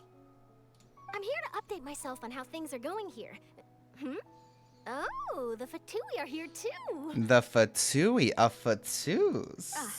Let me introduce you. This is Mr. Garunt Snezhevich. He represented yes. the Knave in sending us a large amount of supplies. King. And is helping with our work. Our residents are hard at work as well. Thanks to everyone, work is progressing nicely. We've lost a lot of people, but we're moving forward. That will have to be enough. Hello, Miss Charlotte. I'm a big fan of yours. Ooh. I especially like that article you wrote last year about Fontaine's stray cats. Oh! He likes Charlotte. But if you don't mind, could you not emphasize our role too much in your report? It's not charity we're doing here. We just happen to share the same interests as the Spina. Oh. I get where you're coming from. I'll keep it as simple as possible. Or would you be willing to feature as friendly neighbors? Why don't you go interview him, Charlotte? That would be fine. Thanks. They can be my comfort hats. Oh, you're back too. How are things? We finished laying down the construction materials. It'll be another hour before the workers are able to go over there. Huh? You're here too, Clorian? There she is. And yeah, enough of that. Enough of that. Back to the gay people. Well, her reputation's greatly risen after that whole duel business with Miss Furina. So she's here in Poisson to wait out the heat. All right. She's so popular. She really came here to help me out. There's too Yeah, much to she consider in did. the reconstruction of Poisson. Help me out. The Spina has need of more decision makers. And, well, I do already happen to be connected to Mr. Callis. Oh, wait just a moment. Do you mind me asking a few questions? You know, about how you felt before the duel, about what it was like facing down a god. There's lots of exciting material there, I bet. Forget it. I'm sure you can find a better theme than that, Miss Charlotte. I see you're the same as always. Couldn't you do me a favor, for Navia's sake? Give her the scoop. Well, if we're talking about doing things for my sake, you might as well just take a few more photos of me. Or of the Traveler. It's better than wasting time persuading Clorand, at any rate. Oh. Of course I will. I'm not gonna let her off that easy. All right, then everyone who wants to be in the photo, gather up. And smile.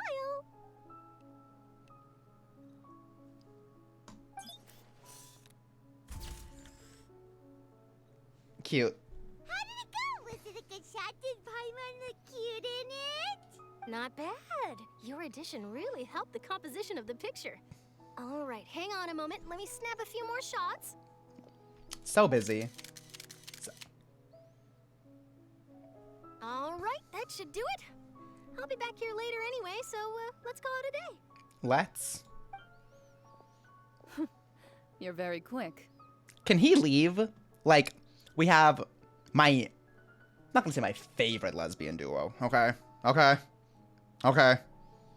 One of my favorite lesbian duos. And Pop Bass. I just need these three here. The man can dip. Speed is of the essence when it comes to the news, and freshness is the key. I didn't say my favorite. I said one of my favorites. There are plenty that I love. Also, not to brag, but I'm pretty good at building connections. Ooh. Who knows? I might eventually get that interview with you after all, Miss Cloran. Of course I'm gonna talk to them.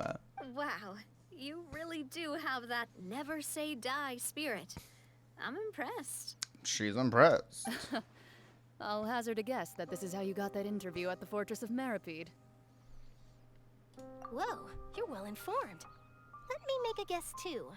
I asked Sijuin, who told Monsieur Nervillette, and he told you, right? Oh my god. That's a very complete information chain. In truth, all Monsieur Who was even Nervillette talking asked to me you? Was, when did the fortress become so friendly towards the media? Oh?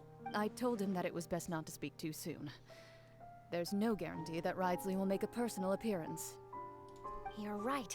I've got to treasure every moment I have with them. In which case, I'll be making a move first. Stay safe now. And tell me if you hear anything interesting. I'll treat you to afternoon tea in exchange. Hello, gays. Let me get you out of the way. You seem curious about the fortress. Oh? I was trying to talk to the man, but this is even better. Of course. That Ridesley. I still remember going down to the fortress to grill him for information on my father's case. Boy, did he take me for a ride. Without telling me anything, of course. But he did invite you to tea, didn't he? 2 large pots of it, in fact. It was good tea, though. That man and his tea. I have to agree. The tea there is very good. Speaking of that, would you like to have some today? I mean, you've got time, right? Well, I'd be partial to some shortbread. He's just staring like a freak. Wow, it's like we've got a menu or something. Sure. Good. Good? What flavor of biscuits would you like, Mr. Snezhevich? Oh no, he's not coming. Me? I'm fine with anything. But I would prefer chocolate, should you have it.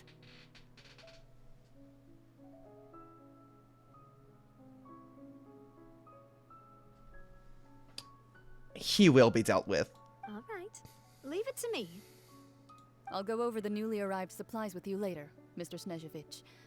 We should be able to finish the Yes, preparatory work later. today. You can join later.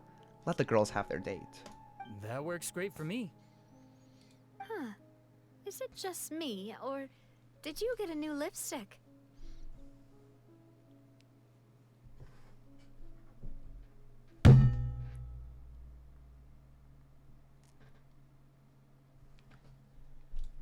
I did.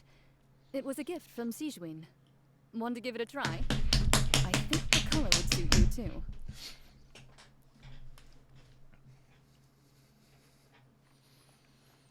I've seen this film before.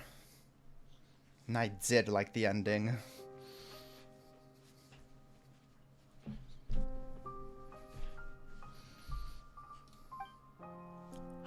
Oh my god! I didn't even get it! I get what fucking NaCl stands for now. That's so clever. That's so funny. Oh my god. I thought you guys were just calling Chlorand NaCl because her name sounds like chlorine. But it's because it's Navia, sodium, Na, and then Chlorand Cl. That is so good. Leave me alone. Leave me alone. I was like, why the fuck are they typing NaCl? What does that mean? Like, why are we talking about salt? But it makes sense now. It makes sense now. And it's great. And that's, oh my god. People, whoever comes up with ship names, They're so clever. I love it. Okay, bring me, bitch, bring me. Is that it? I don't think that's right. But, well, I can at least go downstairs. Yup. Who are we seeing? Who are we seeing next? Hello? Hello? Oh, here we are. Wow, guess we're here again, huh? There's a Oh, she's really finally down nostalgic here. feeling to this place. Looks like you've been missing us. Us? Come all the way to the entrance to greet us? Hello, Duke. Of course. I'm here to welcome you and our dear Miss Charlotte, whom our good head nurse recommended to me. It's an honor to finally meet the much-rumored Duke. Thank you for consenting to my visit to the fortress, sir. No need to thank me. But that said, I shouldn't be the focus of your interview. I trust you recall our agreement? Oh? Of course, of course. All right then, this way. Interview time. Oh, him. The way the whole fucking ship thing didn't even click until I heard his name. I was like, oh yeah, that guy. These two lovers, these two enemies to lovers. Hey, no need to be so nervous. I've already taken all the photos we need. Miss Charlotte, do these pictures really need to be published on the cover of the Steambird? Okay, they're my comfort hats. It would seem that Miss Lorvine doesn't want her face to appear beside that of Mr. Jurier. And why not? Sir, please don't say things like that. Oh? But it looks like dear Mr. Jurier denies it. Might this interview be very important to you then? No, I just... This is my first time being interviewed, and I'm very thankful to the Steambird for... Now, I might not look it, but I actually did meet Mr. Edwin once. And I'll be honest, I enjoyed chatting with you more. You've definitely got more of that genius vibe going on. Oh. The boat that brought about a miracle, the ark that saved the people. Why, you recreated a myth back there, like an emissary of legend. Still, if I might ask, where's that flying ship now? Huh. Looks like Charlotte's trying to get herself another exclusive scoop. I have to apologize, but that ship is presently in the bowels of our factory. The bowels. I'm afraid it won't be easy for you to get a shot of it. Really? Well, then in that case, could I have an interview with you to make up for that loss? She really does know how to squeeze opportunities for all their worth. You already know my answer, I'm afraid. Oh? Best you interview our head nurse instead. Or perhaps you'd like to take another photo of this couple of researchers? Couple. Did you really have to use the word couple? Oh, Well, then 2 solo photos will do. Is my hair messed up? Please, someone help me have a look. Now kiss. Things sure are getting pretty lively here. We've seen this kind of thing before. Oh, And there she is. everyone's here. Would There any of she you like is. to try this new drink I came up with? No. Ah, Siegeween. Hey, Miss Charlotte. Why don't you, take some pretty photos of our head nurse? Sure. Come on, Miss Siegeween. Over this way. Let's find a brighter spot. She is so adorable. Sure. Do I have to smile? So, how have things been at the fortress? Same old, as you can see. Look at Fontaine's her. undergone some changes, but this place is still more or less the same.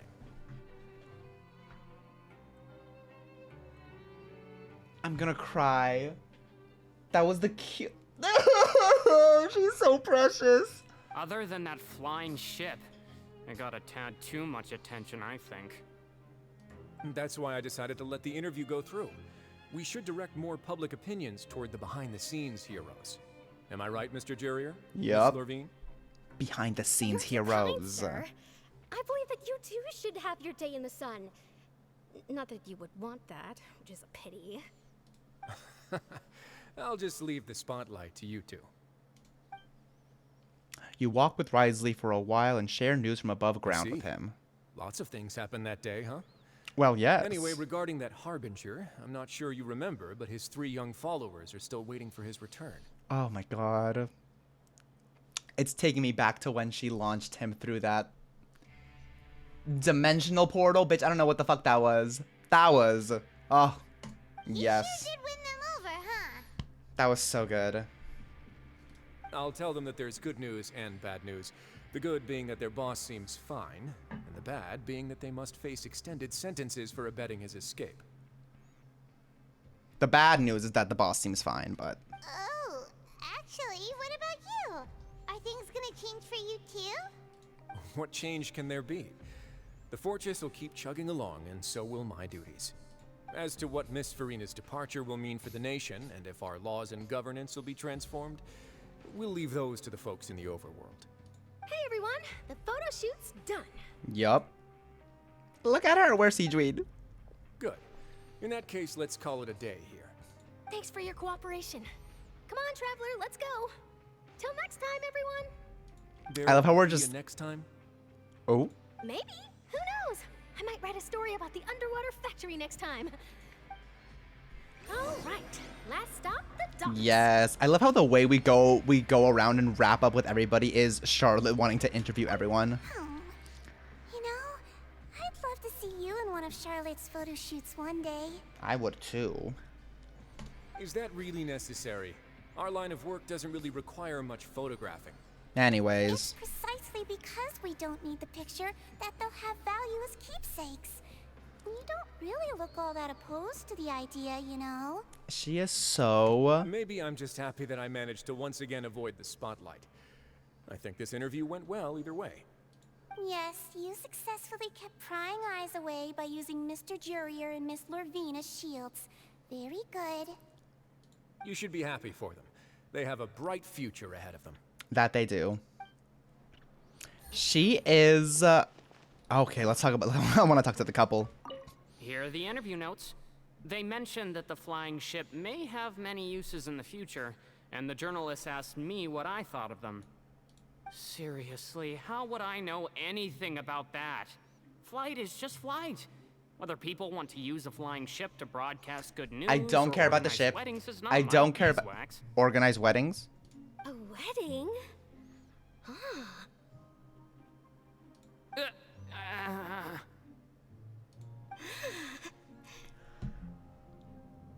Let's calm down.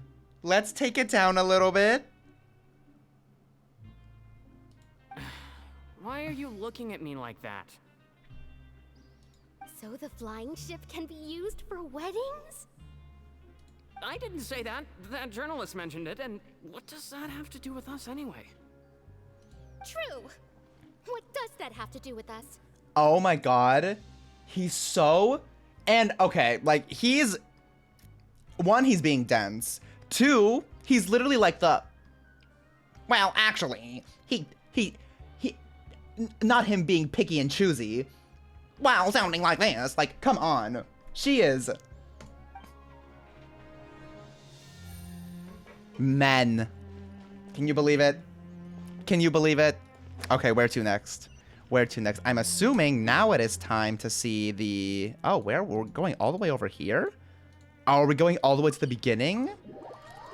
We haven't talked to the three siblings or to... Neuvillette and Furina yet.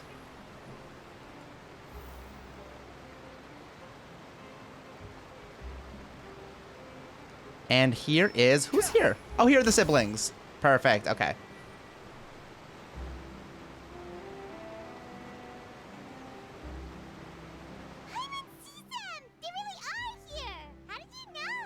Navia mentioned that she stayed in touch with Linny and the others after working together.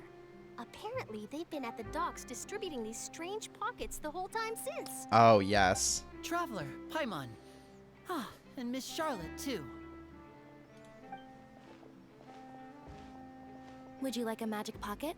Yes. What sort of gadget is it? I forgot about that. Oh my god. It's a wondrous that was a bag minute that can be ago. used to carry many things. The water level has returned to normal, but if you see any of your things floating around, you can use this to carry them. Or you could trick a friend into doing it for you. Trick a friend? I wonder which of my friends would fall for that.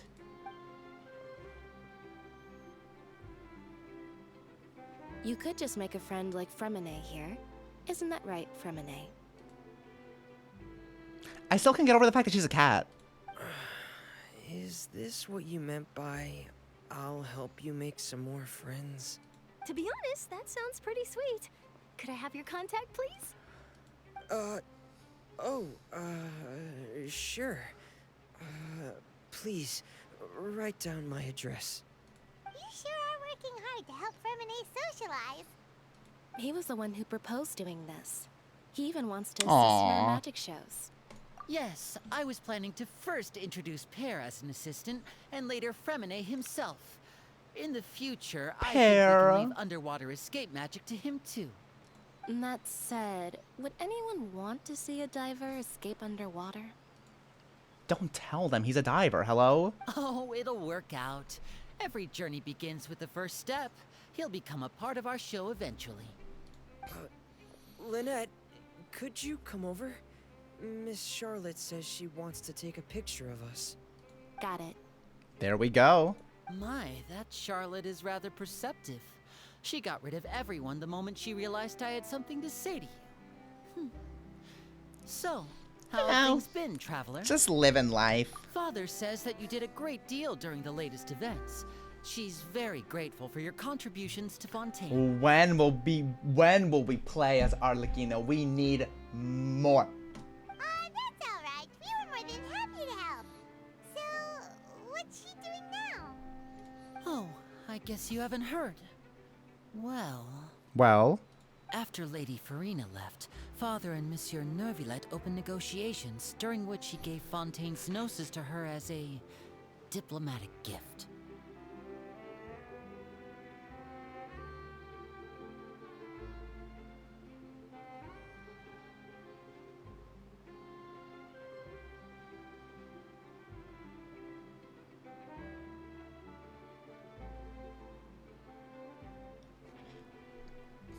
A diplomatic gift?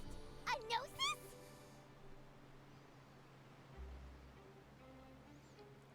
No, literally. How does this keep happening? Yes, I was quite surprised at first myself. But when I thought it over, there were actually a number of things going for it. It could have been done as an apology for the incident with Lord Child, or as thanks for his help in tying the all-devouring narwhal down. Gotta think of like another gift. Furthermore, Father did also lend significant aid to Fontaine and Poisson. Yes, but once again, they always talked about how they have like the same common interests, so it's like... That's true, but this is a gnosis we're talking about. Doesn't this seem a bit irresponsible? Yes. I would agree, but I've also heard that it seems that Monsieur Neuvillette has had a significant change of heart regarding the matter. So there's some reason for this that only Neuvillette knows about? I suspect you'll have to ask him about that yourself. Which we will. Yes, speaking of which, I did see him strolling around the entrance to the Fortress of Meripede a while Oh, okay. What's he doing there? Isn't he real busy and stuff? Paimon didn't think he'd have the time for that. But back to the topic. The gnosis was given to the Knave, right? What about Child? Still in that big hole. They say that he's returned to Snezhnaya to Never recover mind. from his wounds. I hear that the recent disaster really did a number on his health. Well, I guess I can now call him one of my war buddies. True. When you think about it, we've had loads of run-ins with the Fatui. To think we'd be allied with them this time. So shocked by such a simple switching of sides? Oh? Father! Father indeed. What do you know? Come to the docks to see how my children are doing and meet the Traveler by chance. Please do not pay my accomplishments in Fontaine too much mind. I would have done them regardless. Are you going to take the gnosis back to Snezhnaya? What else is... That is our duty as harbingers, yes. Don't be too preoccupied with sides.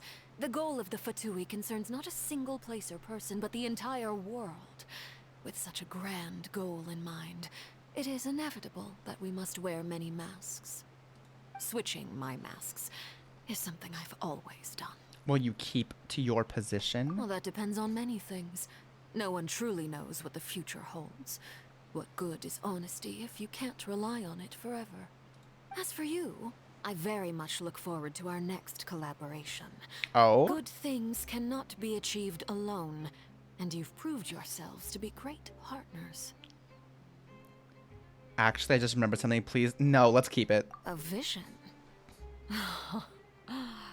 All right. I'll remember to return it. Thank you for keeping it safe for him this entire time. And that's a wrap for me. Huh? You... Oh, another scoop.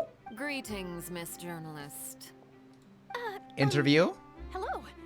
If I'm not mistaken, there are diplomatic channels I'll need to report to take a photo of you. Oh? That is correct. So forgive me, but I will not be able to serve as a subject in your article. However, feel free to write as much as you'd like about our dear magicians and our upcoming rookie talent. I will. The sea breeze. Oh, she's scared. Pleasant. I shall continue my walk while the weather remains so agreeable. Farewell. Farewell, Father. In your full 7-piece suit. Oh, she has such an intimidating presence. I didn't even dare to take a picture. Thankfully, I've already wrapped up all my pre-scheduled interviews. Thank you all. This'll be more than enough for me to write about, I'm sure. Don't be too nervous. Why don't you take a magic pocket before you go? Here, Traveler, Paimon, you take one too. Actually, sure, I'll take one. To move things about? That's right. Funny. I was giving out magic pockets when we first met too. And what do you know? I'm doing the exact same thing right now. Crazy, what are the So many things chances? have happened, but the pockets are still the pockets. You have such a way with words. I guess this must be life. We will all follow our own paths, and serendipity will lead you to your fated friends. Of course, that's what I was thinking. All right then. We'll be handing out pockets in some other districts later, so we'll get going now. Have a good day, you two. Will do, will do. Shall we go see what Neverlette's doing? As long as he's not so busy that he doesn't have time to chat anyway. Can we not talk to them? I guess we can't talk to them. I think they're gone. Okay then. I guess we're going to talk to the next, which should be, I'm assuming,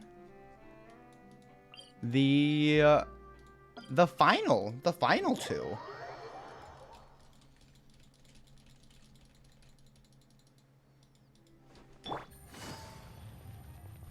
Let's hit it. I'm assuming Furina is probably Squall Fury. gonna be here too, right?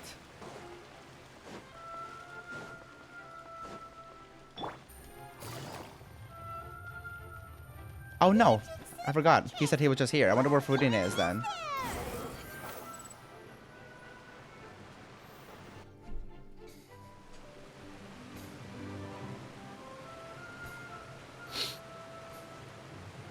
So, you really are here, Neverlette. I didn't think you were going to have free time this hour of the day. She did indeed not die, so she's alive. Really? Oh, I suppose you must have met Mr. Linney. He took the time to greet me earlier when he passed this way. In any case, you came at a good time. I was just considering reaching out to you to set up a meeting, so I may explain some things that I haven't had the time to before. Okay. Aw, Paimon's glad that you remembered. Thank you for keeping us on your mind, what with you being busy and all. Alright, let's have it then. How was Fontaine actually saved? The whole business is still quite the mystery. Yes, I do have questions. It is strange how words can often leave a bitter taste in the mouth when get to it the finally point. comes time to say them out loud. Neverlet sighs softly before telling you the truth concerning what he saw that day. Okay, Fossilors deceived the heavenly principles and used Furina's endless performance to save Fontaine. Yes, okay, I know this. So that's what happened? I only saw Furina's part myself. Fossilor destroyed the divine throne of the Hydro Archon and restored your power to you, transforming you into a fully fledged elemental dragon sovereign. Yes. But Paimon still doesn't quite get what you did to save the Fontainians. Okay, thank you. That's the one thing that I did not get. I still don't get how this happened. For me, the authority of the ancient dragons refers to absolute control over the hydro element. Oh.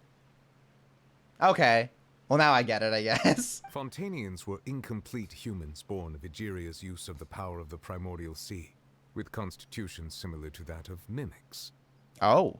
But so long as those primordial energies remain within them, I could use the ancient dragon's authority to grant them true blood, after the fashion in which life was first brought into being on this planet. Oh. Okay. In other words, when I gave my verdict, Fontainians became true humans, and thus would naturally no longer be dissolved by water from the primordial sea. Fossilor must have counted on you to make that decision as well. Your verdict was the key to making the prophecy appear to have come true while saving everyone. You could say that it was at that moment that the Fontainians were finally truly born. Yeah, and in a manner of speaking, Fossilor finally managed to fulfill the original Hydro Archon's wish to turn Oceanids into real people too. Okay, lore people question. I think I actually maybe I need to go back and listen to that part again. So Fossilor was not able to do that. Only Neuvillette with his full power was able to do that, to like you transform the primordial soup in their veins into blood and make them fully fledged humans. Fossilor would not have been able to do that. Okay. Sovereigns are far stronger. Oh, okay. I did not know that actually. That does help a little bit. Got it. Sovereigns are far stronger than Archons. Got it. Okay, Seems from that makes your sense then. expressions that you still have more things you wish to ask. Ask away. Well, yes. I will tell you the truth as I know it. Yes. Okay. Fontaine's gnosis, bitch. What? Why? Oh, that's right. They say you've given it to the Knave as a diplomatic gift or something. Bitch, these fucking AirPods died. I need a. As always. Okay. Okay. Now I fully get everything. I get the story. Like, I get what happened. I was just so confused whenever I saw that they didn't dissolve. I was like, what? What do you mean they're humans? When did they turn into humans? I don't remember them turning into humans, but Neuvillette did his dang thing because I didn't know that the Dragon Sovereigns were stronger than the Archons and had a little bit more power, but okay. That's right, they say you've given it to the Knave as a diplomatic gift or something. Leaving Yup. aside their intentionality, the two Fatui Harbingers have indeed done much for us during this crisis. Yes. Their sole remaining goal in Fontaine, at least at this point, would seem to be the Gnosis. The Oratrice has ceased to function. The Hydro Archon's divine throne is now no more, and I do not need the Gnosis's power. As such, it has lost all meaning for Fontaine. All right. If the Fatui have impure designs, we might as well accede to their request now, and avoid unnecessary conflict. What complicated considerations. Paimon thought you were just giving it to them out of gratitude to the Knave and as an apology to Child. Ask away. I will tell you the truth as I know it. About Fontaine's gnosis, got that one about Fontaine's future. About that. Risley said Furina has already left. What's that all about? Okay, pause. I'm gonna read this. Archon's thrones are made of borrowed sovereign power, but they only have part of the dragon's power. Only in Knave could the power be complete and given. Okay, that makes sense. Okay, so Archon's thrones. Okay, what's the difference between that power, the Archon's thrones power, from the borrowed, like from the borrowed sovereign power? What's the difference between that power and the Gnosis power? I guess I'm confused on that. The people are only aware that her death sentence has not been carried out. She abdicated he will the explain. post of Hydro Archon Okay. and left affairs related to that title to me, before leaving the Opera House. Okay. Okay, I already forgot what he said there. Lady Furina, the people are only aware that her death sentence has not been carried out. She abdicated the post of Hydro Archon and left affairs related to that title to me before leaving the Opera House. I related Focalor's words to her faithfully and completely. After hearing them, she seemed neither saddened nor comforted. She simply said that she was tired and needed to rest. Love that. Love that for her. Love that for her. Having said that, she then packed her things and moved out of the Opera House. Not unlike how an ordinary person might. But she's still got a place to stay, right? No, she is homeless now, You actually. need not worry. I will make arrangements to ensure that she will not want for food, clothing, board, or travel. Thank you, King. In truth, I am somewhat happy for her. I mean, the wear and tear on her spirit will, of course, take time to heal. I would hope so. I'm happy for her. Oh my god. Imagine she can finally be a full human and just, you know, do her little thing. But now that she no longer has to play the role of Focalor the Hydro Archon, she can finally lay down her burdens. Exactly. And lead a normal life. Exactly. What about you then? What are your plans now that you've regained your full powers as the Hydro Dragon? After Focalor passed on, the Oratrice also ceased to function. Yes. This matter will directly affect our trials. After much careful consideration, I've decided to take over its role in our courts. From Understandable. now on, I shall hear cases and pass verdicts by myself. King, we trust you. Considering stuff from the perspective of the Udex, huh? As an elemental dragon, there are indeed many things that I must do. But this power and this duty, in a manner of speaking, you could say that both were granted to me. As such, before I attend to my other responsibilities, I must first and foremost continue to serve Fontaine as its highest judge. The duty of the Hydro Sovereign and the duty of the Udex shall coexist within my person.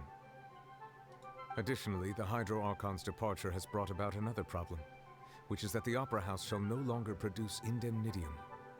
That's true. That power was derived from the people's faith in the Hydro Archon, wasn't it? Wait, but the various mechs and machines in the city are all still okay. Where are they getting their energy from?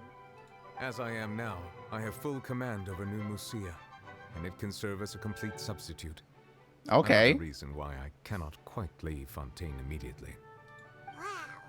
This ancient dragon's authority stuff is really quite useful, huh? Ask away. I will tell you the truth as I know it. Okay. I thought the core of tricking the prophecy Celestia was returning Nuvilet his power and destroying the Hydro Archon seat, which could only happen when Focalor was killed. The people surviving the water was more a product of deception and not the cause. Those are a lot of words, and honestly, I only half understood that, but which one did I just... This. I have investigated his case along many avenues, and I have learned that he once fell into an unknown chasm when he was young. There, by chance, he awakened the all-devouring narwhal. But whether it be by sentiment or reason, that should not have been enough to consider him the root cause of the disaster. At most, he would have had tangential liability. As for the judgment passed by the Oratrice during the trial, whether it was due to that liability by association, or Focalor deliberately using him to buy time for us on the assumption that he would be able to hold the creature off, I cannot say. Guess Focalor had Fontanians in mind the whole time. In the end, it was thanks to her that they finally became real humans. Hang on a second. Paimon suddenly got another question. Back when Fontanians hadn't yet become real humans, were the children they had also transformed Oceanids? Life has always flowed like water. Do you recall how Fontanians would often come to the Fountain of Lucine to pray for children?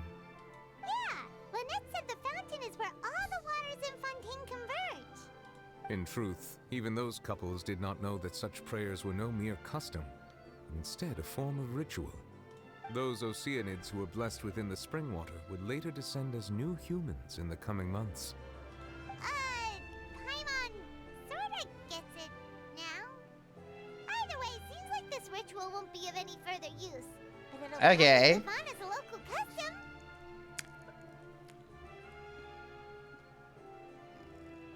Do the babies just like up here?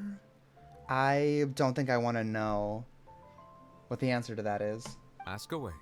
I will tell you the truth as I know it. That one, Fontaine's future gnosis about the next steps on my You'll journey. soon be heading to Natlan, I presume. That we will. I'm afraid that I have little talent as a travel guide, so all I can do is tell you what I know about that land. As far as I'm aware, Natlan can be said to be a nation of dragons. A nation of dragons? You mean like you? No, I suspect that I would not find myself welcome there. Oh. Unlike ancient dragons such as myself, the dragons of Natlan have undergone long years of development and evolution. Large numbers of them have entered a form of coexistence with humanity. Oh? Natlan is also the nation of war. War ravages those lands like an undying flame. Oh. There is one other piece of information I got incidentally from my negotiations with the Knave that I believe may be useful to you. The harbinger known as the Captain has thrown his hat into the endless ring of war. Ah. The captain. Sounds like a real tough customer. Seriously, everywhere you look, there's a Fatui harbinger doing their thing. Where is... I already forgot what her name was. What's my favorite one again? What the fuck is her name? Oh my god, it's been so long. Someone remind me what my favorite... Columbina, thank you. I suggest that you fully prepare yourself before going to Natlan. In the meantime, Fontaine's doors will always be open to you. Thank you, King. Ask away. I will tell you the truth as I know it. That is it. I think I've gotten all of these. Hang on a sec. Paimon still got a question about the Gnosis. Oh, okay. When we spoke to Linny earlier, he mentioned that your attitude towards giving away the Gnosis had clearly changed. We guessed that there might be some reason for it that only you were aware of. No wonder the House of the Hearth is the Fatui's intelligence division. They are certainly sharp. So regarding this specific issue, I was just getting ready to share something with you. What is it? In truth, I exchanged some further words with that lady named Skirk after sending you two back to the surface. Oh? It went something like this.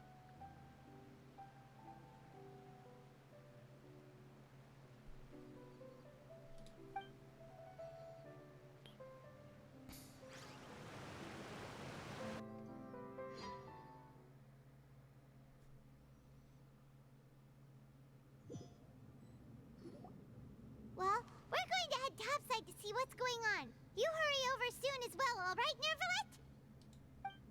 Nervalet? All right, then. Not like I want. I mean, we're going to hear it eventually, but, like, we could have been there from the beginning. What next?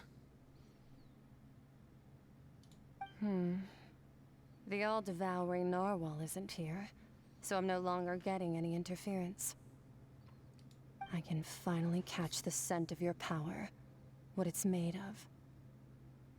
It is the authority of the planet's primordial dragons, but with something very similar to a god's curse mixed in. It's quite a novel blend. I'm sure I've encountered something like this before. What was it again? I do not know what you speak of. Ah, of course. How could I forget? You should have the remains of the third descender on your person, yes? Remains of the third descender? Remains? I've never heard of any such thing. Huh. According to your parlance, I believe it may be called a gnosis. Okay. Well, that much is true. After Focalor's divinity faded, she handed her gnosis to me. But I fear I have never heard of it described in the manner that you just did. I've been training with my master, the Foul, ever since I was young, and I have never returned to the surface since. So most of the information I possess, I got from him. Damn, girl. It is only natural for those who are greater than humanity to possess a different sort of common sense, which is why there are so many problems in our attempts to communicate with humans. Regardless, you should probably get rid of objects of misfortune to prevent any disasters from befalling you. Objects of misfortune? What the fuck did she call it again? The remains? remains of the fucking. To live in itself is a blessing. But once a person dies, the bonds he once had with this world shall all turn to curses. Once a person dies, the bonds he once had with this world shall all turn to curses. Remains of the third descender, okay. What do you mean by that? No need to fret. These are just my personal thoughts. And my reason for no longer wishing to return to the surface. This third descender you refer to, who are they? And when did they die? Master never mentioned them to me. Perhaps it just wasn't that important for me to know. If you're interested, though, I could ask him. I'll be sure to pass the answer on to you next time. Next time. Girl, when are we? Next time? You believe we will meet again? I do. Wait. I have a disciple of my own, don't I? He can be the messenger then.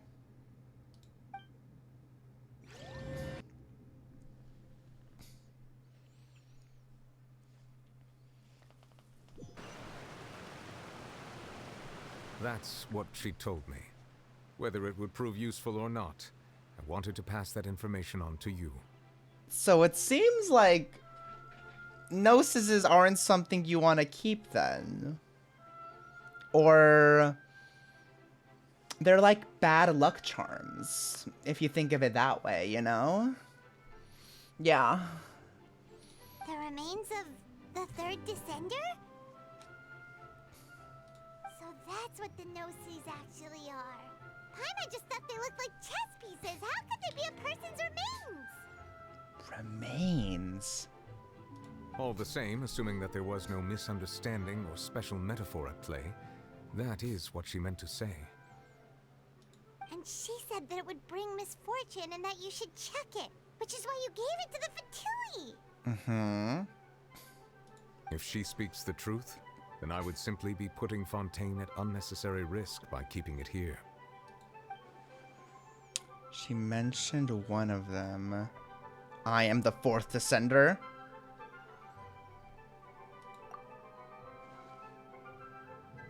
One of the Gnosis are related. One, that the Gnosis are related to descenders. And two, that the one who came before me has already died. I guessed that you might already be familiar with this concept, but I did not expect you to be one of them. Leave me alone. Reading has been hard today. That means that the Gnosis, which are exceedingly element compatible and can even enhance elemental abilities, do indeed come from the third descender. Mm-hmm. I wonder, does your body also possess similar properties? Like being able to use elemental powers without a vision. That does sort of count as special compatibility, right? No, let's not think about this stuff right now. It just feels creepy. Comparing the Traveler to the dead third descender and all. I won't die. That's what you say, but this topic still feels like bad luck. Once Child recovers, let's get some more answers out of him. Yeah. Or go look for his master and get the answers that way. How do we do that? How do we look for her? I too believe it unwise to make too many blind guesses when information is lacking. The same is true of being at court. Alright. Whatever the case, it seems like the crisis here in Fontaine's over for now. Yes. All of Focalor's efforts were for this moment as well. Queen. But she sacrificed herself in the end as a god, and she suffered through all those years as a human. Was that really what she wanted? I mean, I suppose that would be the mystery of a god's will. Can you understand the will of gods? I suspect not. But once in a while, I too would guess that if wishes were like the clouds in the sky, they will one day return to the earth as raindrops. Life flows like water, and rain is the final answer. The water levels may sometimes tilt one way or another, but the rain falls fairly upon all. And what ultimately is the difference between the rains that fall upon all of us. Gorge. Gorge, gorge, gorge, gorge, gorge. Wow. And it only took us 6 hours, but we have finally done it. We have finally done it. That was so much. That was so much. It was so good though. Ah! I think I have most of my questions answered. I think it was a fairly confusing quest in my opinion, but like I really had to pay attention, like close attention, to make sure that I got everything during the whole Fauchelor Nouvellette If someone can't section. handle it, But maybe that's their problem. it was good. It was good. I can't say anything. I can't say anything besides it was good. And oh, the tears. Oh, the tears. Low key for a while. Let me bring down this volume because he is loud and annoying. For a while, you really cannot skip any dialogue in Archon quests. For a while, I was like, am I only gonna cry at the fact that, what the fuck were their names? Silver and the other guy. What, am I only gonna cry at the fact that they died? But no, it got me again. Got me again. It got me again. The whole Furina section. And honestly, I loved that it was so long and drawn out and slow. Because it really just made you feel like the fact that it dragged on for so long was really like, oh, this is how she was feeling the entire time. Like, it was so... Oh, I loved it. I loved it. I loved it. I loved it. I loved it. I loved it.